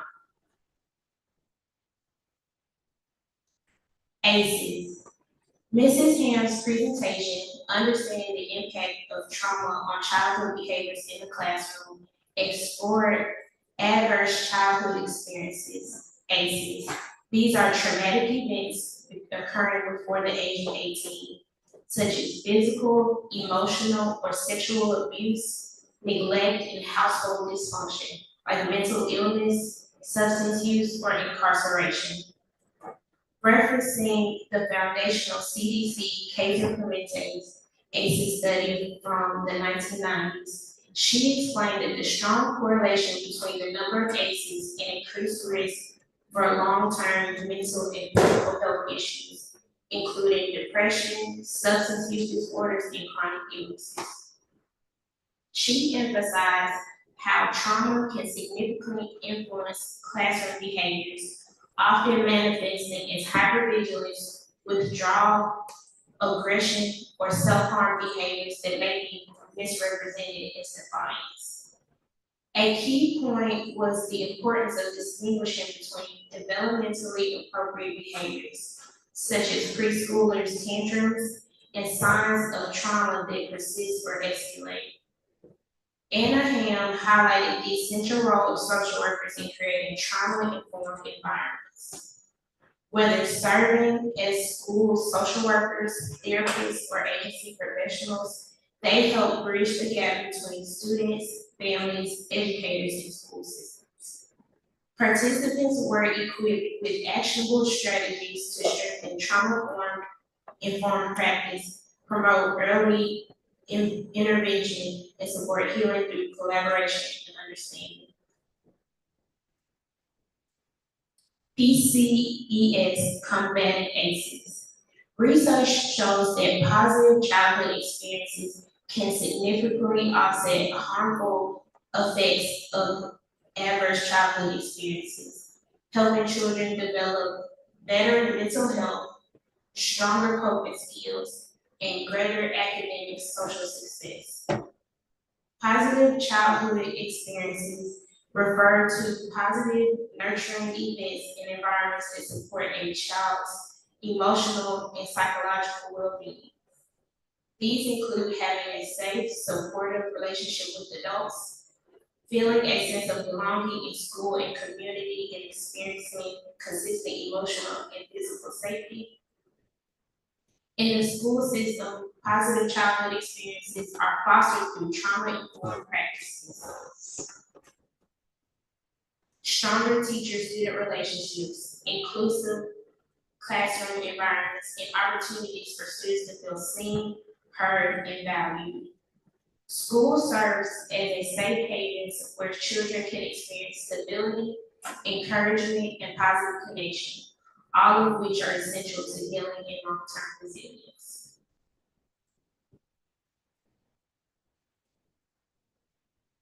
Okay, what happens when the help you need is this, but they just can't reach it? Today I will be discussing the critical role resources play in social work, the challenges of unequal access to those resources, and how support services can be the key to breaking down those barriers. Resources are vital to the social work profession. In social work practice, students have the opportunity to participate in simulation labs throughout the semester. The simulation labs allow students to role play, real-world scenarios to display that resources can be insufficient and imperfect. We attended a seminar strengthening direct practice, the role of simulation activities in social work education. Presenters from Troy University spoke about their annual interprofessional simulation day. This day allows social work and nursing students from the Health and Human Services Department to experience hands-on simulation in their field. Students learn that even the best skills need to be backed up by accessible resources.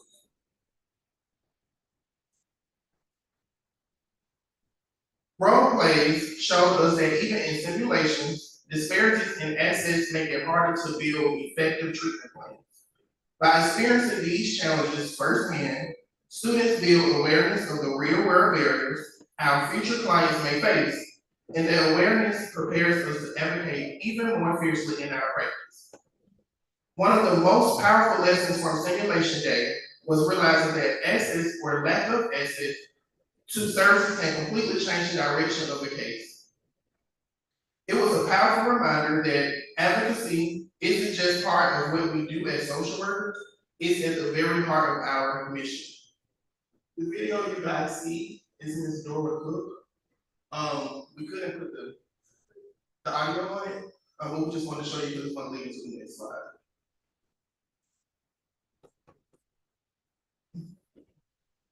Troy University's annual interprofessional simulation day is similar to the simulation lab we have here at Alabama A&M University.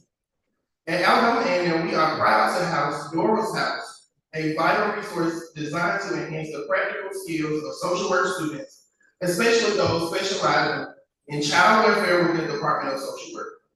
Named in honor of Dora Cook. She was on the video that you guys just saw. An alumni of the Graduate Social Work Program. Dora's House provides students with valuable opportunities to develop interviewing and assessment skills through reading and simulation exercises. Each year, community agencies partner with our program to make Dora's House open house a success. These agencies actively participate in simulations by portraying their professional roles, offering services such as mental health support, healthcare access, education and employment services, legal aid, and more. Ultimately, resources are more than just services. They are lifelines, pathways, and promises of a better tomorrow. As social workers, our greatest impact not simply from what we provide, but from how we connect individuals to the tools that help them rise and thrive. Hi, again. Attending the recent conference was a deeply enriching experience that offered both professional insight and through powerful presentations and engaging seminars. I had the opportunity to explore the importance of culturally responsive advocacy, emotional resilience, and mindfulness. Two sessions stood out to me in particular: Ms. Jamerica Haynes Lewis's moving presentation on the lived experience of Black girls and adolescents, and a mindful seminar by George Ashley and Camille Cameron. I'm so sorry. They encouraged that intentional mental shifts were good for your emotional well-being. Together, these experiences reinforced my commitment to values like resilience, cultural awareness, and self-care as guiding principles in both my personal and professional journey.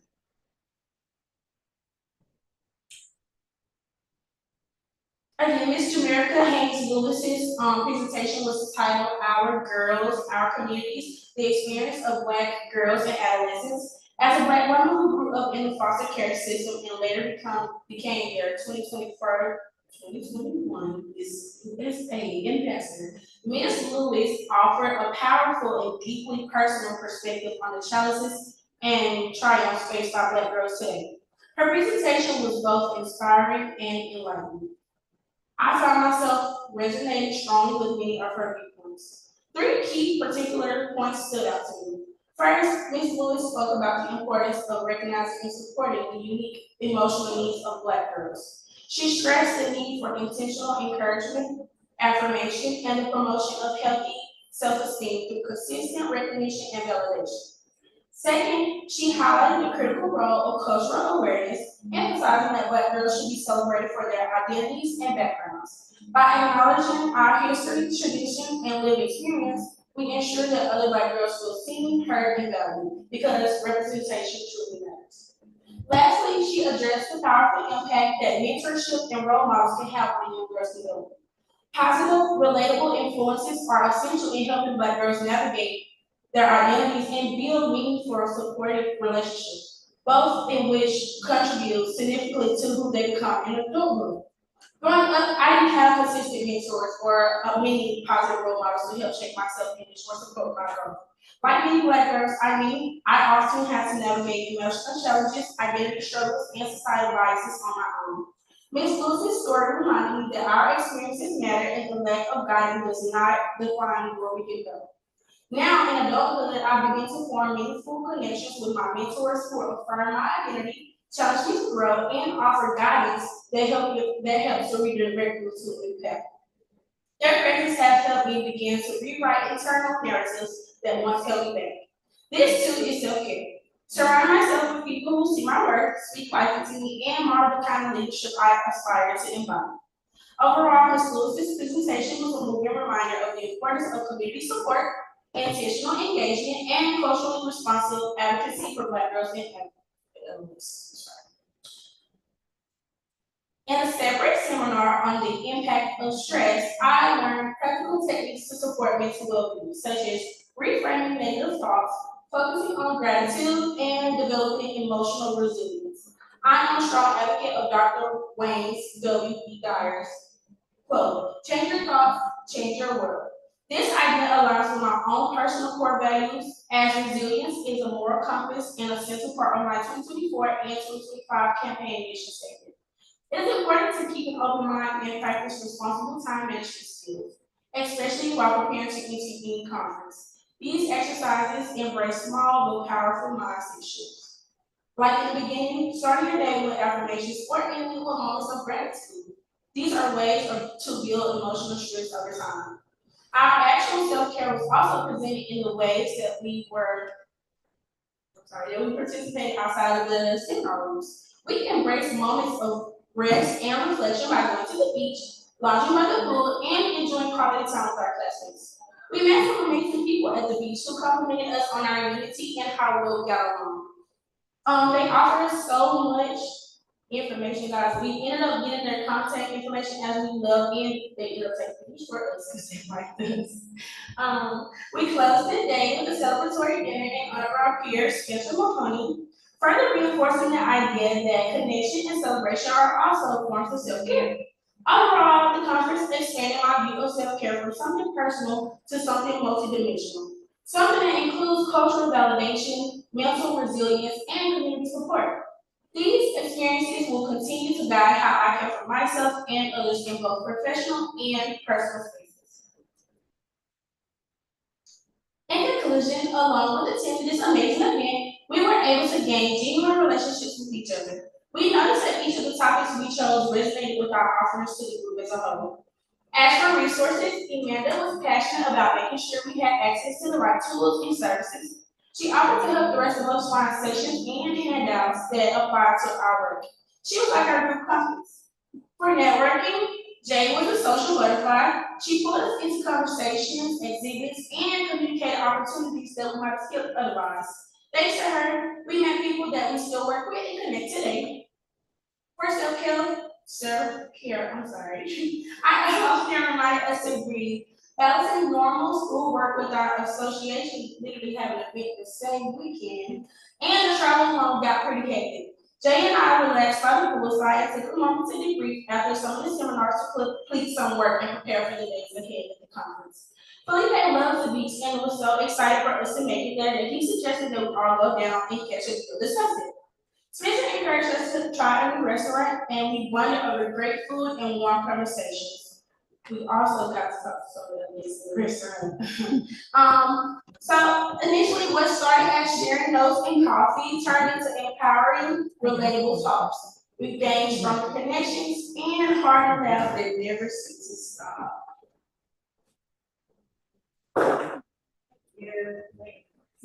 We would like to end this presentation with expressing our sincere gratitude to everyone who supported and guided us through this journey.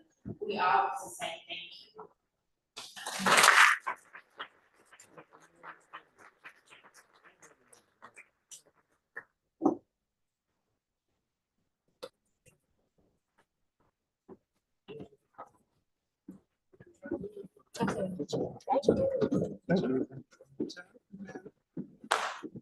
One more round of applause for the MSW group. Wow, that was amazing as well. So we have coming up next, Professor Willie Diggs, MSW, BSW. And his topic is Understanding Child Welfare through Black Male Epistemologies, Lived Experiences, and Implications. And I'm gonna tell you a little bit about Professor Willie Diggs. And of course, if you have a program, you can follow along with me. Willie Diggs, really Fred Diggs II, LBSW, MSW, is a director of field education at Alabama Agricultural and Mechanical University, who enjoys engaging students in a life dialogue of discovering who they are. Known for his passion to captivate individuals through small talk, he continues to encourage people through academics, professionalism, and spirituality to become leaders in their community.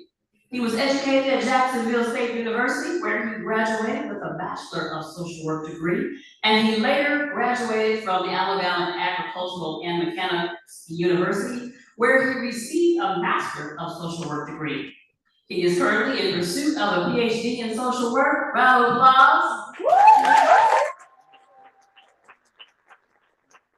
With a research interest in African American males' access to mental health services. He is a worship speaker, parent, educator, and resource builder in his community. He is the founder of Come Thirsty Ministries Incorporated, which is a nonprofit organization that develops Christ-centered programs in the Huntsville community. Willie is a licensed bachelor social worker with experience working with diverse populations. From foster care to higher education, Willie continues to expand in social work practice. In his current role as the Director of Field Education at Alabama Agricultural and Mechanics University, he continues to support students transition from the classroom to practice. His other roles include BSW Recruitment Coordinator, member of the Licensure Preparation Committee, Professional Standards Committee, and the Pinnacle Project. He is currently participating in research and presentations focusing on Alzheimer's, the church, and mental health access, mentorship, and the lived experiences of African Americans who endured Jim Crow. A known keynote speaker in our community, Willie continues to inspire the upcoming generation to become the best professional they can be. Through his No Brother Left Behind initiative, Willie continues to host life classes, workshops, and networking events to assist our men with becoming productive citizens. Please welcome Pastor Willie Diggs.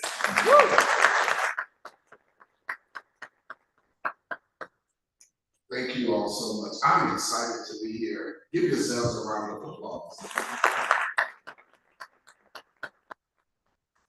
So when we get into this presentation and we start dealing with understanding child welfare through Black male epistemologies, we got to manage the lived experiences and the implications that come. So let's dive in. Our truth is simply this: African American males face unique challenges and barriers in our lived experiences. And this can often be because of the social injustice issues that we face, systemic racism, and failed systems of support. Now, we understand that these challenges impact our growth.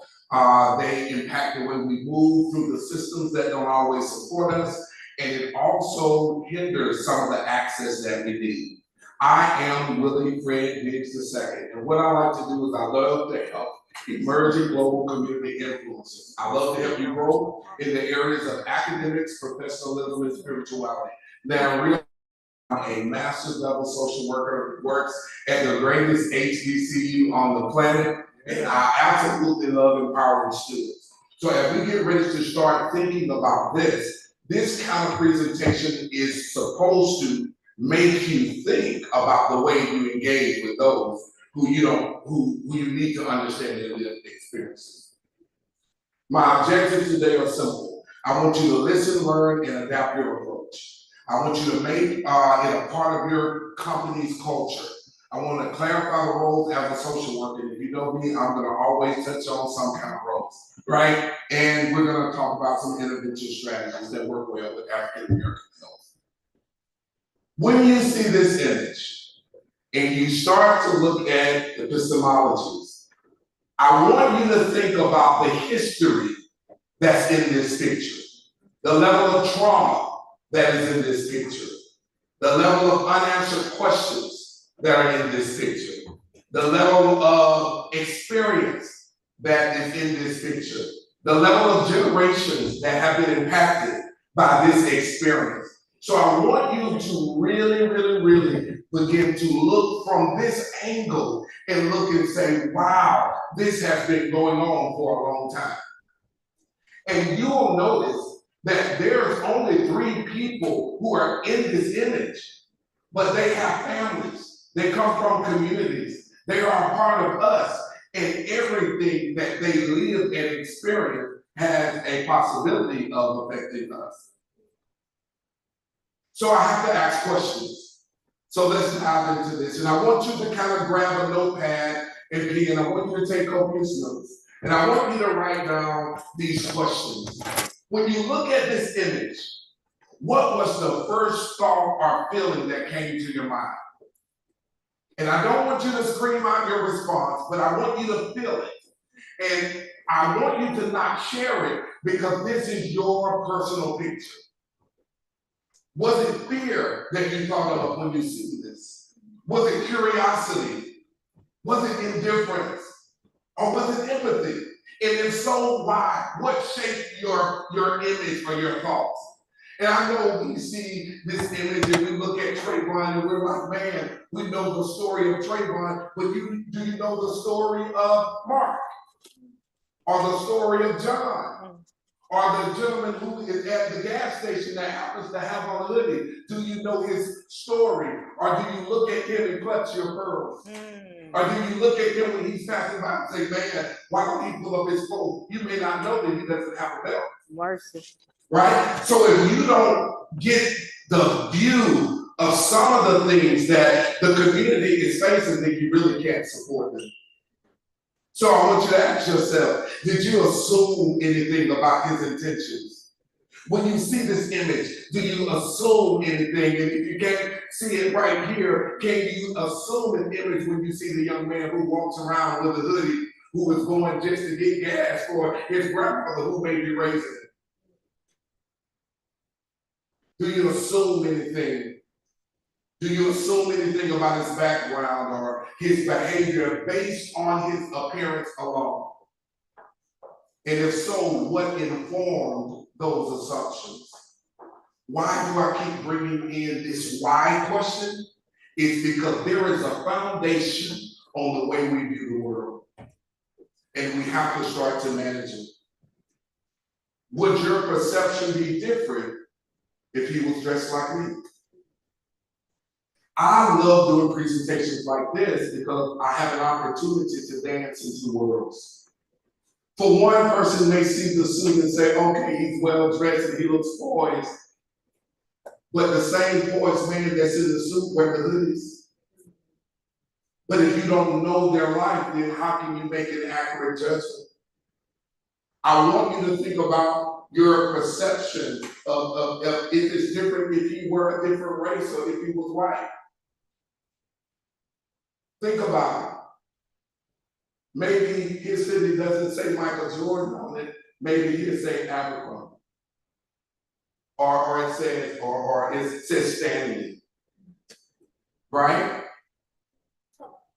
If he were female, how would we look at him? And why or why not? What informs our decision? Here's another question that I want you to think about, and this is imperative when we start thinking about epistemologies. How has media, your upbringing, or your environment shaped how you see young Black men?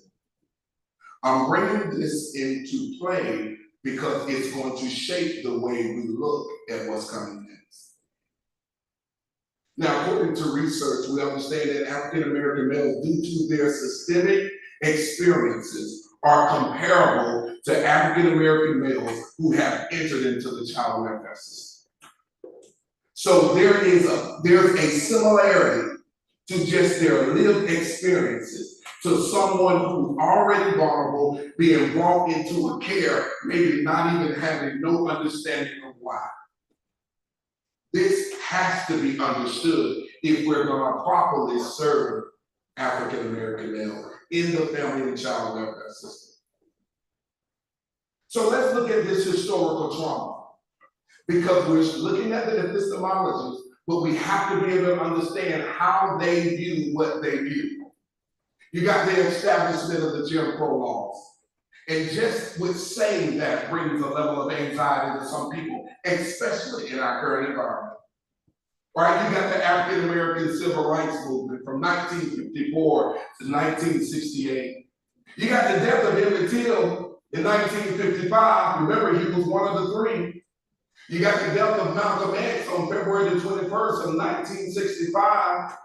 You got the death of Martin Luther King in April of 1968. I want you to think about the lived experience of, and it doesn't, it's not relegated just because they didn't live in these times. This is their lived history. Somebody say it with me, say history. Oh, you didn't say it like you understood it, say history. History. All right, that was a little bit better, we're gonna work through it. Then you got the death of Trayvon Martin, February the 26th of 2012.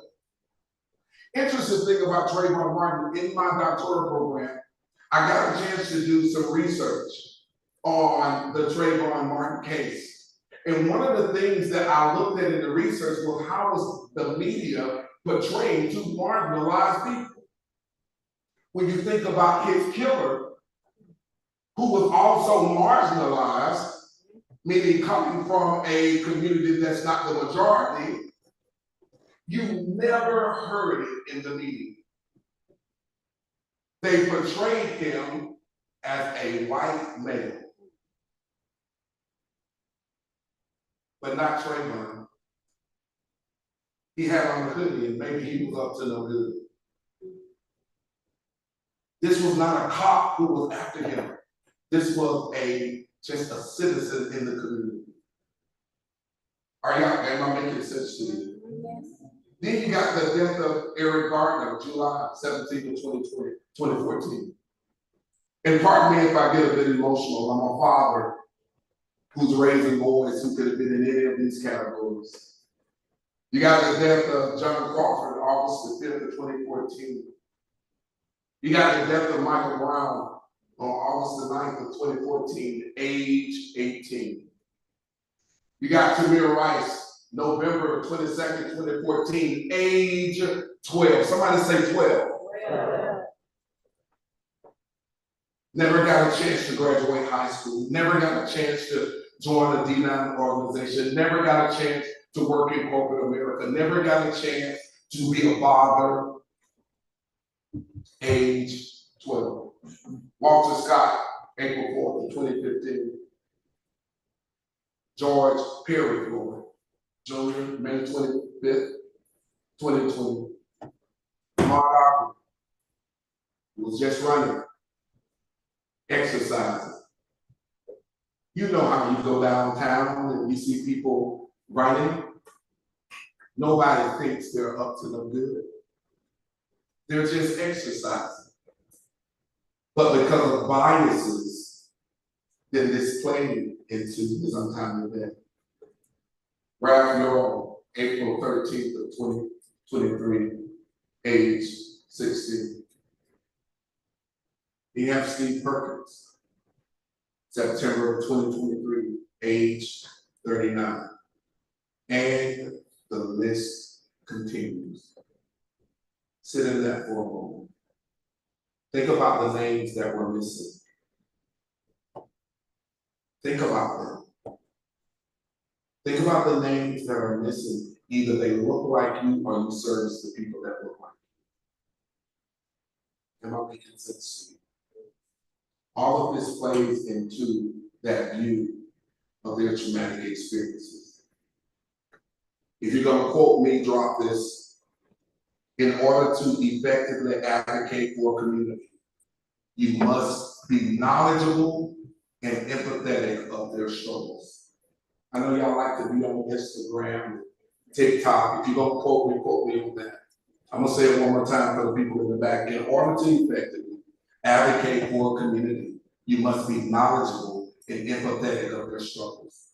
If you're not knowledgeable and empathetic of their struggles, you will never give them the resources that they need. Let's go a little bit further. Black male epistemologists.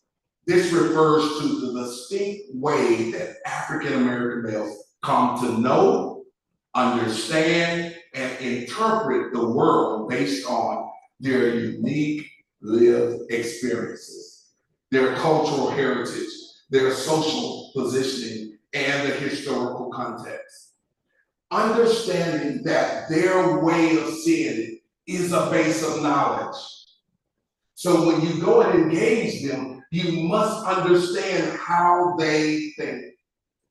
If you're gonna quote me, drop this one out there: many Black males may view the system based on how the system has viewed and projected their view on them. Want you to grab that. Many Black males may view the system based on how the system has viewed and projected their view on them. What does that mean? That means that maybe they are looking at the world through the experiences that maybe the world provided them. And if we're going to properly engage them in the family and child welfare system, we must be knowledgeable about that. We must be knowledgeable about that when we go and send someone for pickup. We must be knowledgeable about that when we get ready to start interventions and preparing services for them. Because if we are not knowledgeable, your ISPs will look the same. They will not be individualized. They won't be culturally competent. And for those who are working in the family and child welfare system, you know what I'm talking about. How you can look at one ISP that looks like another ISP that looks like another ISP. Different names. They got different experiences. They got different views. Come back to me in here. So there should not be a cookie cutter way of engaging with them and providing them with intervention. You must take their lived experience into accountability when you're providing services for them. So now in the context of child welfare and social work, this simply means, when you start talking about the Black male epistemology, it means valuing first person accounts. Meaning understand that what they experienced or what they view is something that they view and is true. Recognizing how those structural barriers shape their realities. Not projections, reality. Not projections, reality.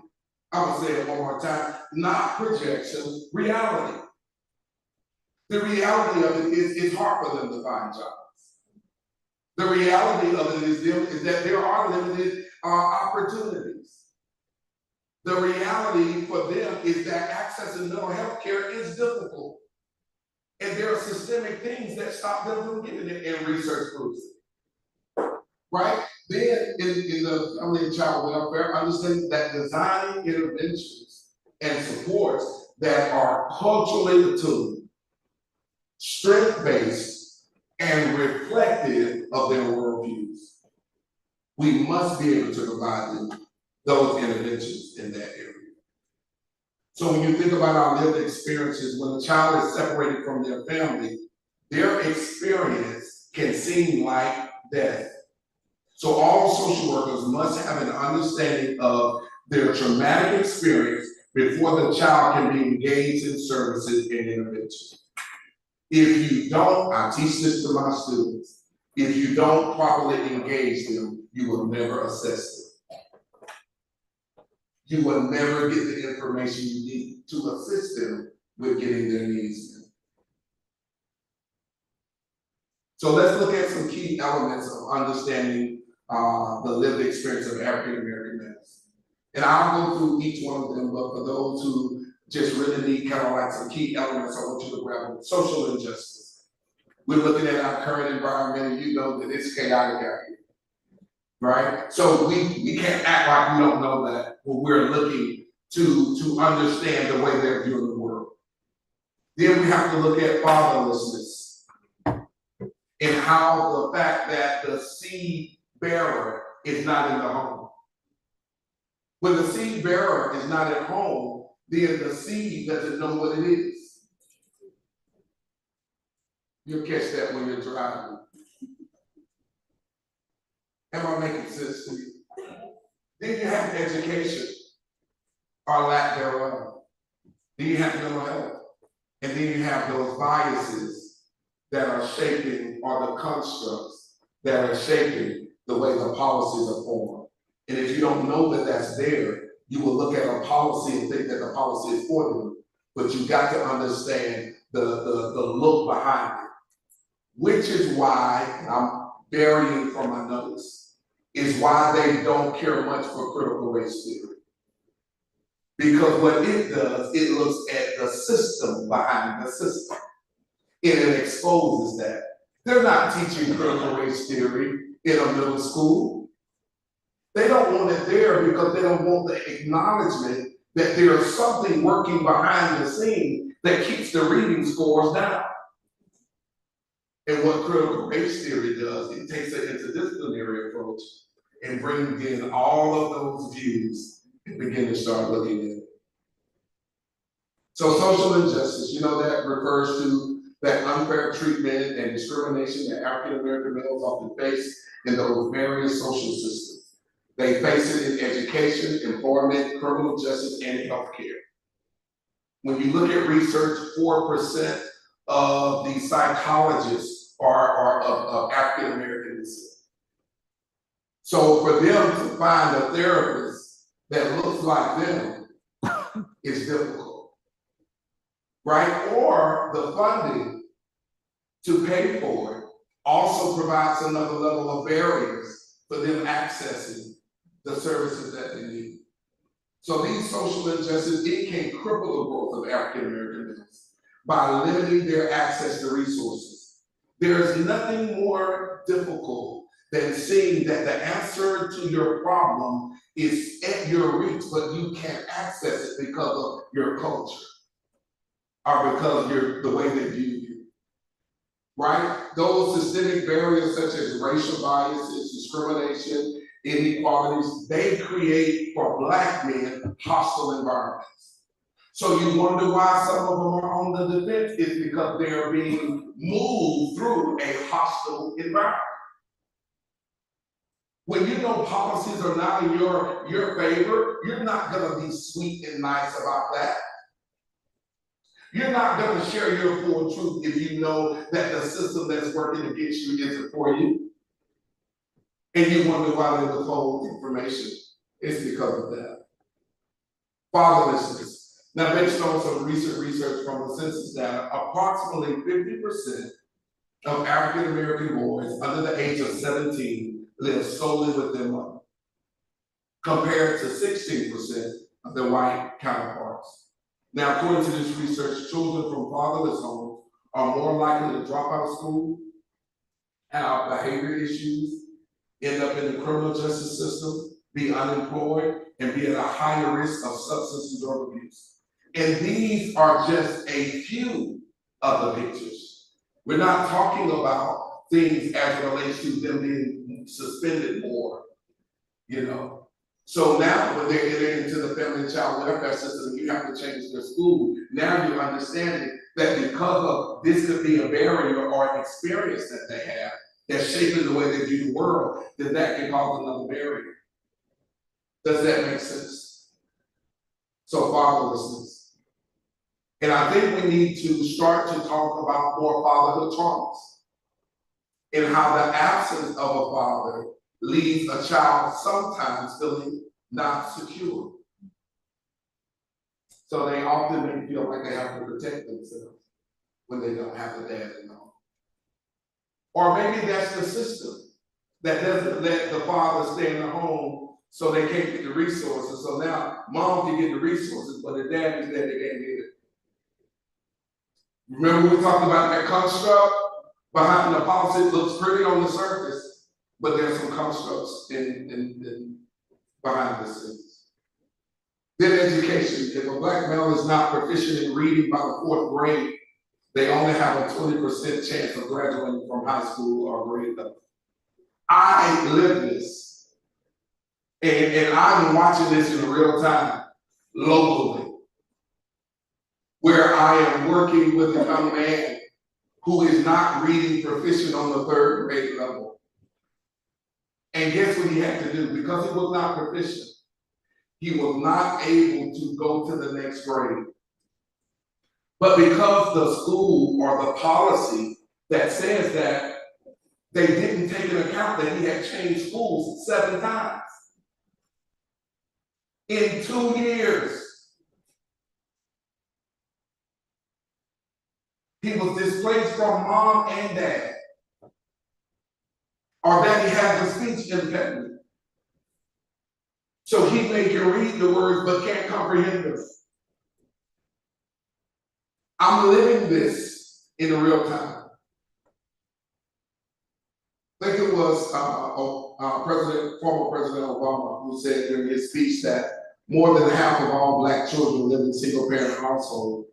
Children raised without a father are 5 times more likely to be poor and commit crimes, 9 times more likely to drop out of school, and 20 times more likely to end up in prison. So we're not doing reunification.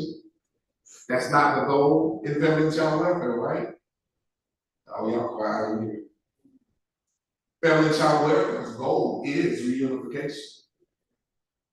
It is not separation based on your personal feeling on how clean the house got to be. I'm not talking about placing a child back in harm's way, but for those who work in the family and child welfare, you've heard the conversations in the office when there was someone wanting to adopt a child and you had a connection with the foster parent. And the mom was almost, or the family was almost at the 12 months. Yes, it is. Think about, is 12 months enough? Is it? No. Because of the view. The view is the critical piece. Biases. African American males face systemic barriers perpetrated by biases in various systems. It's not just on culture and race and ethnicity, it's even on gender identity, how you identify yourself. All of that is playing these gold lines. We used to call them red lines, but they're gold now. I call them gold now because they are highlighted or appreciated or celebrated, and they're error. And people can't get the resources that they need.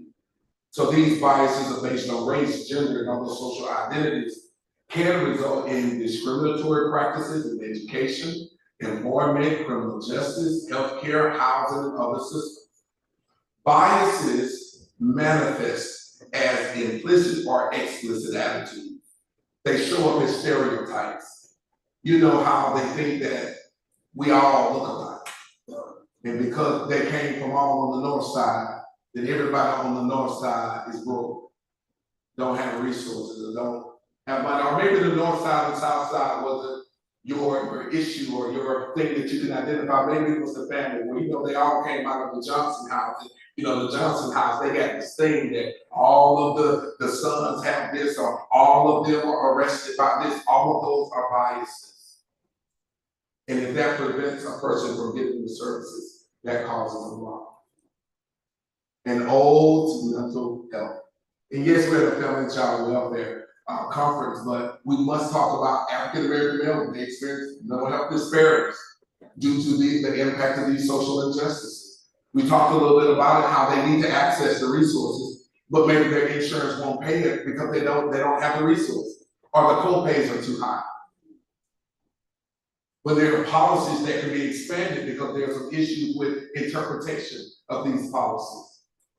so they can't get access to them. And then we talked about being culturally competent in receiving those services. So that when we're in our offices and we're making referrals, then we're making referrals based on what they need, not what you want them to go see.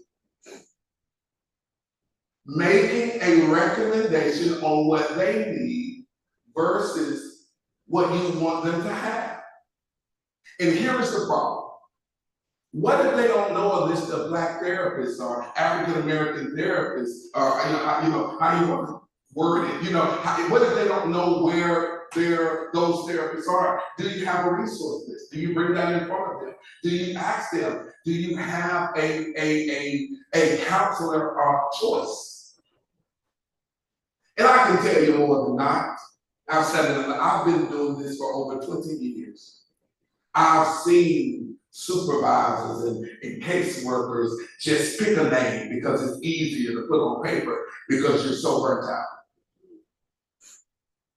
And think about the individualized needs for how that individual who may not be culturally competent, when you know that you got a young Black man who may be looking through that, and because he's seen the Trayvon Martin, maybe his social worker was a person that was not Black, and they picked him up in the middle of the night, took him to a building, and didn't tell him everything that was going on. That looks like death to him.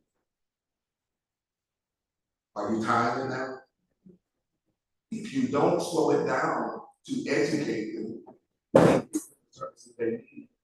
then the limited time you give them, they'll never meet the goals that you set.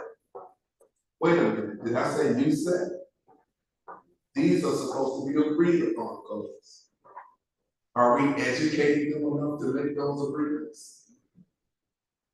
Racial discrimination, microaggressions, and other forms of social injustice can contribute to increased stress, anxiety, depression, and trauma among African American communities. So, my roles. So as a social worker, you're working in family and child welfare, you're looking at engaging with the African American male. I want you to look at what Kirsten Ashman and Cole said in 2018. They explained that social work roles are valuable tools in their intervention process. Below, I put just a few of these roles that I want you to begin to think about. How can you use these social work roles to advocate for those who may be looking at life through their epistemologies, their view based on their experiences? How does the advocate show up there? How does the advocate speak for them there? How does the advocate say they need more time? How does the advocate say that therapist won't work, maybe they need to go seek this therapist? Right? How does the broker make sure that they get the resources that they need? Because you know that as a broker, you're tying resources from the need is the grabbing of those resources together. Are you able to say, I know that they need a job, but they can't work on across the town because they don't have a car? Or maybe they can't walk in that neighborhood because of the way they're viewed. And that's just not in all Black neighborhoods. Maybe they're positioned in a neighborhood that don't look like them in foster care, and now this young kid has to walk, or that family has to walk to work. So now they're walking to work, it's a little cold, they don't have a jacket, they got on a hoodie. God forbid they get a bag of Skittles or a little tea. But they do them like Trayvon. But they gotta go to work. But they gotta meet their independent living goals.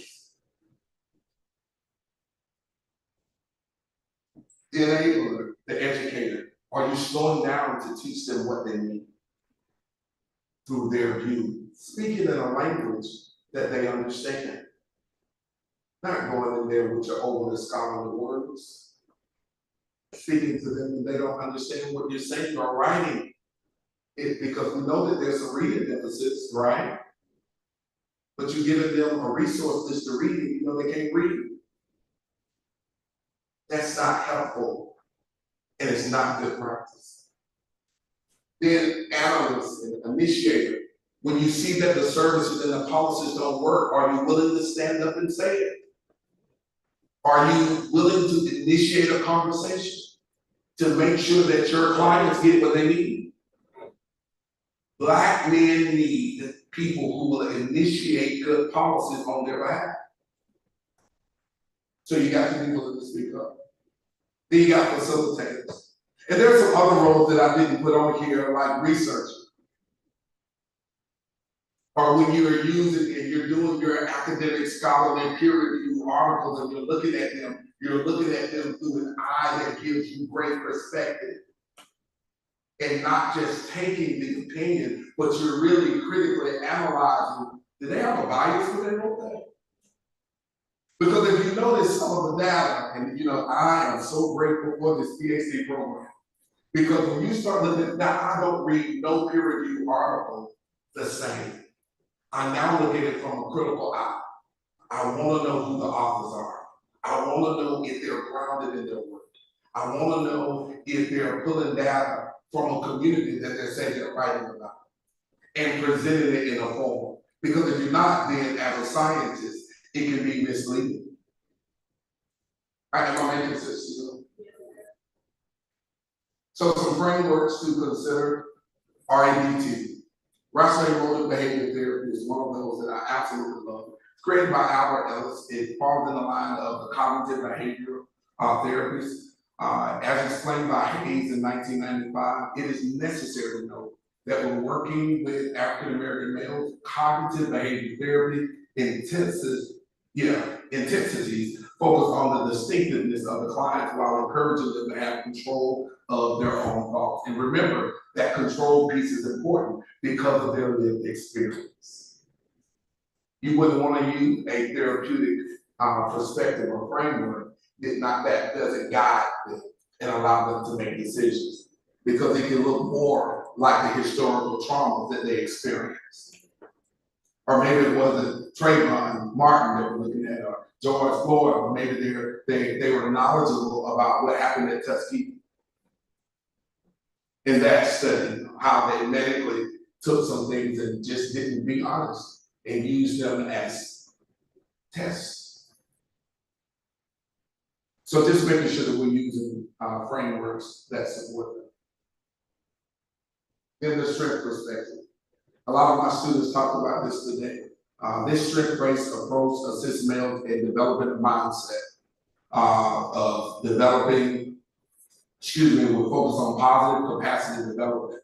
And when we think about capacity development, we're looking at the ability to empower themselves on a wide range, meaning more than just systematic things, but that capacity build. They're able to do it in relationships, they're able to do it in their homes, they're able to do it in their families, in their industries, at their work.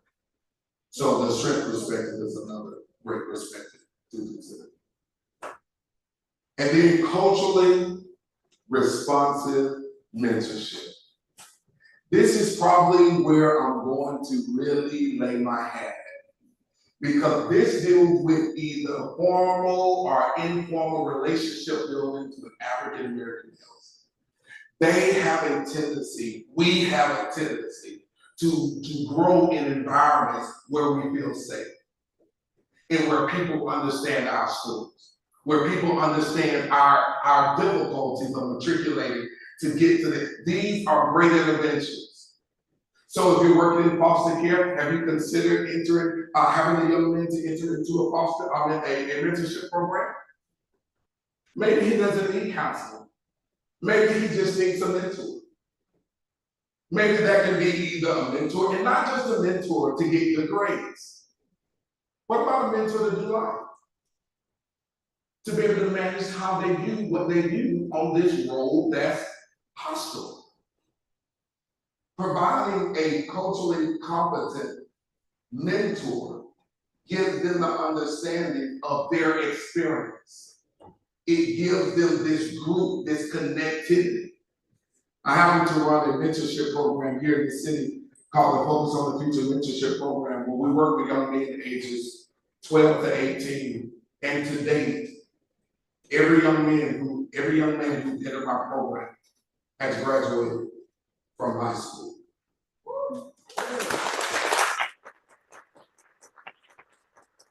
Another statistic that I'll throw out with our mentorship program is that they have 100% acceptance rate to get into college. I'm sharing all that to say, because these interventions, be it formal or informal, help them get the resources that they need. So if you're going to engage the family and child welfare, we want to make sure that we get the resources that they need. Thank you.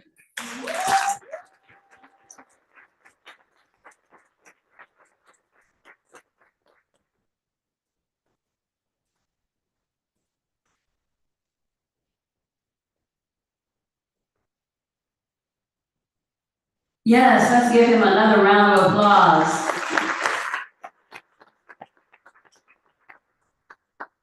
It is so amazing for males, it's almost as if they are guilty until they prove themselves innocent. And there are so many that I have come across, and there was a young man that I knew several years ago, and he was in a particular neighborhood, but he was a real nice kid. And he had distinctive features. He had brown hair, he was African American, he had brown hair and green eyes. And in this community, someone robbed a small hotel. And they picked him up just because he was walking down the street and it was convenient for them to pick him up. They picked him up and they arrested him. And for 6 months, his family, through public defenders, tried to tell of his innocence. They put him in a lineup, and the person at the hotel said, well, I believe it was a black man that robbed us. He was about 6 feet tall, dark brown hair, and dark brown eyes. Again, I tell you, this young man had brown hair and green eyes. And for 6 months, they had to work on him proving his innocence. And it was so sad, and I thank people like Pastor Willie Diggs, who has mentorships and things like that, because I think that instead of him walking down the street like he had nowhere to go and nothing to do, maybe if he was part of a mentorship program, he wouldn't have been in that situation where he had to prove his innocence. So let's give him a round of applause.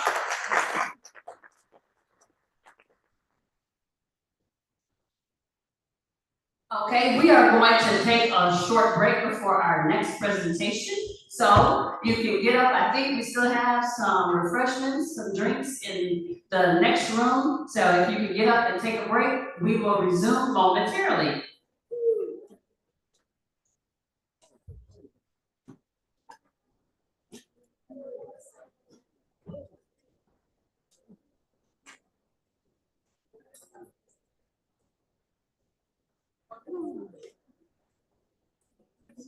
So when is your graduation?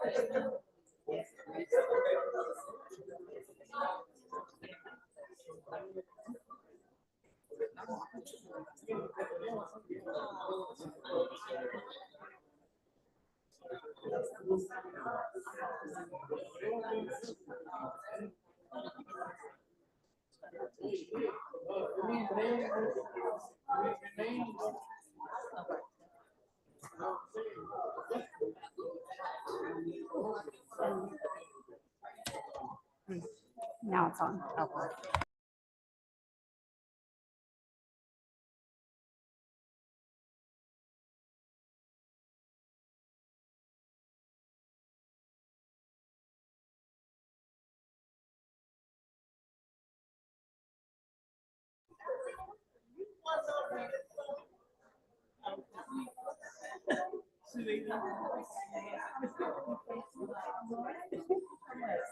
Down right there. Thank you.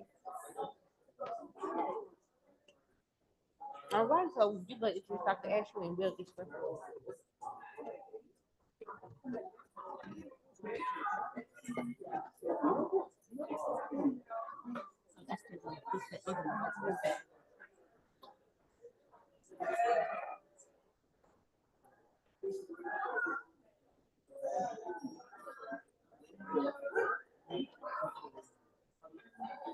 Okay, welcome back. Now we are going to hear from Dr. George Ashley on social work's historical role in understanding childhood stress and its impact on children. A little bit about George Ashley. George Ashley has a PhD and LMSW, and he is the MSW Practicum Director and an Associate Professor of Social Work at Eastern Kentucky University. With over 25 years of experience in both practice and academia, Dr. Ashley brings a wealth of knowledge and expertise to the classroom. His research focuses on the intersection of faith, culture, and mental health, particularly as it relates to adolescent development and marginalized populations.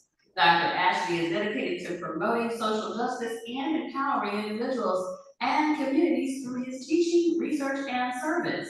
His most recent publication, Race Relations in the 21st Century, A Guide to Understanding and Addressing the Challenges of Race, is a testament to his commitment to addressing critical social issues. Dr. Ashley is also the co-founder of Strengthen Hands Educational Resources, a dedicated organization committed to empowering children, families, and the professionals working in the child welfare sector. Please welcome George Ashley. Thank you so much. Good afternoon. It's a good afternoon, isn't it? Well, first of all, I want to say thank you so much for staying with us today. I mean, it's been a long day, and I know that many of you want to go home and rest and relax, right? But I'm hoping that our time together will help each and every one of us leave here with something that will be helpful and beneficial in our professional lives. So with that, I need to ask you a favor, all right? And bear with me, please. One of the things when you come to conferences like this, it's nice to sit back and relax and some people get a little snooze. But I'm the type of person who I like interaction, right? So what we're going to do today, and I'm hoping you'll work with me today, is that we've got a few times where we'll need for you to talk with somebody. Can you do that for me? All right, because just by talking is gonna bring oxygen to your brain and you're gonna lighten up. All right? So we're gonna introduce today's topic with a little icebreaker, if that's okay for you. And I want to share this. Has anybody experienced stress Anybody out there? Okay, it's not just me. All right, so here's what I need you to do. Let me just, before I introduce that topic, let me tell you a little bit about stress so we have a little background towards this. Stress, what is stress? Stress is a natural response to demands or pressures in our environment. It can arise from various sources, including work responsibilities, that means you're practical, family obligations, finances, personal challenges, etc., etc. Now, while stress in itself is not inherently negative or it's our reaction. It's our reaction to stress that can significantly impact our well-being and effectiveness in managing it. So, there are positive and negative reactions to stress, and it's how we perceive and respond to stress that determines whether it has a positive or a negative impact on us. A positive reaction to stress involves viewing it as a challenge or an opportunity for growth and mobilizing our resources and adapting to the situation. In contrast, a negative reaction to stress can lead to feelings of being overwhelmed, anxiety, and a sense of helplessness, hindering our growth and our development. All right, so now you have a background to the positive stress of what stress is. Now comes our little interaction time. So here's what I want you to do. I think if I'm right, everybody here was a child at some point. Every one of us, okay? Then you grew up and becoming adults. So what I'm asking you to do is, some of you, I think all of us had toys when we were children. I know I had toys. I'm pretty sure that you had a toy. So even while I'm speaking right now, there is a toy that's coming into your mind and you think, hey, I remember that toy, right, in my mind that I had as a child. All right, so can you picture it? I want you to picture it in your minds. Can you picture that toy? You got it? All right, now that you can picture that toy, even though you may not have that toy, what I want to ask you is this. You have this toy, and maybe it's a teddy bear, right? And this teddy bear has been with you probably for years. Now, this teddy bear has been, and you gotta use your creative imagination here. Just pretend this teddy bear has been watching you as a child, right? He's been watching the good, the bad, and sometimes the ugly. What type of stressors do you think your teddy bear or your toy saw when you were a child? Because they've been observing you. Remember, we're doing a little imagination over here. What do you think they saw? So here's what I want you to do, right? Because we're talking about stress. What type of stressors did that teddy bear see in you that were occurring in your life? If you would just turn to the person next to you, right? Maybe you don't know them, right? Introduce yourself, right? And tell them what your toy is, and then tell them what kind of stressors your toy saw in your home. We're gonna take about 1 or 2 minutes here, and I'd like to get some feedback on that. All right, so meet somebody new if you don't know the person next to you.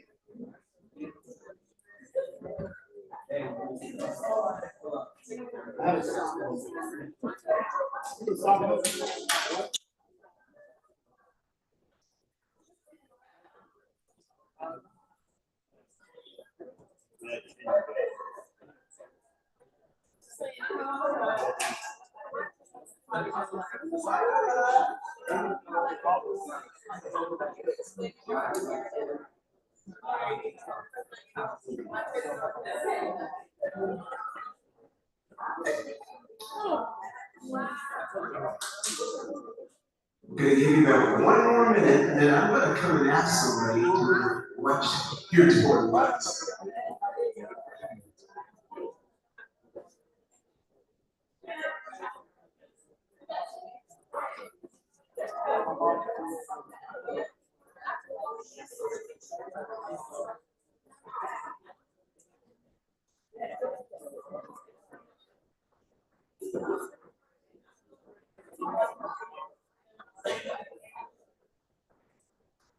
30 seconds.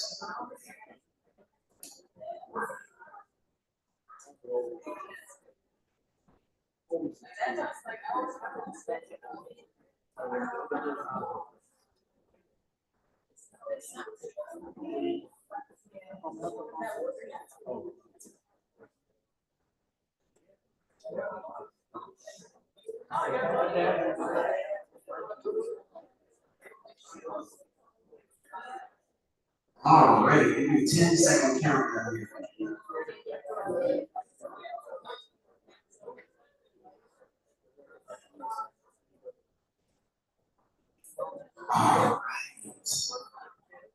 All right.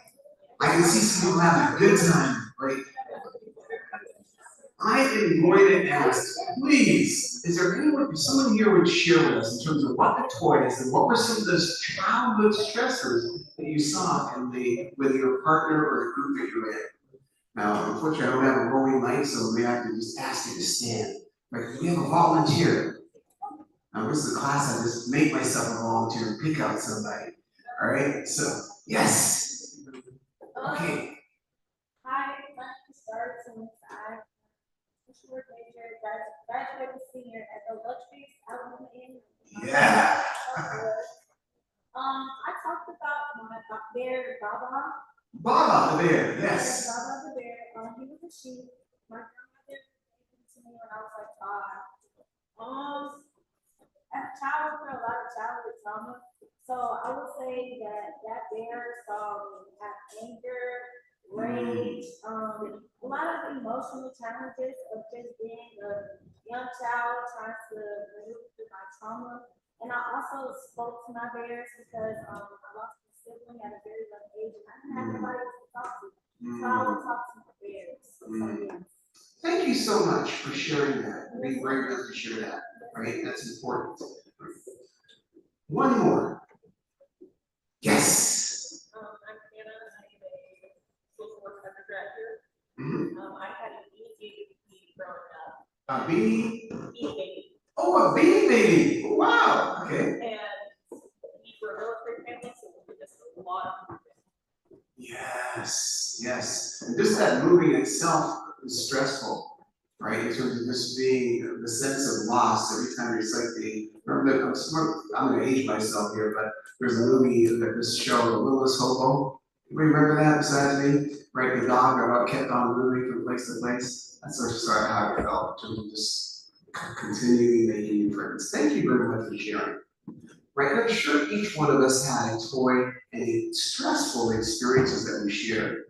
Right, so as parents and care providers, right, we know that parents know their children, they're care providers, and they know better than basically anybody else in terms of what they should be doing to take care of their children. In fact, parents are the key persons in terms of helping children manage stress. And I like thinking about this. When I think about this, I think of that airplane scenario. We've all heard it. Most of us have been on an airplane. When you get on there and they talk about the mask, who do they say to put the mask on first in terms of taking care of yourself? Put it on the child? Yourself. You put it on yourself, okay? Right, so we're talking about self-care here, right? We're talking about self-care. They say put it on yourself. Why do they tell us to put it on yourself and not your child? Say that again, you did it. So you can still be alive to help the child. So that you can still be alive to help the child, right? Because if you can take care of you first, you're gonna be better able to take care of that child.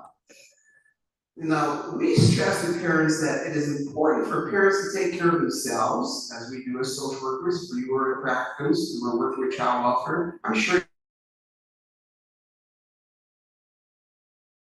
to you is, what about us as social workers? What about us as social workers? So often, we are the ones placing the needs of others, not sometimes, almost always, before our own self-care, and this can be detrimental. However, all too often we do this, and it really has a detrimental effect on us. In fact, as I recall, the NASW in the Code of Ethics, they did something quite unique. You know what they did? They actually put the self-care, you see that, they put that self-care feature in there? It wasn't there before, right? More recently, they actually put it, I have it here, it says, professional self-care is paramount for competent ethical social work practice. I'll say that again, professional self-care is paramount. That means you've gotta have it for competent ethical social work practice. And then they go on to describe what it consists of. So we need students, I'm saying this as a little testimony here. We need you as students to know this, because we can't afford to have you being stressed out before you get out into the world of work. We need you to know the importance of self-care. You see, burnout is very, very real. It is. Burnout consists of constantly prioritizing the needs of others without attending to our own well-being, and can lead, as we know, can lead to burnout and exhaustion. Over time, this can deplete our physical, emotional, and mental resources, leaving us feeling drained and unable to effectively support others. Then there's the health consequences. Chronic neglect of self-care can have serious health consequences, both physical and mental. It can lead to an increased stress levels, weakened immune systems, sleep disturbances, and heightened risk of developing anxiety or depression and other mental health disorders. So I ask you, social workers, can you relate to any of these pictures? Which one would represent you? Come on, take your time, let's think about it. Which one represents you? How are you feeling right now?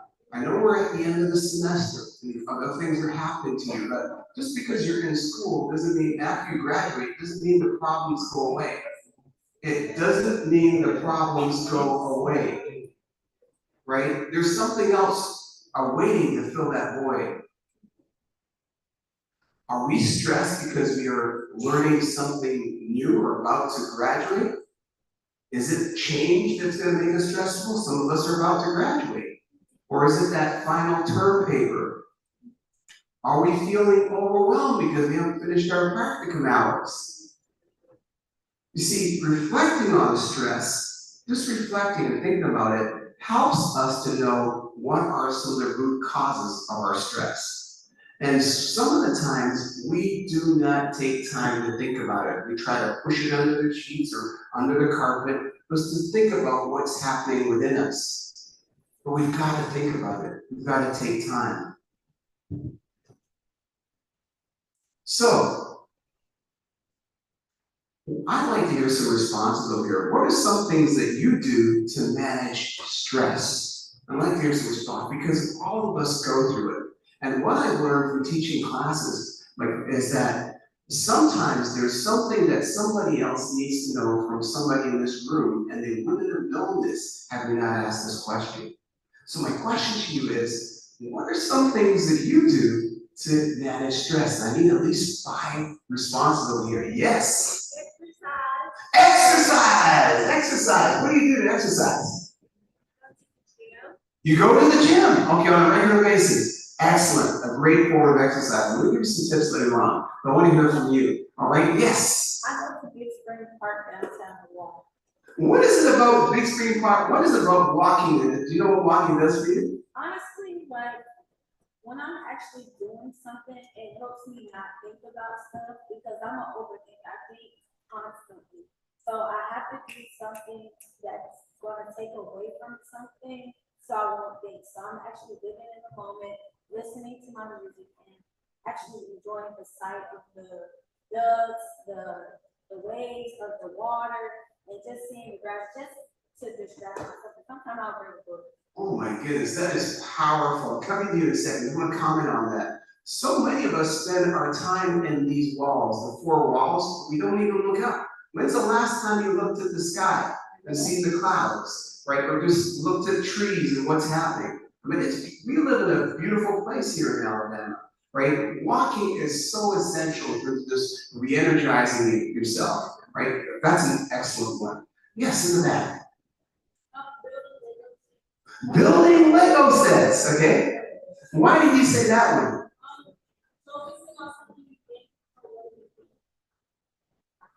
Wow, that is deep. That is a good one. Thank you. Need a couple more. Yes. I'm not a student, so I'm in the workforce, but I don't allow email on my phone, and I don't allow work at certain points in time. I don't allow work in the bedroom, I work in my bed, I work in my couch, only in office. Ooh, now that's a serious one that you just said over there. She said she has this thing called boundaries, where she doesn't allow emails on her phone. And I gotta tell you personally, I remember I did that once early in the game. Oh, let me just put my emails coming up and have that sound where it goes ding, that way I can tell when my emails are coming in. What a mistake. It kept going ding, ding, ding, ding, ding. I'll never forget that. Right? And also the fact that you don't do your work in your bedroom, that's your place where you sleep, setting those boundaries. Excellent one, thank you. 1, 2, yes, 1, 2. Yes. Okay. I utilize technology to tell Alexa to turn me off at 10 o'clock p.m. Wow, you mean you're taking control of Alexa? I tell her to turn me off. Woo! I love it, okay. In other words, technology is not controlling me. Look how technology is taking over our lives in terms of controlling us and what we do. I mean, a beep, everybody, we're so attuned to the beeps, the sounds, etc. Right? It's overwhelming sometimes. Thank you. Right? I saw a hand over here someplace. One more. Yes. Oh my goodness, you can't write notes, aren't you? All right. I want to hear what she said. Meditation is something you've been doing how long? Since middle school. And what does meditation do for you?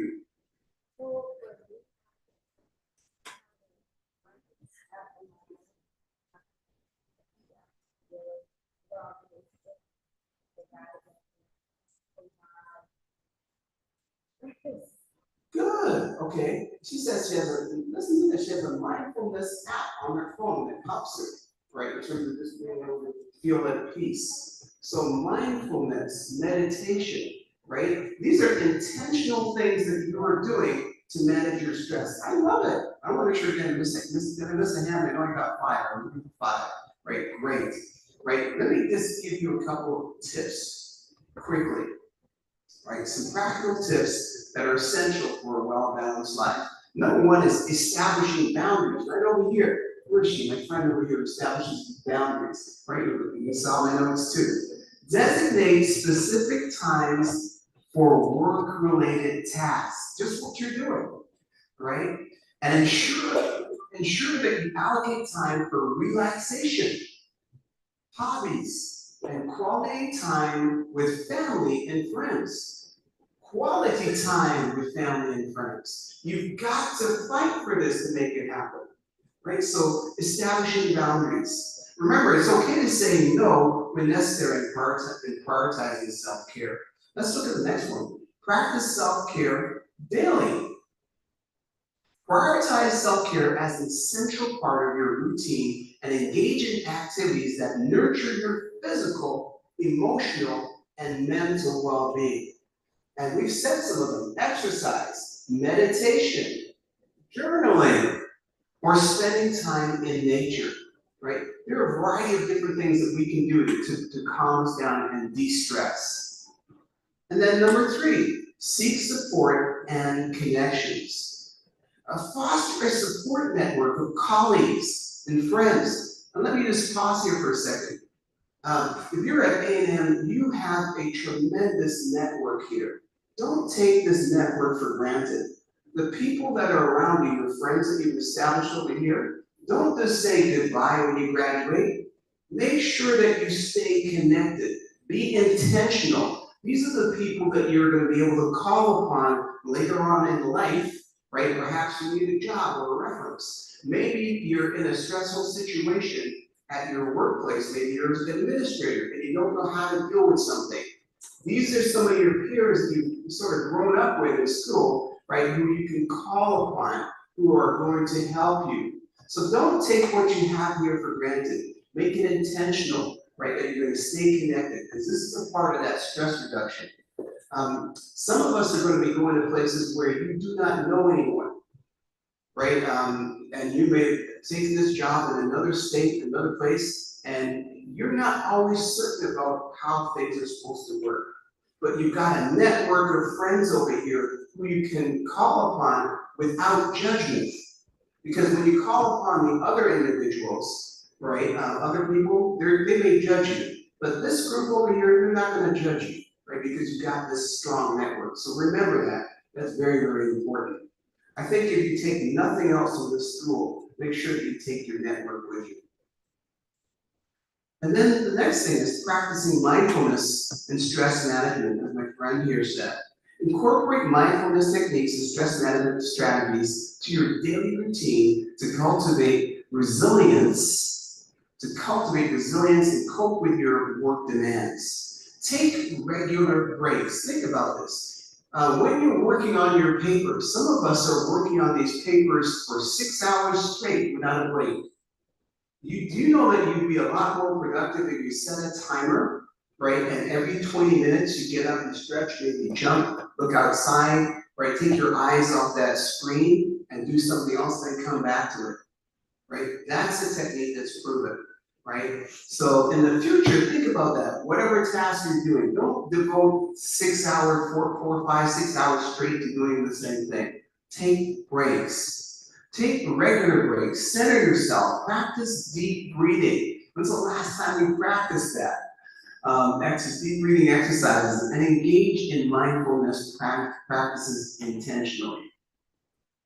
And then, as we said earlier, maintain a healthy work-life balance. You know, I think my mom used to say, all work and no play makes, anybody know that one?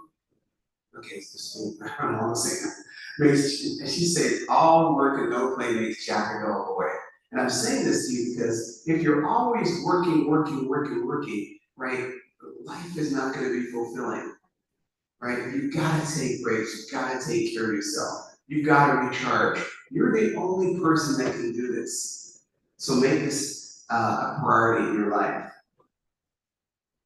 And then finally, remember, as you take care of yourself, it enables you to be a better support to your family and your clients. All right, I want to switch over here from us to children. So I gave you that little scenario earlier in terms of stressors that you have experienced in your life. So my question to you is this, just quickly, just then I want to hear some responses. Do children experience stress? Yes, they do. Yes, they do. As a matter of fact, I'll share this with you speaking about stress. Oftentimes we forget that the stressors that we are experiencing and going through, that our children are also looking at that. And did you know that you can pass on that stress, even though you pretend that everything's okay, you can pass it on to those children? And oftentimes that's what we do. I remember my nephew, a couple years, maybe 3 or 4 years ago, there was a situation that happened with George Floyd, most of us know about that. And I remember we were in the house and we were talking about this situation and what happened. And we had no clue that my little nephew was being impacted by our conversation. We were just talking as adults. And it wasn't until much later that we saw the after effects in terms of what that conversation. And I can't remember the situation, when he told us that he's now afraid of police. I said, he's only 6. I said, what are you talking about? And then he started telling us what he heard us say, and then what he saw on TV. Children are definitely impacted by the things that we do. Let's talk a little bit about our brain. The brain plays a crucial role in how we experience and respond to stress. When faced with a stressful situation, the brain's amygdala which is responsible for processing emotions, sends a signal to the hypothalamus, which activates the body's stress response system. This triggers the release of stress hormones like cortisol and adrenaline, preparing the body for action. Now, in adults, prolonged exposure to stress can turn to chronic stress, which can have detrimental effects on the brain's function, leading to issues such as impaired decision-making, memory problems, and an increased risk of mental health disorders like depression and anxiety. However, we as adults have something unique. We have the ability to develop coping strategies and resilience to better manage stress over time. However, we need to do the same thing with children, giving them the tools that they'll need to become resilient. One of the things that we oftentimes forget is that the child's brains are not, they're not fully developed. They're not, right? And so sometimes we're treating them as if everything should be just so and they should get it. But it takes time. Some of us, if we look back in our own personal lives, you can see some of the silly mistakes, I know I made as a child. I'm thinking, how did I do that? Because my brain was not developed. I was gonna tell you one, but I won't. Okay. It was so silly. All right. Children's brains are still developing, and their ability to regulate emotions and cope with stress differs from that of adults. Right? We can't treat them the same. While stress can impact children's cognitive and emotional development, they often rely on adults for guidance and support in managing stress effectively. So building resilience in children involves providing a supportive environment, teaching coping skills, and fostering emotional connections. All right, we're going to move to another area, and we're going to talk about gifts. I'm going to ask you this. Can you think as a child, what were some of the most memorable gifts that you've received? Something that jumps out, a gift that stands with you and you'll never forget. Yes. I'm sorry. A car. You got a car. Wow. Okay. That is a memorable gift. Was it one that actually worked? Wow. Okay. Wow. That would be a memorable gift. Okay, I'll never forget that. Thank you. Others, every one of us have gifts. Come on. What is a memorable gift that you had as a child? A train set. Okay, you'll never forget that. Right? You probably pictured in your mind who gave you that gift and that feeling at that moment when you received that gift. Thank you. Can I get another one, please? Gifts. Yes, 1, 2. An easy bake oven. Was that Betty Crocker? Okay, I remember it. Okay, but an easy bake oven. All right. Thank you. Now, why was that memorable for you?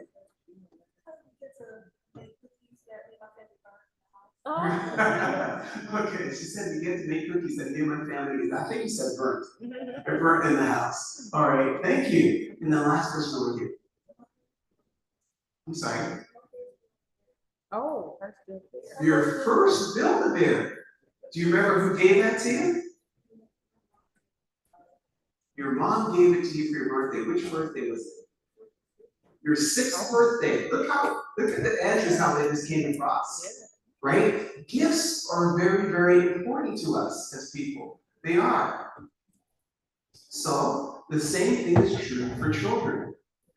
Right? Gifts are very, very important. Now I want to talk about this particular gift that we sometimes forget in terms of giving children. The gift of resilience. The gift of resilience. And I want to unpack this for a second. A child's ability to cope with stress has consequences for physical and emotional health throughout life. You see, this quote is really at the core of all that we do in child welfare. If we can build strategies for our children to recognize their stress and manage it, we're giving them the gift for life. We're giving them a gift for life. And it's never too late to start. You see, our problem so often, what I see, that could be just me, what I'm seeing in our world today, right? Because some of us who are a little older, right, you remember that we had to sort of like, things were not always given to us. We had to sort of like earn things, work, right? If we made a mistake, we had to learn from that mistake. But one of the things I'm seeing right now so often, even within child welfare, is that rescue mentality. Imagine you're swimming and you're always swimming with a, what do you call those, the thing that they throw on from a life, what do they throw when they're sinking? A life ring. A life ring, thank you very much. So imagine if you were trying to learn how to swim, but you always have the life ring around you, right? How helpful is that going to be, right, when you really need to learn how to swim?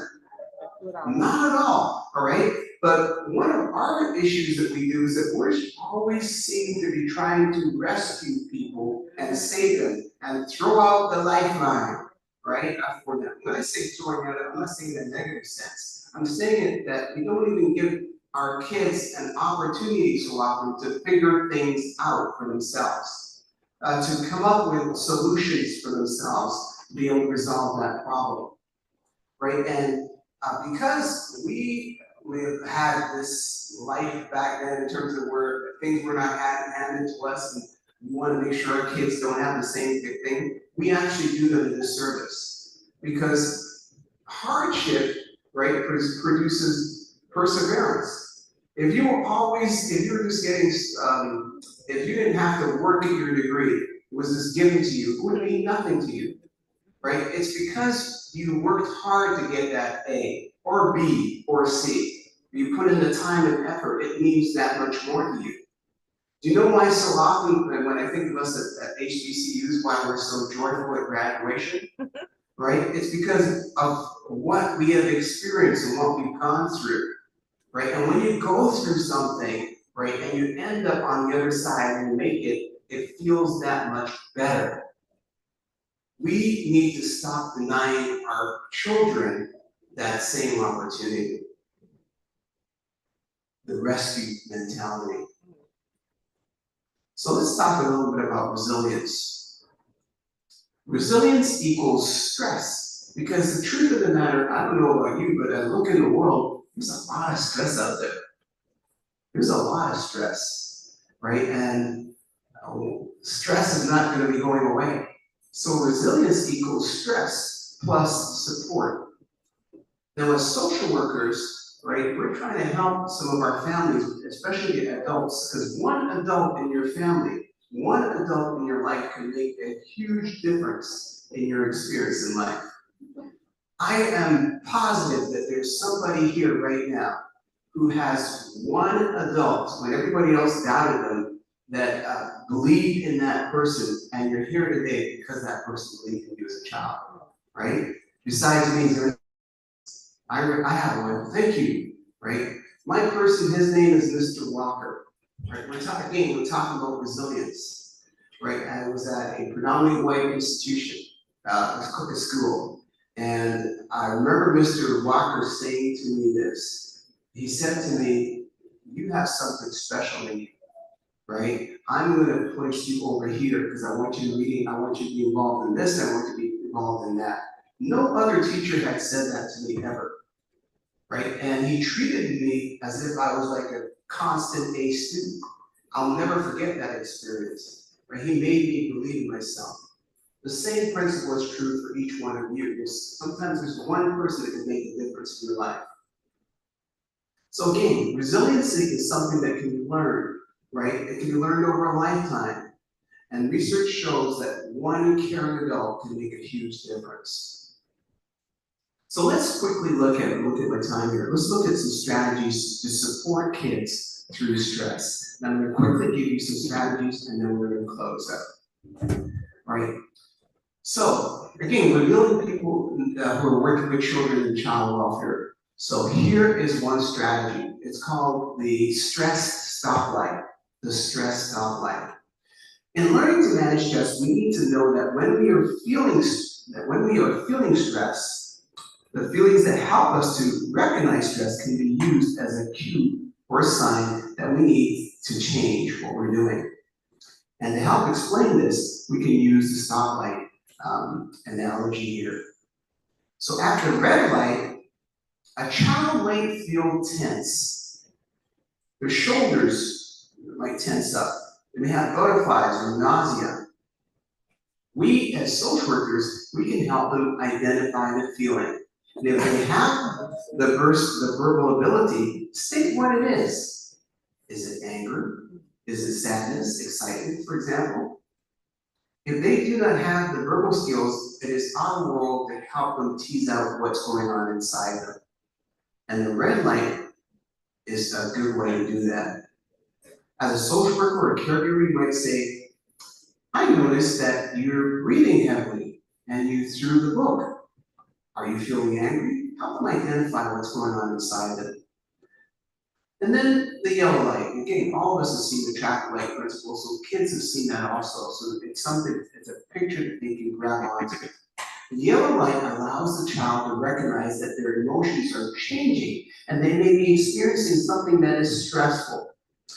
So identifying emotions and being there with the child is essential to helping them develop their emotional intelligence and self-awareness.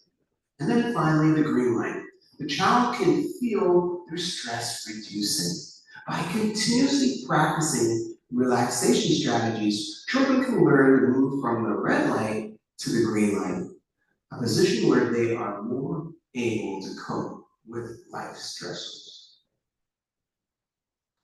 And then there's problem solving. Problem solving. Here are some key points in problem solving. Teach children the skills to problem solve. And that's what we were talking about before. Don't give them all the answers. Help them to think, be creative. What are some other perspectives of this that you may see? What does that do for children? It helps build their self-esteem. It helps them to think creatively. It helps develop self-regulation. And this is important though, guys. That self-regulation within you, right?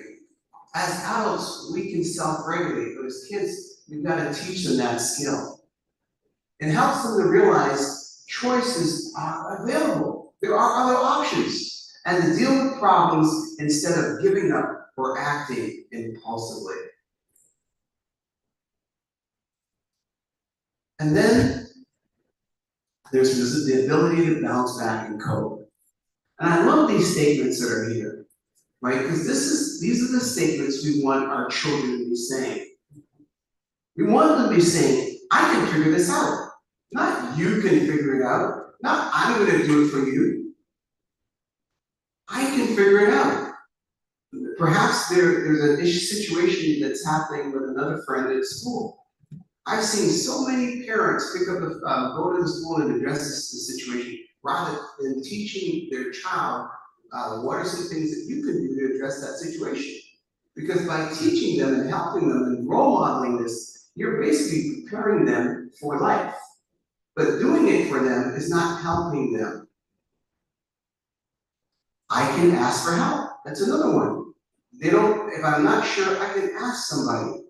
I can control my emotions. This is a very, very important one. I'm going to be okay. I've gone through a traumatic experience, but I'm going to be okay. I can check my thoughts to see if they are negative or unrealistic, because sometimes they are. I belong and I have a purpose. Really good statement.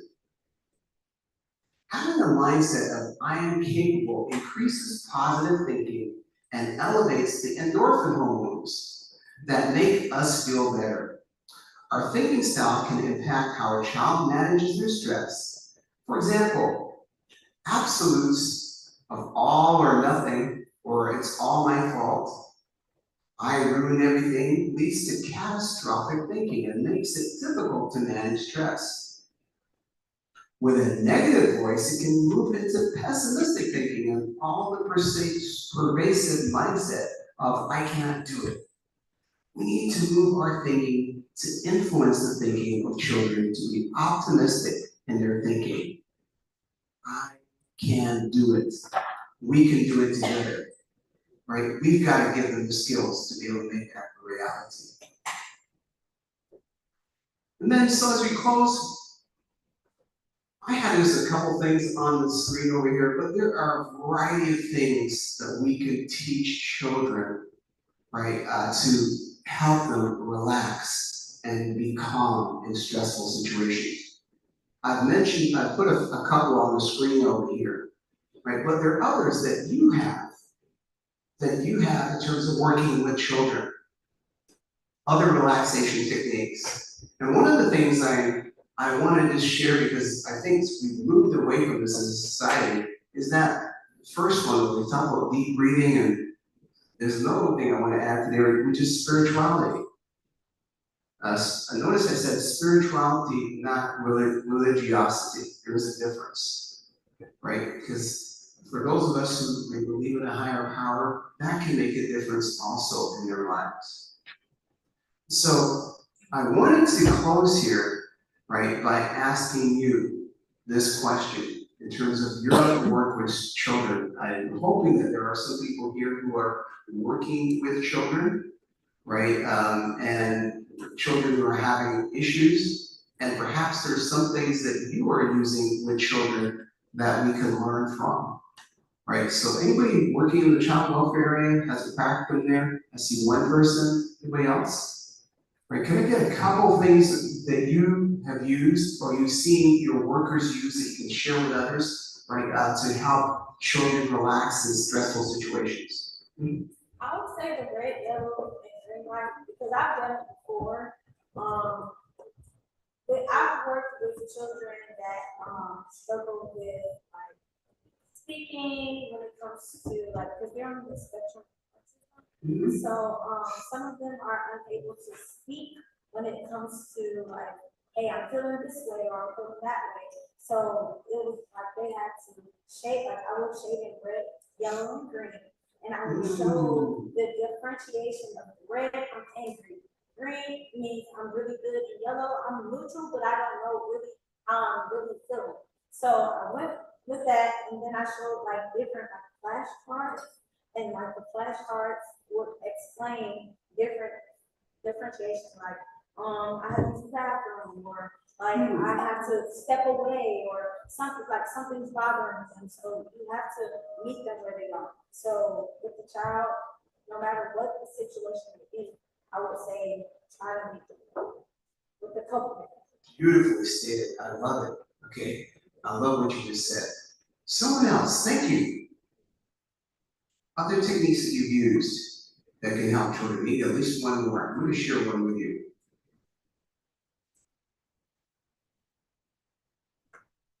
Thank you. I use this or that. It's a lot of my nieces and children I used to work with. When in a stressful situation, they want something, they can't have it. Or a situation I say, do this, you think that you get to choose, rights control back to them. So that helps them regulate their emotion in that moment if they get control back. And really the emotion is about having control. So I give them two choices and they get to make which one they want. It still gives the outcome I want as the adult, but it provides them some control. Yeah, I love that. Thank you. Right, options. Right, I'm not sure your hand is up here scratching. Right, okay, but how are you scratching? All right. I want to share one with you also, leave you with this one. Divergent thinking. Right, divergent thinking. When I think of divergent thinking, I'm thinking about there may be many ways to get to the goal. Right, sometimes we're just thinking of this way, right, and that's all our mind can think of. But guess what? There are other avenues to get to that same goal. There are other options that you can choose on for divergent thinking, rather than this is the way it's always been. Right? We're in a different society right now. We have access to information that can help us dealing with some of these stressful situations. And divergent thinking is a good one, right? Remember this, guys. as you're dealing with children, one size does not fit all, right? Just like our faces differ, so are the needs, right? And the behaviors and addressing behaviors of children. Don't believe me? Look in your own family. Look at your own siblings. You grew up in the same house, right? Had the same rules, but yet still, one person turned out like this, the other person turned out like this, another person turned out like this. And for some of us, our parents gave us the same, when we were dealing with issues or stressors, it was the same thing they did. Meanwhile, we didn't need it that way. For example, I should say this, but back in the day, we used to get this thing called corporal punishment. I'm not sure you've heard of that term before, all right? But there's some people in my family who did not need that. All they needed was just, you need to behave, right? And that just put the fear of God in it just by saying that as a parent. You didn't need to do that. But then there's other people in my family where they probably needed that, right? So I'm sharing that with you as we're dealing with stress. Remember that not all children are all different. So it's figuring out what will work with that particular child. All right, so I was like closing classes or whatever I do with figuring out what is something that people will take with them, right? And what was it, as you walk through that door, is there something that resonated with you from what we talked about, or what you heard from somebody who shared it today that will help you in your own practice experience, personal and professional, right? And I like doing it this, usually if I have a class, I can get everybody to say something, but I'd like to just get a couple volunteers who can just share with me, what is something that you'll take with you as you leave this auditorium today? Yes, 1, 2.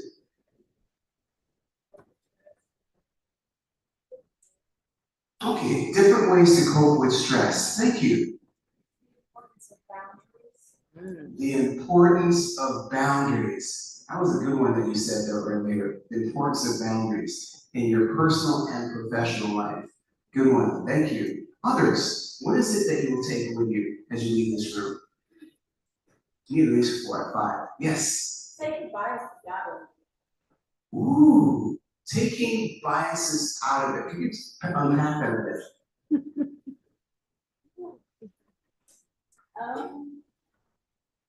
Even though there are stigmas and things that people may try to pursue,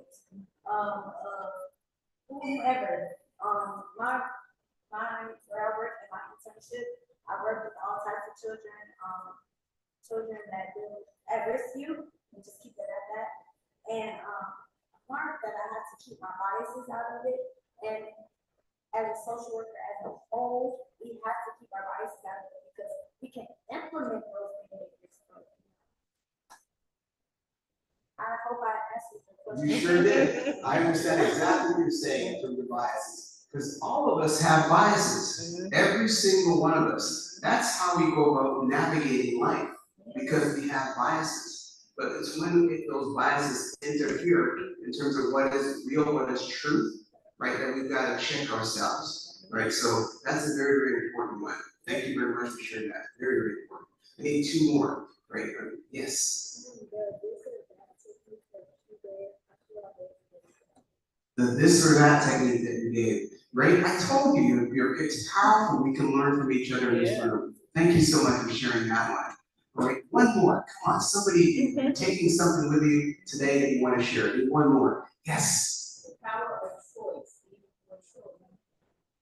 Whoa. Can you unpack that for me? No, but just allow, kind of getting back to how we the helicopter views or the helicopter gardens, whatever. Allow the children to kind of analyze, to make that skill. Thank you, right? And helping parents to know that, because you're going to be helping a lot of people, guys, right? And you can make that difference, because oftentimes parents do not know, right? So thank you so much for sharing that. In closing, this is us at Strengthen Hands. Strengthen, we came up with this company just simply because we want to help children, right? And so we've written about 20 books, fun children's storybooks. We do workshops, right, on some of these issues. My colleague unfortunately was not here. I call myself the stem, she's the flower, right? I could this is how impactful she is. But I'm really hoping that you were able to gather something from us today, and that this was something that was meaningful for you. I want to say thank you very much for staying with us at the end of the day. Right, I appreciate it. You should congratulate yourself. Thank you. I'm going to turn this over to Professor Ford.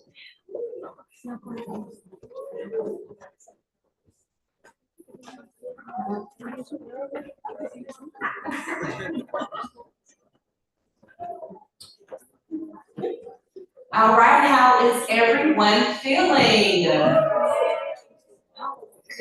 Good. I want to thank everyone so much for coming out today. This is our 4th annual Child Welfare Day conference. This started out several years ago doing this.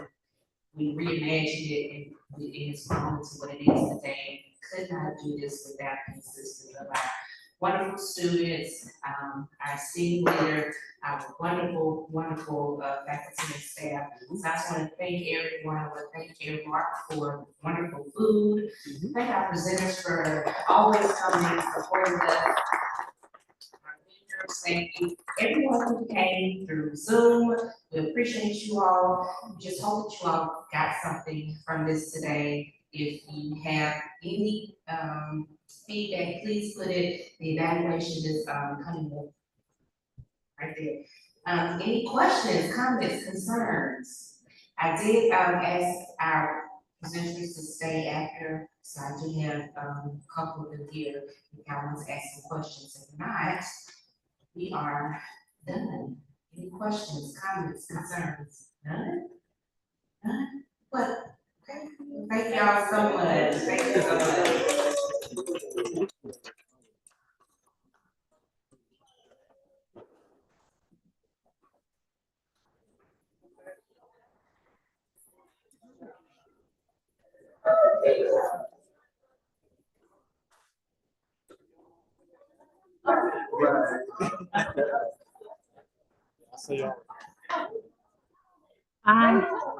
No, thank